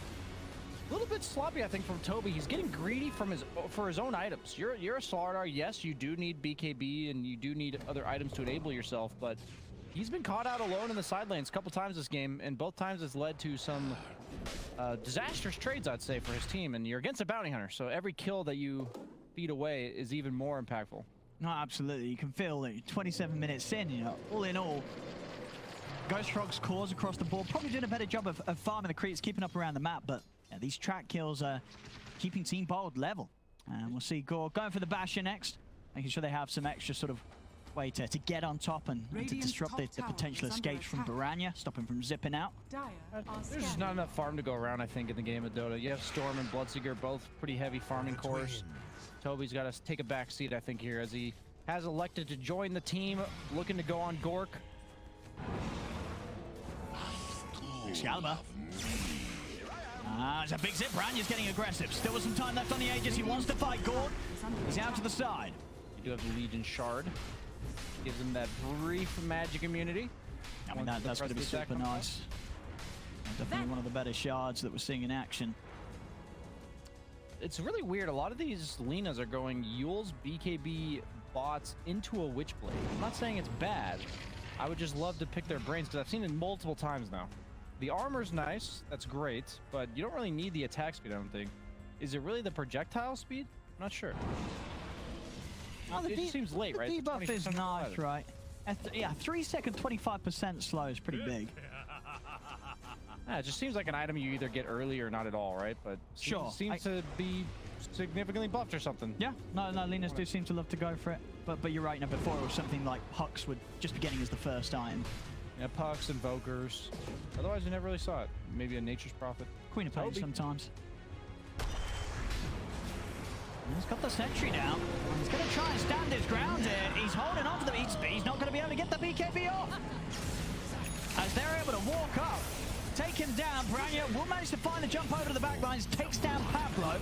Something in return, over to the side, 5-up will end up dying as he's caught in the blood right. Rajjix is getting moved in upon BoraNija, still trying to chase the grabs there with the Fiend's Grip.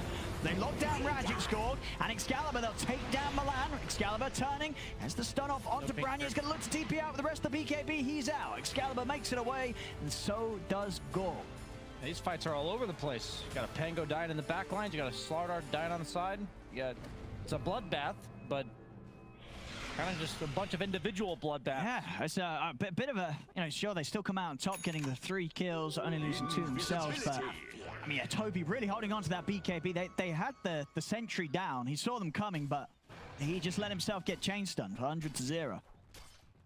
Yeah, the 2-for-3 trades are probably in favor of Team Bald as long as Gorgc and Xcalibur stay alive. That's true. You look at the net worth difference, it's less than 1k. You're not seeing a big jump up, despite the number trade favoring that of GhostFrog's.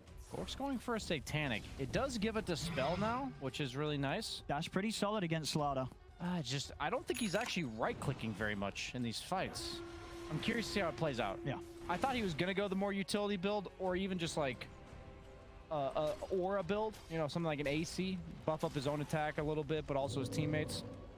But he's electing to just make sure he stays alive, be that beefy boy in front. They don't really have that, so I can see what he's going for. I think it works out nice if they can get sort of him and 5-up, rolling around the fight and just creating chaos whilst Excalibur's able to go target to target, get multiple rounds of his spells. They're going to have a pretty good team fight to put together. Especially if GhostFrog's do, enter into these fights, losing someone straight up to the initial burst that Team Bold have. GhostFrog's, they've got to be careful how they present themselves. Yeah, Crystallis is quite farm though. He's got the lovely Paladin sword. The spell lifesteal is so nice, especially when you have that Maelstrom. Got the SNY to buff that up as well. Working on that Basher. Seeing a lot of carries just leave the Basher at the Basher ever since they nerfed the Abyssal on it. Especially if you've got other slots, other items to work on the upgrades for. Yeah, I can see that sort of being pushed down the list of priority. As Gorgc's heading in. He's really tanky. That 35% damage reduction, even if they were to see him. They're going to look for the setup. They're going to go straight away onto J4. They've got him. Alright, just catch 5-up, but it is going to be GhostFrog's that have to run. As soon as they lose one hero, they know that the full 5-mana Team Bold's going to be running at them. Gorgc continuing to track them up.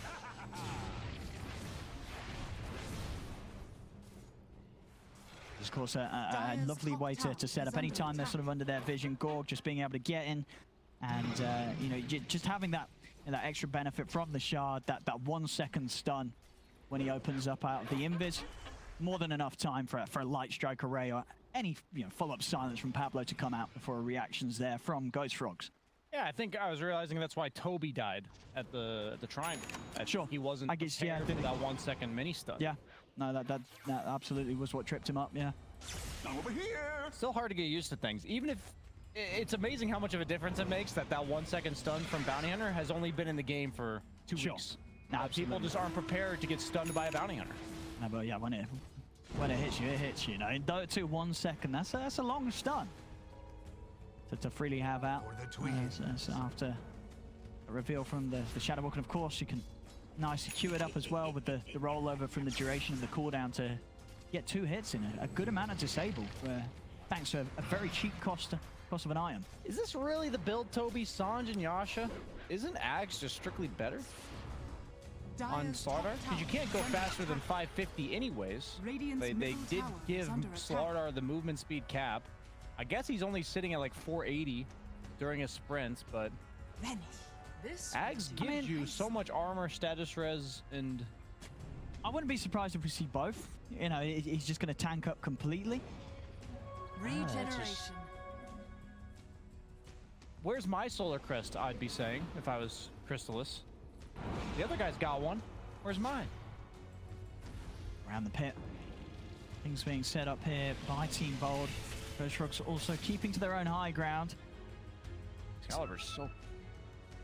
that network. Yeah, he's smashing it this game.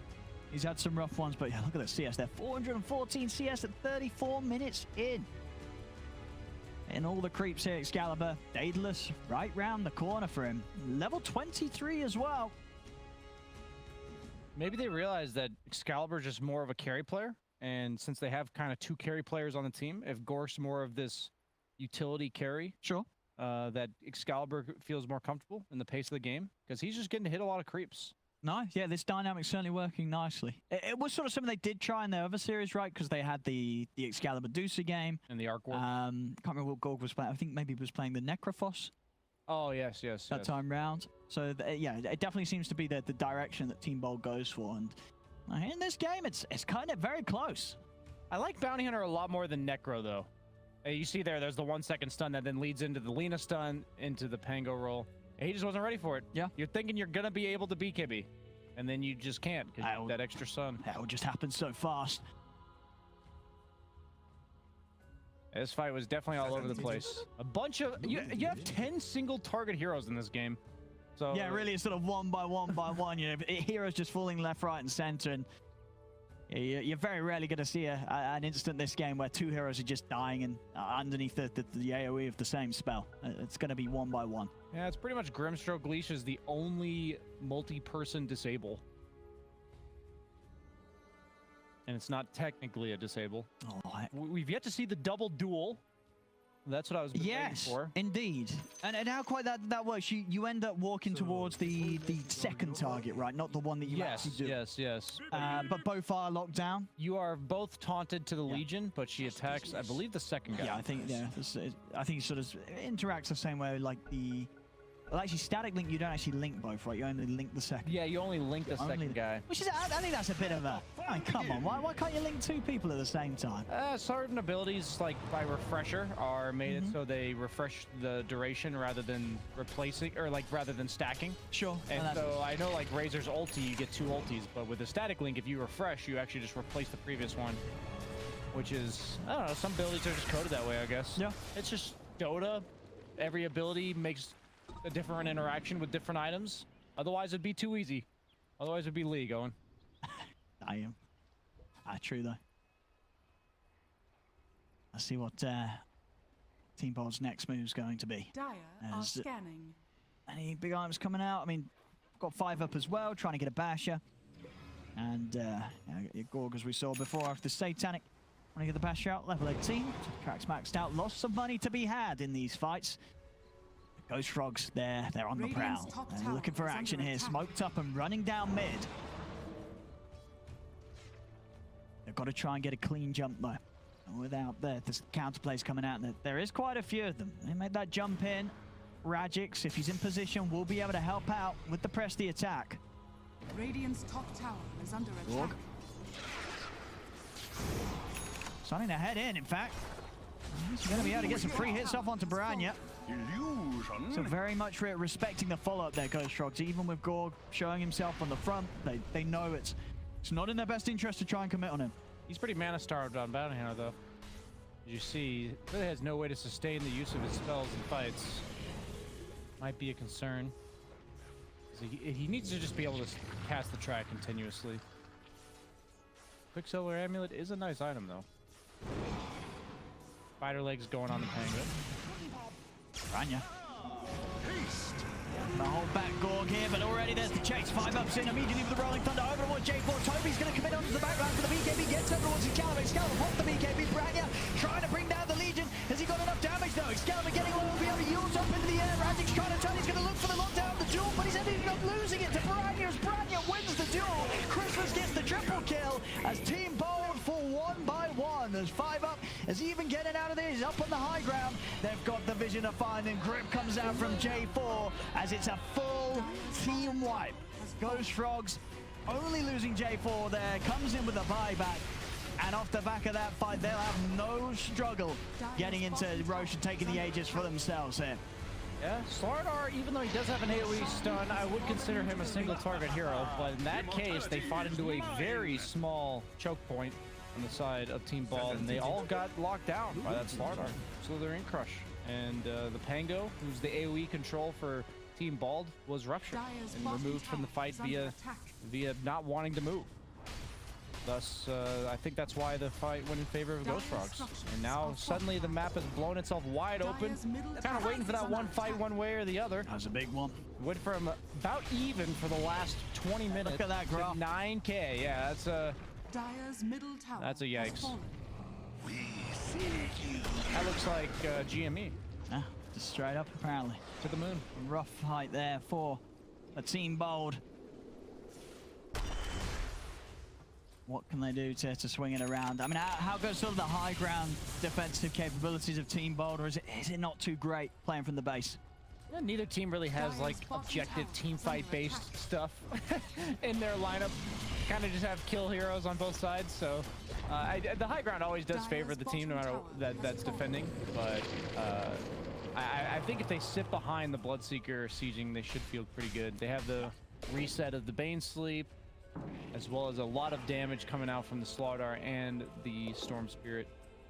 Just a status resistance game. We got Sanj and Kai on Storm. We got a Sanj and Yasha on Bloodseeker. We got a Sanj and Yasha on Slardar. We got a Sanj and Yasha on the Bounty Hunter. Where's Legion, Sanj, and Yasha? They missing some S and Ys here, yeah? Yeah, they're missing. I think the status res score is 3-1 in favor of Ghost Frogs. Status resist, it's a powerful mechanic. Especially against the likes of Legion and Pango. Yeah. And even Bounty Hunter. Track duration much lower. Did you miss the days before the time of status resistance, Brian? Or what do you think it's a good inclusion to the game of Dota? I think there should be multiple options, and they should all be a little bit weaker than what Sanj and Yasha is now. I don't like when there's only one option for something, because then you have to buy it way more often than you should. Like, that's the reason why everyone's buying Sanj, is because there's no other way to get this mechanic. So either have multiple options or remove the mechanic. I think should be... would be my response to you there. Top. Oh, hang on. I mean, BoraNija's got a BKB, so he's having to fight back against these two. Gorg, he is out himself, though. Will manage to TP away in time. Storm does have 30 dual damage. Oh, he's having a pretty good life for BoraNija. He's also very close to hitting that level 25 on Storm. Yeah, he's got almost as much dual damage as Rajjix. Might have been worth considering not leveling the duel, because he did give him an extra bit of damage there. He did in that last fight, yeah. Allies disappear. Does not feel good to play Bounty Hunter carry from behind. No. As map control is all in favor of Ghost Frogs. Crystallis cutting wave top. MiLAN hunting bottom. Xcalibur is going to be okay, I assume. But if they catch him with the Fiend's Grip, He might go down. Dyer's on, lad. tower is under attack. It's got the setup, but the BKB comes out immediately. In fact, Xcalibur, he's just turning to look towards BoraNija. BoraNija, he's not mana. Xcalibur's going to be able to take him down the once, but he's still completely on his own here, Xcalibur, as he will die. They're in with the bash. That's Xcalibur gone for 100 seconds, as he has not saved the money for buyback. There's 2 lanes of tier 2's gone. As Gorgc, they've got a good window to just run down a lane now and start pressuring the high ground with the mid down for as long as he is. I'll give him some props. That was some sick button pressing by Xcalibur with the quick Yules and the Slardar, landed all of his stuns, but it doesn't matter when you're the only person on your team in that area. As BoraNija has also caught Rajjix top. And Rajjix, has he got any escape? He hasn't. Another kill here for Gorgc as they're ramping up the lead right now. 15k advantage, and up to the high ground they go. No Lina for a full minute for this defense. They'll buy back on Rajjix, but without their most farmed hero, this defense is going to be tough.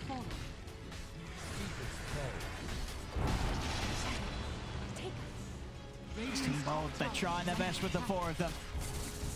Gorgc, they're going to realize that this Lina's not buying back. Xcalibur has not got the funds to return. And the racks, they'll be theirs. As much as we want, or we like that Xcalibur is playing more of the carry from the mid-roll, you do need more of a balance than just this one guy, especially against Slardar, Storm, Bloodseeker. Having all of your net worth on one guy, they can just focus him. And Lina is a very squishy core at this stage of the game, no matter what items he has purchased. Obviously getting caught out alone bottom, but you've seen in fights, they've just picked on him, making sure that he is not able to dish out the damage he wants. Even if he survives for a decent amount of time with his Shivas plus BKB, the fact that he's defending himself most of the fight, his Daedalus just isn't able to go to work. So just, I really like the items from MiLAN. He's just gone utility route from the Mirana. He's been catching people with the Blink Yules, but also buffing up his Bloodseeker with the Solar Crest. No, yeah, MiLAN's played it very cool this game. 6-4 and 13. It's Team Bold, they're ready to come back out with Xcalibur. They really want to try and get a fight going outside of the base. See if they can catch any members of Gorgc. But as we've seen for the last half of this game, Gorgc doing a very good job of avoiding these sort of moves, and in fact just setting up themselves just a little bit better most of the time as the Moonlight Shadow comes out and charging over Gorg. He's going to spot some of them here.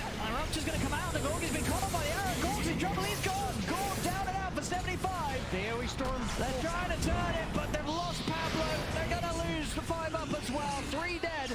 Excalibur's trying to TP out, but they'll catch him with the Nightmare. 4 dead on Team Bold. And none of them with buyback available as Gorgc, they'll be able to run it down mid. And with that fight sealed here, they should be able to close up the victory. They got out of hand fast. It's only a matter of time before one team wiped the other and map control was claimed for good. They got one more fight, and then the buyback has just become available for Xcalibur, but Rajjix has stepped up. Buyback from Xcalibur will force them to back a little bit. They take one tier 4, Rajjix trying to lead in for a catch on a BoraNija, but BoraNija moves straight away into Xcalibur. The duel comes out for Xcalibur. He's so low, pop the Yules, but BKB is still on cooldown. Xcalibur will fall yet again. GG is called as Gorgc will close up this game 1. It is official that there is more dual damage on the Radiant team than there is on the Legion Commander. Kind of just rubbing salt in the wound, I apologize, guys. Yeah. But yeah, it's a little bit back and forth. I enjoyed this game. Until that sort of one fight where it blew up to the 9k, 10k lead, it was even. You know, they were giving it their best shot, but it was just always going to be hard, as you said, when you're trying.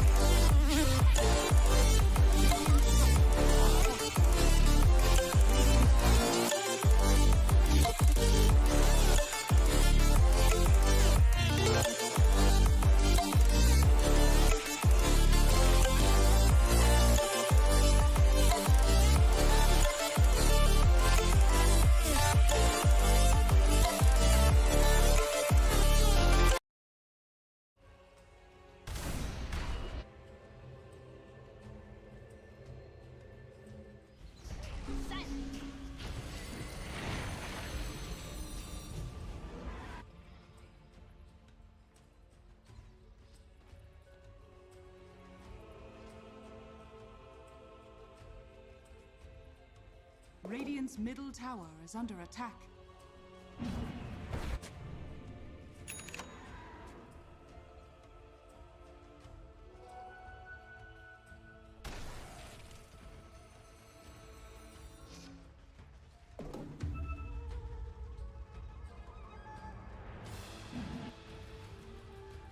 Blessings upon a loyal warrior.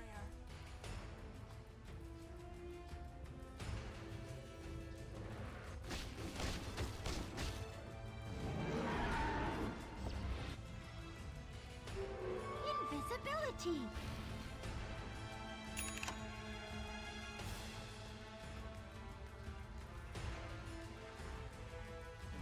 Radiant are scanning.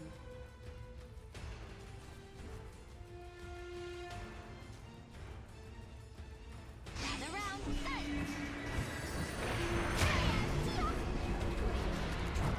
Not rise in my presence.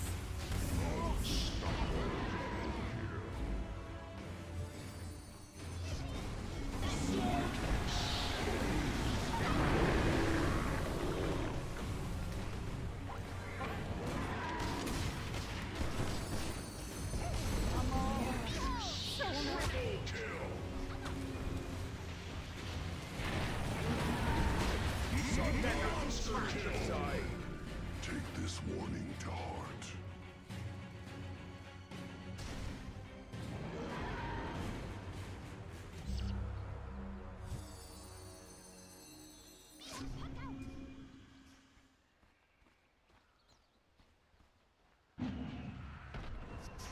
Radiant's middle tower is under attack.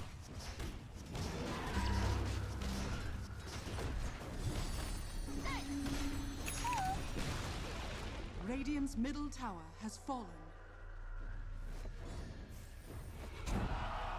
Bountiful.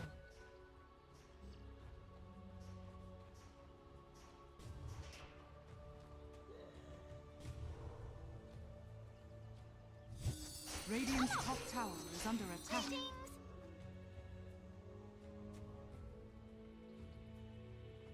Radiant's courier has been killed.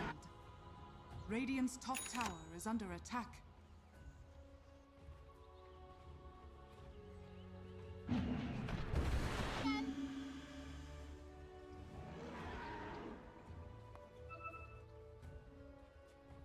Dire are scanning. Radiant's bottom tower is under attack.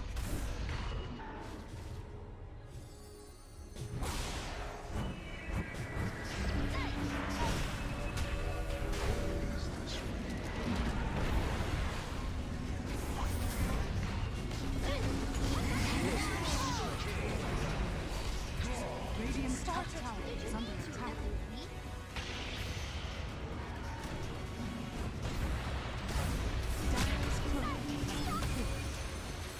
Radiant's top tower is under attack.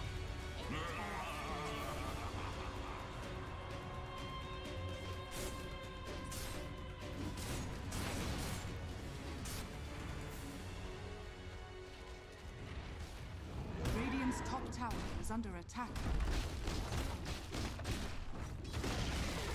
Radiant's top tower has fallen. Radiant's top tower is under attack.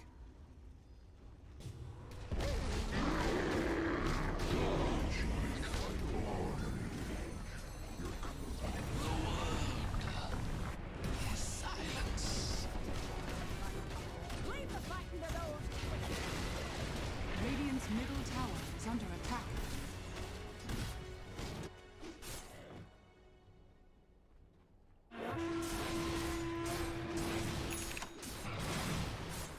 Radiant's top barracks. Radiant's top barracks has fallen.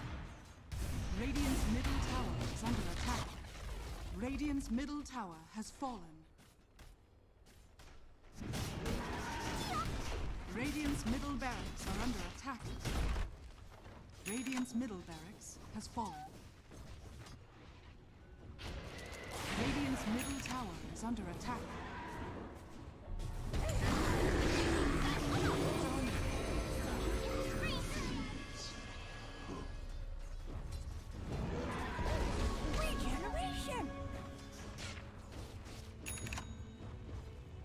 Radiant's middle tower is under attack. Dire's bottom tower is under attack.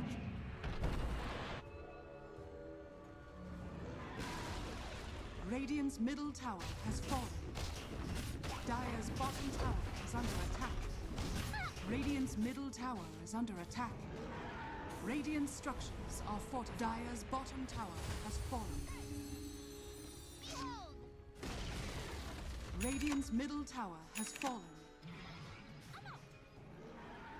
Radiant's ancient is under attack.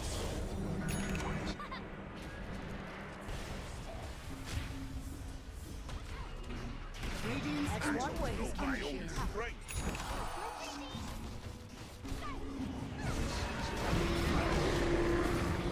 Radiant's ancient is under attack. Dire's bottom tower is under attack. Victory.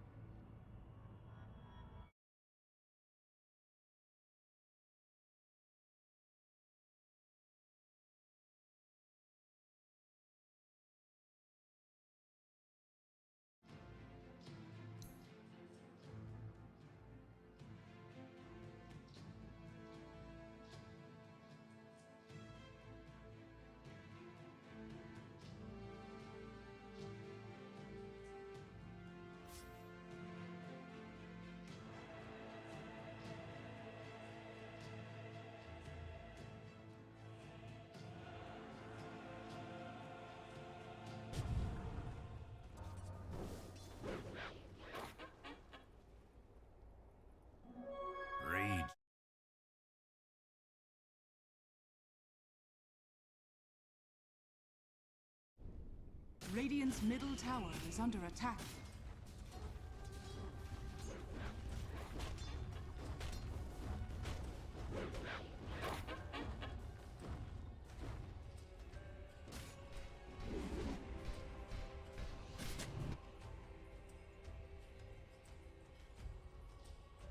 Merci beaucoup. Radiant's bottom tower is under attack. Radiant's bottom tower is falling.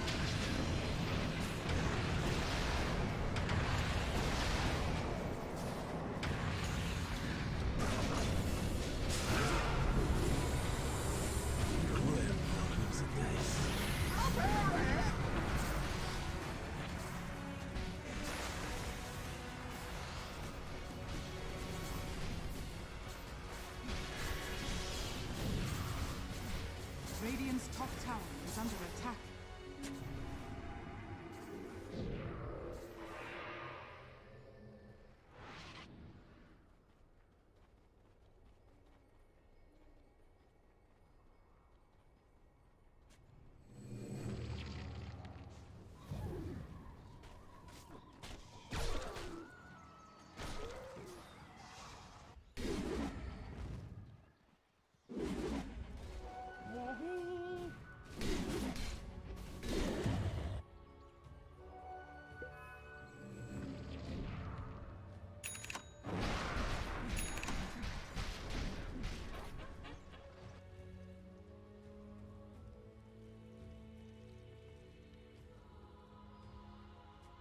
Radiant's middle tower is under attack.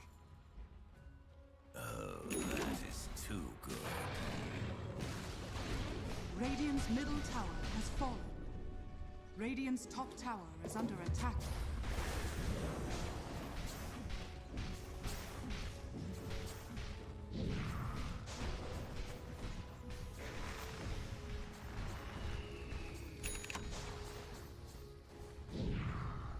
Radiant's middle tower is under attack.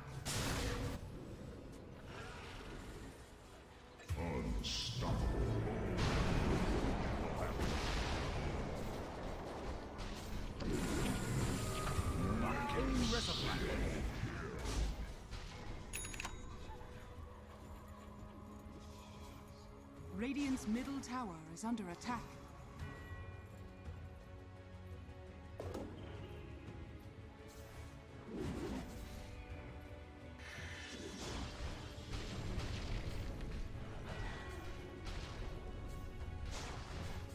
Radiant's middle tower is under attack. Radiant's middle tower has fallen. Radiant's middle barracks are under attack. Radiant's middle barracks has fallen.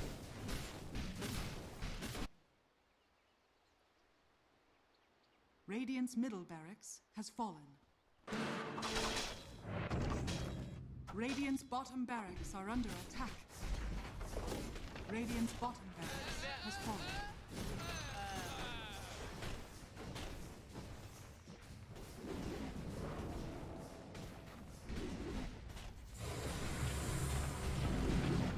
Radiant's bottom barracks has fallen.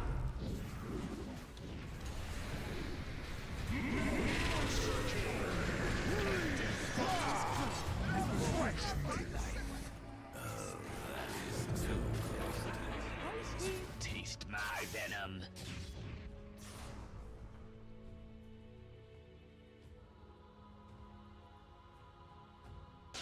Over here now. Radiant's middle tower is under attack.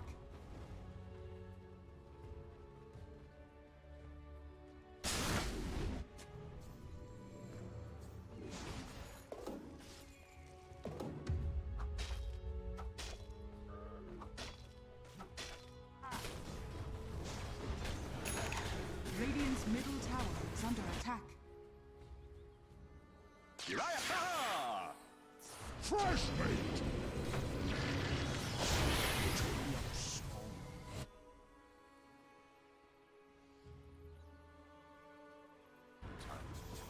Dire's courier has been killed. Stupendous! Radiant's middle tower is under attack. Dire's structures are fortified. Radiant's middle tower is under attack.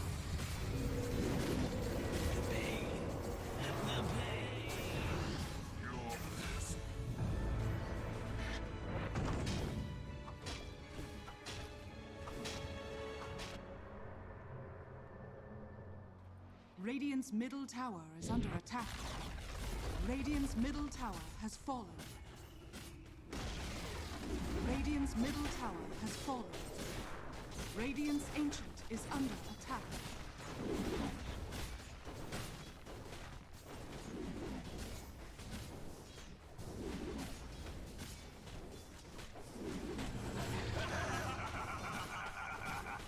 Dire victory.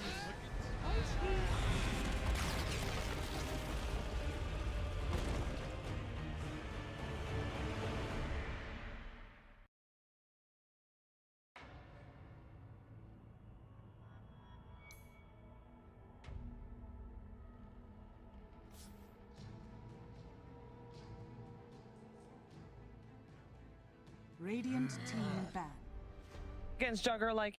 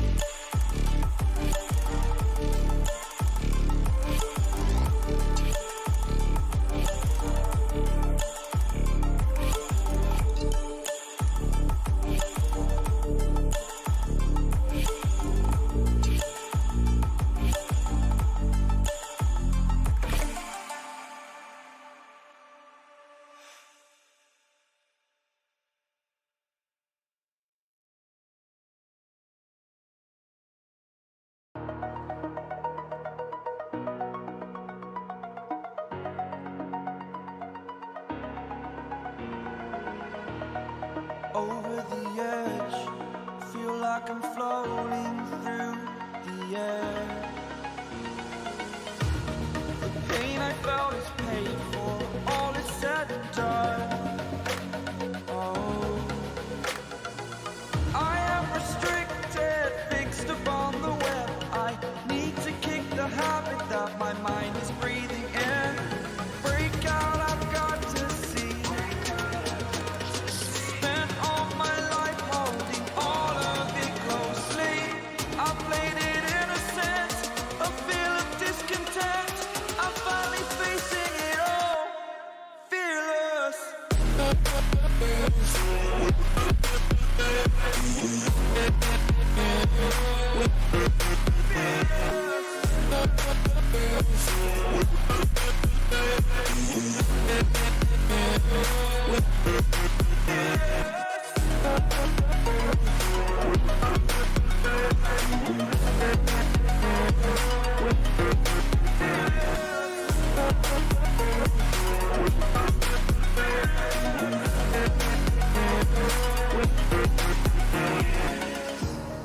Burning the bridge that keeps us. I'm here and I'm feeling fearless. Exaggerated, that's what you assume. The story's over now, I must conclude. I am conflicted, watching where I step still. Hanging in the balance, not the life I want to live. I want to take it all, standing tall. Fear outweighed the person you are. Oh, break out, I've got to see. Spent all my life holding all of it closely. I played it innocent, a feel of discontent. I'm finally facing it all, fearless.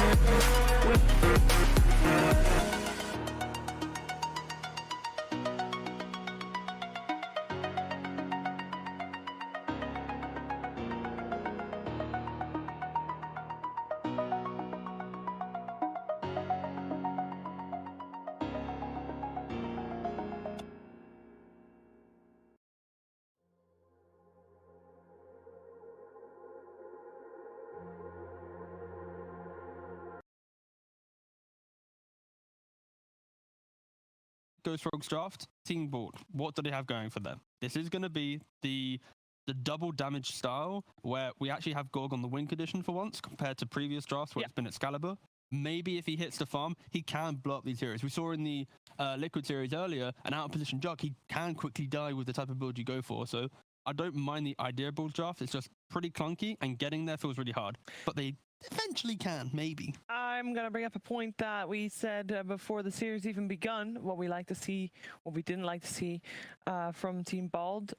We know that they're a team that doesn't scrim that often, so we wanted to see them draw out of individual skills, and now they have a lineup that definitely requires coordination. Yeah, for sure. 100%. Seems to be in short supply. I do not think that this is the kind of draft that will get them W's. The enemy cores are all very tanky.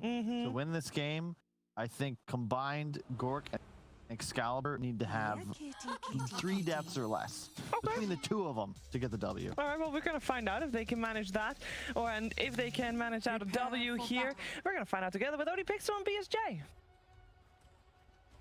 Let's find out indeed. Game 2, ladies and gentlemen. As Brian, what do you reckon yourself? Do you sort of look at this draft as well from Team Bold and say that it's not going to be easy to play there?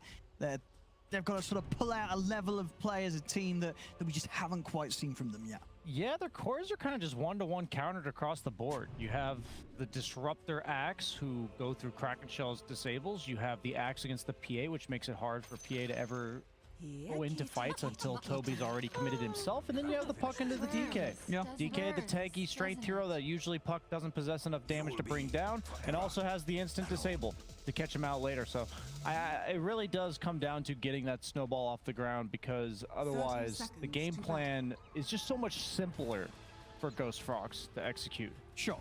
And it will be interesting to see, because it is a little bit different to what we have, as we said, seen Team Bold do most of the time, right, where they put Xcalibur in that sort of priority position. This time around, Gorgc playing the PA. He's sort of taking the game on his shoulders, and he's going to be coming out with this more carry rather than the utility carries that we've seen from him before. Yeah, it was nice to pick PA into Jug. That matchup tentatively favors the PA, but the problem is you also picked it into DK, who's a ridiculously high armor strength hero who you just don't ever feel comfortable going on. And then they also now have the axe, so you now have two really tanky strength cores, and PA struggles with damage until very late on in the game. Gets the deny on the ward from Gorgc, forced to level leap. That's really good. Inside of Team Ball.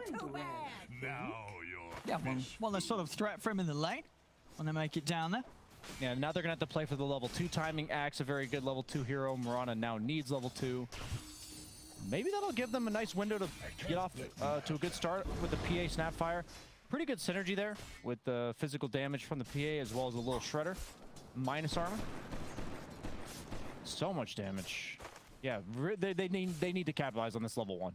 Yeah, we'll just sort of just run at the heroes when they step up to the wave. Absolutely. If they can get level 2 first and then maybe get a kill with the cookie plus the PA blink strike, that might be the saving grace for Team Ball here. Let's see how well the two of them can do it. Meanwhile, up on the other side of the map, where we're seeing this top lane, as sort of said by the panel, would you agree this is not easy territory for Rajjix? Is tied in the laning stage? I don't think this is as much the laning stage as it is the game. So I think he can actually get a decent start because he has a 4-position Lina. The Gush plus the Light Strike Array and the right clicks coming out from 5 up. Jug has to be careful.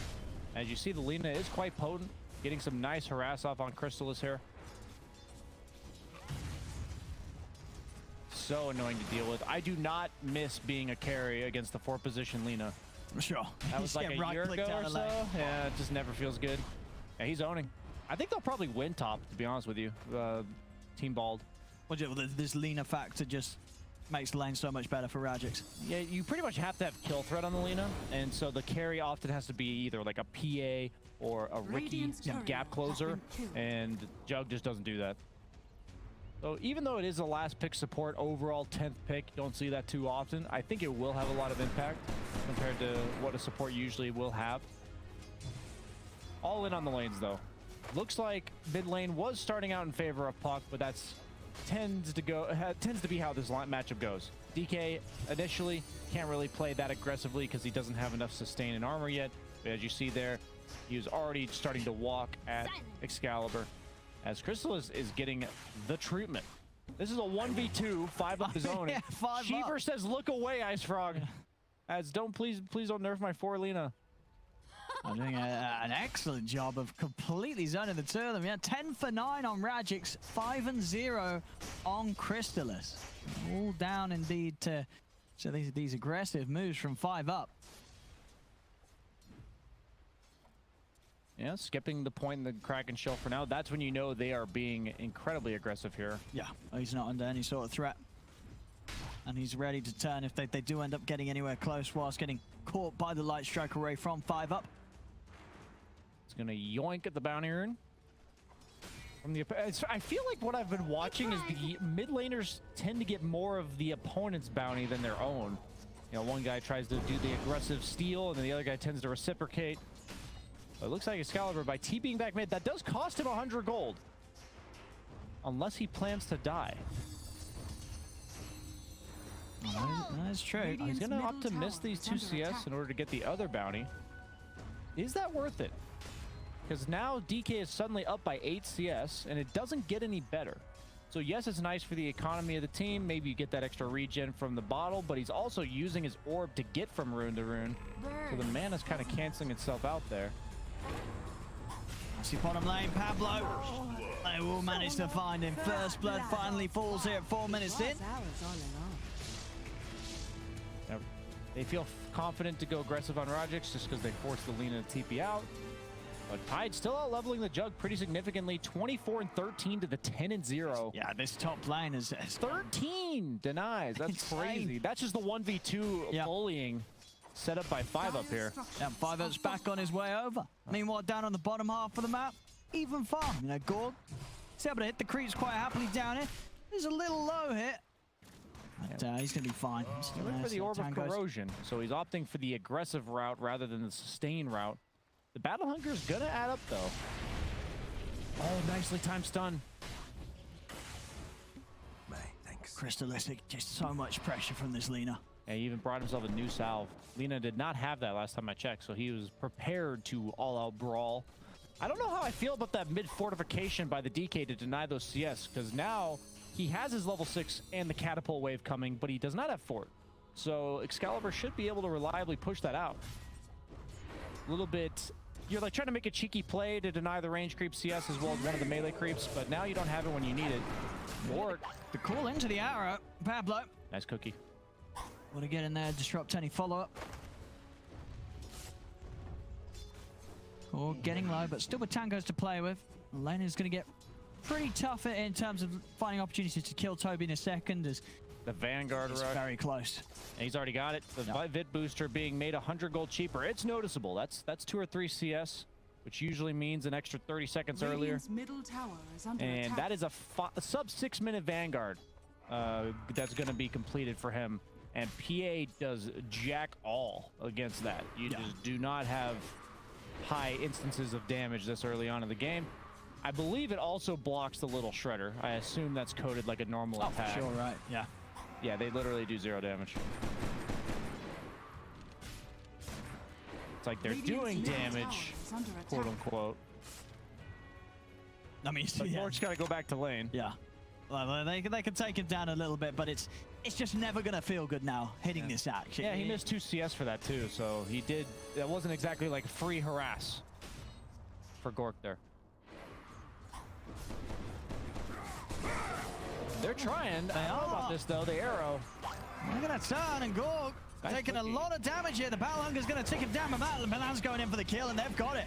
Pablo as well in trouble as MiLAN. He's diving on. He's got stick charges, MiLAN, as he could go in again with another leap. They're going to take down the 2 of them. I mean, they do best not to touch this axe at the moment, Brian, as it's causing them problems. Yeah, it's honestly the lane, since top is going so well, they just have to not feed down here. Look at the network disparity between the Jug and the Tide. It's 1,000. Just cut your losses bottom. Sadly, it might be a little bit too late because now Axe is level 6. The lane shoved into tower. You don't feel comfortable TPing back there as Gorgc. So he's actually elected to come top.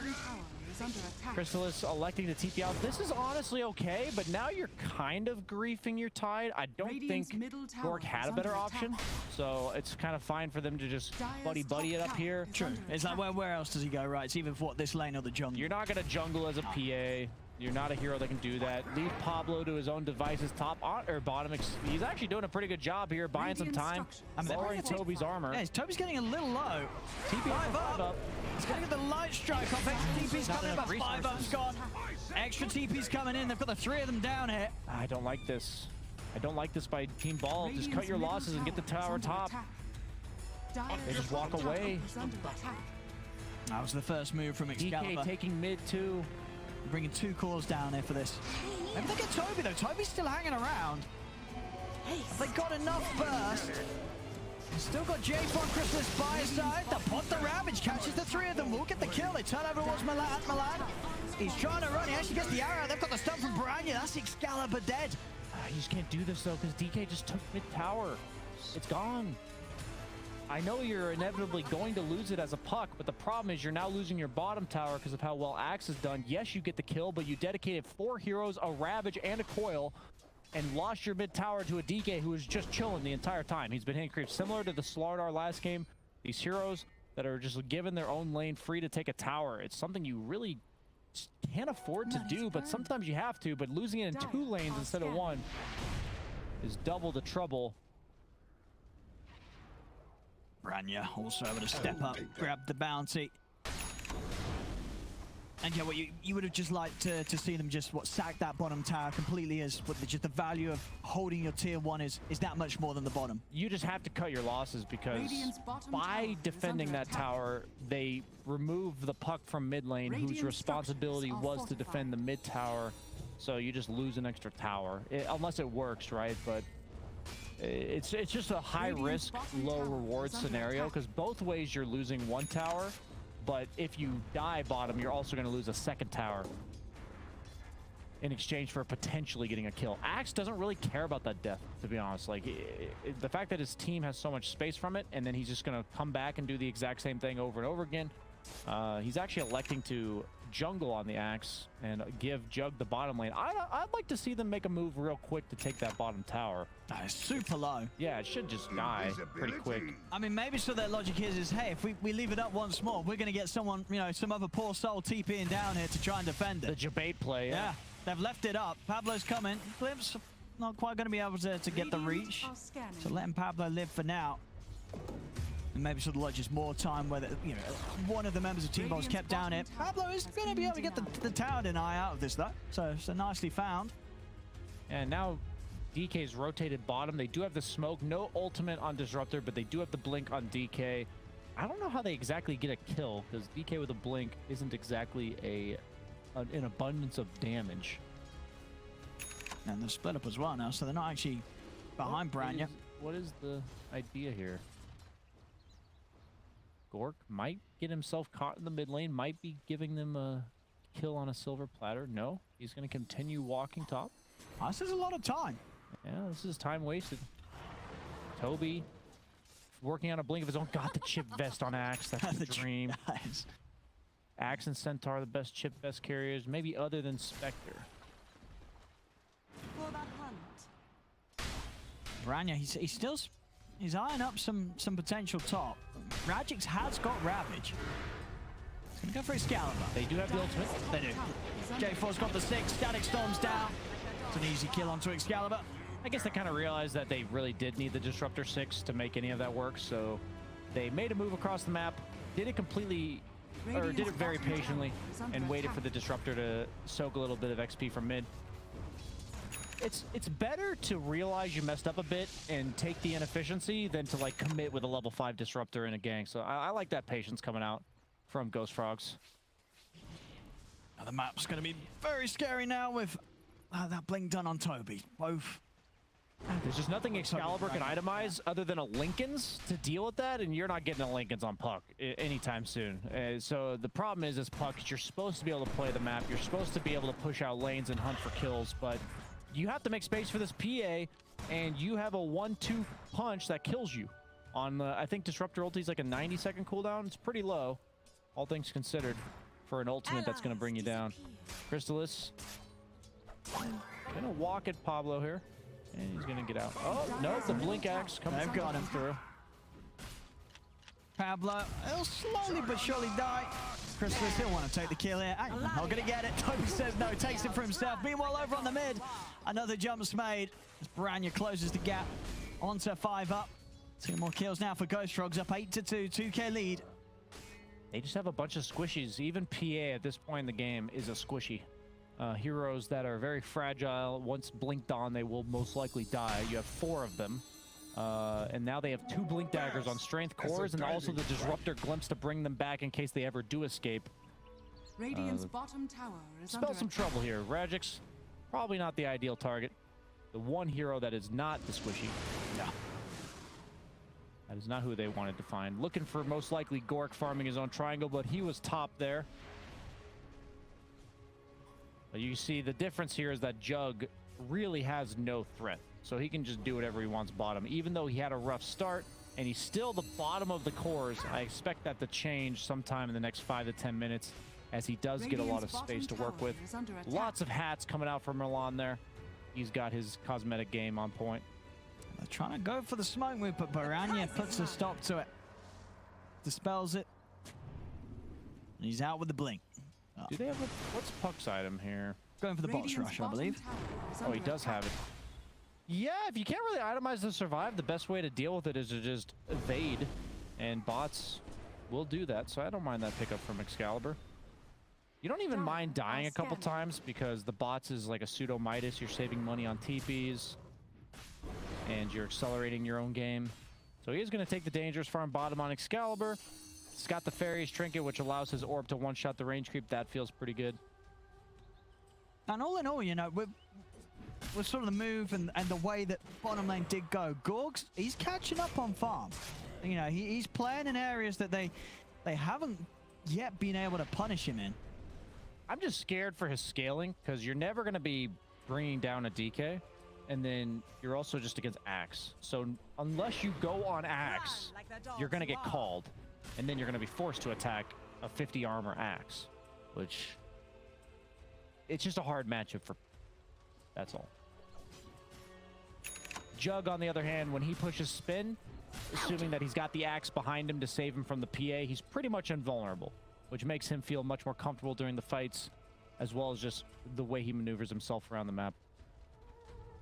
But if they manage to get an Aegis, I would say, yeah, that could spell that would enable the aggression for Gorgc in fights, because the counter initiation of the Axe, yeah, you might bring down the Aegis, but utilizing the ultimates of the Puck and the Tide and the Snapfire, they could capitalize on that. So many hats for MiLAN. This is going to be the Battle Fury done for Gorgc. So again, pretty good timing. Yeah, considering the tough beginning he did have down bottom after the levels were up for Ghostfrog's dual lane. He's hitting that. He's hitting that iron timing. Oh, he sees him with the ward. BoraNija cancels the TP from Xcalibur. Does have the Invisor in though. But now he doesn't have a TP, so he's stuck down here for another 30 seconds. They know this too. J4's hunting. He wants to see if he can he's find even him, got the Sentry, yeah. Meanwhile, mid lane, Gorgc is going to be pushing a little bit, using the minus armor from the Shredder, but they have to back off. They know this is going to force a reaction. They're scared. Rajjix really the only one that feels comfortable standing in front. Actually going a Blink Dagger. I don't actually like that. I don't like that at all. Or you'd rather see him just tank up? I really think his job is to just walk around and offer his team information, because PA and Puck really feast on that information. The daggers being chucked out for damage, as well as Puck picking and choosing her targets, especially because there's so many threats to the Puck. He needs to see them. Sure. And you don't feel that they need to aggressively look to make plays around the Ravage? They can afford to sort of just sit back and just make sure they're there for when the PA, you know, Gorgc's getting jumped and Rajjix is ready to respond. Yeah, I just think that it's really hard to make use of the 3 seconds in the Ravage. You have a DK and an Axe, you have the counter initiation of Disruptor. Unless you catch all 5 of them and focus down like the 2 targets at the same time. Sure. So like you feel like for this to pay off, we've got to see some big multi-man Ravages from Rajjix. Yeah, and it just has, they have to catch him off guard too. And since you have a Blink, you're not accelerating yourself, you're not becoming tankier, so you might even eventually be burstable by the Axe call plus Disruptor combo. Yeah, I think I would have really preferred like a Grief Solar here, something like that. Just raw utility for his team that tanks up against the damage. We'll see if Rajjix can pull off those big plays to show the value of getting the Blink a little earlier this game. Does have an Essence Ring, but he's only got 7 armor. And you're against Jug. DK is pretty decent physical. We are smoked up here. And with the moments passing, the lead does continue to grow for Ghostfrogs. Now farming themselves up to a 4K advantage. Tobi is going to be able to walk up, get the jump here onto Xcalibur. It's Xcalibur gone. Gorgc, he's caught in the Static Storm. Adding him with the slash. They'll get him over to the side. Put the cookie. Gorgc still alive. Rajjix moving over. Gorgc's going to get glimpsed back up to the high ground as they've lost themselves Pablo. Gorgc also to fall into the damage of BoraNija. MiLAN will pick off 5 up to the side. They're all dying. Rajjix, the last one left alive. Ghostfrogs, they're going to chase him down. Radiant's top tower. Is Tanky still with a hood? Is he tanky enough though? Probably not with that sort of control coming in from J4 as he's glimpsed back into the midst of the entire team. Rajjix will slowly but surely fall as a team wipe in place from Ghostfrogs. They just couldn't find the opportunity to turn things around there. Rajjix not really seeing a chance to commit with the Ravage and try and set up a turnaround. The thing is, you don't have a core that gets initiated onto and then you turn the fight. Like you don't, like Puck and PA, they can't afford to get initiated onto. So because you have this Blink Ravage, you're viewing yourself as like a counter initiator that saves your teammates when I truly believe he has to be the one that gets initiated onto. He has to be the one that's in the front of the team on the map, giving them the protection so that that initiation on the puck doesn't happen. But we're seeing here that the Tide is behind the rest of his team, looking for that time to ravage, and this is kind of the perfect proof that the Blink feels awkward. He didn't really find an opportunity to even ravage that entire fight. Xcalibur, oh, the glimpse! It's going to get him after he's already off the way. Back into the static storm. Xcalibur, he'll slowly die. Oh no. The burn of the battle hunger. BoraNija, he's ready to keep on chasing it. Moving in with the BKB. Rajjix looking to turn. Has got the ravage. Now he'll blow it, and that will set up the kill onto BoraNija. But Tobi's in with a call on the back lines. They catch 5 up. Can they clean up anything more here, Team Bold? As Gorg, he's having to jump out to the side, but another glimpse there from J4, getting Gorg back in reach, and Tobi, as Tobi gets the call off onto the 2 of them. Gorg goes down. It looks like it's going to be another back-to-back team wipe here, as this game's starting to get pretty rough here for Team Bold. Another jump, another catch, all 5 dead yet again. Yeah, all of his blinks have been like 200 range. I'm sorry, I'm gonna stop harping on the Tide's itemization. I think there's a lot of moving factors going on here that are causing Ghost Frogs to quickly jump out and lead here. I like how Jug realizes, since he sees the blink from the Tide, just to rush the Sanj, knowing that yes, you could go the Yasha for efficiency, but as long as you're not dying, you're going to outfarm the PA. And the Sanj, a little weird of an inventory there, 2 open slots, 21 minutes in, but did have a rough start on the Jug. Bottom Xcalibur. Actually, I mean, he's going to be all right. Oh, there. It's a little close. So if they're going to be able to find him here deep in the trees. He's out with the blink. That should be enough. He's away. Meanwhile, in the mid, Gorg. They'll catch him. Static Storm's down. No means to jump out of there as Gorg's gone again. This is just map orientation. Tide has to be in front of the PA, because anytime PA is even seen through blur, like they just know he's there, he's going to get blink taunted into Disruptor ulti, and there's nothing that will change that until he gets BKB, which he is still, he's almost there, you know, 2,000 gold away. Radiant structures almost as relative, Owen. It is. Radiant's bottom tower is under attack. Crystallis is really thinking this game's going to go on a lot longer with that quick buy queued up there. Radiant's bottom tower has fallen. Or he just knows exactly what he's going to do regardless of what happens. He's going to get the MKB to threaten the PA, through the BKB, and then the Axe to make sure he utilizes the max damage output. Solar Crest on Pablo, and 5-up's got an Ether Lens. Decent farm on the supports, but they're just so tanky on Ghost Frogs. Even the Mirana's hard to bring down because of this Yule Scepter. No real instant disables from Ghost, or coming out from Team Bald, so he should be able to reactionary defend himself there. Trying to poke at BoraNija. That was a crit. That was like 1/10 of his HP. 5-up. In a bit of trouble here. He's going to try and turn. Burst through J4 with the Laguna blade. It's not enough damage. It's another kill for Ghost Frogs. So they'll grab the creeps around mid. They've got the creeps themselves pushing in. They're onto the tier 2. What's more likely, Owen? 2 kills for Ghost Frogs or 1 kill for Team Bald? We've got multiple meme potential. We do. Radiant's middle it's going to hit one of them. Type 1 in chat if you want 1 kill for Team Bald. 2 in chat if you want 2 kills for Ghost Frogs. Here's the 1, baby. Oh, no. He's got Aegis as well. Wouldn't count. And he's more than fine. Crystallis out of there. Yours nearly done. In fact, yeah, it's completed it for Xcalibur, so he can afford to play a bit more aggressively with the split pushing, have something to sort of help get him out of the jump from Ghost Frogs. Rajjix. That is the target they want to get initiated onto. Oh no, BoraNija just waiting for Gorg to start TPing as they sit on top of him from the invis.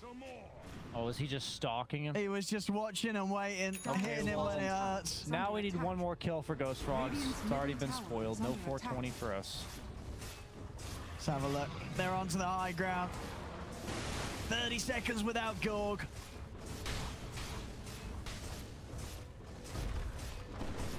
Game 4 in MiLAN, we're looking at you. No feeds here. Crystallis. He was looking to try and step in. Wow, preemptive Yule's cast. Immediately into the static storm. There we go. They were there, ready for that one. We're going to enjoy a brief moment of the magical numbers. It's going to accelerate even more here. Crystallis in with his flash to take down Pablo. No buyback, but no buyback available for Xcalibur. The puck dead and gone for 30 seconds. They did it in style, too. He had the Yules preemptively cast onto Xcalibur, so the second the puck blinked in, he got instantly Yules into the arrow disruptor combo. I've got the call into the arrow, Rajjix. Radiant's middle Meanwhile, the Rax is going down here. Radiant's middle barracks Still with that has Aegis intact here on Crystallis. As they'll take it without Team Bold being able to do anything to push them back. Even with an expended buyback, just not having anywhere close to the firepower really to tackle Ghost Frogs.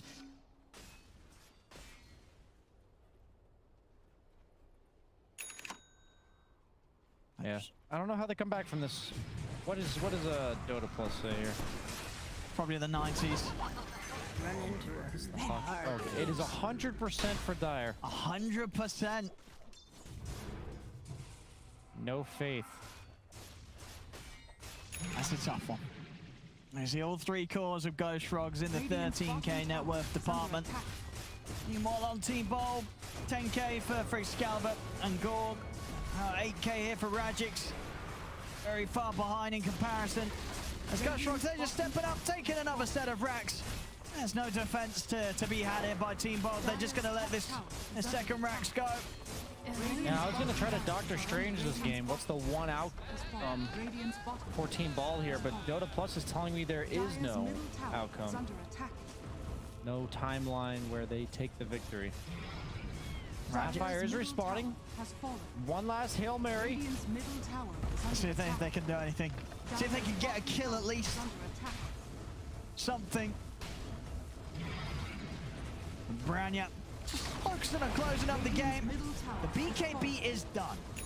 Org's got the BKB. The timing is online. Can they kill? Yes. No. They're away. They're away, Ghost Frogs. Not gonna let it happen. Not gonna let themselves lose any lives here. They'll smoke up on a couple of them, Team Bold.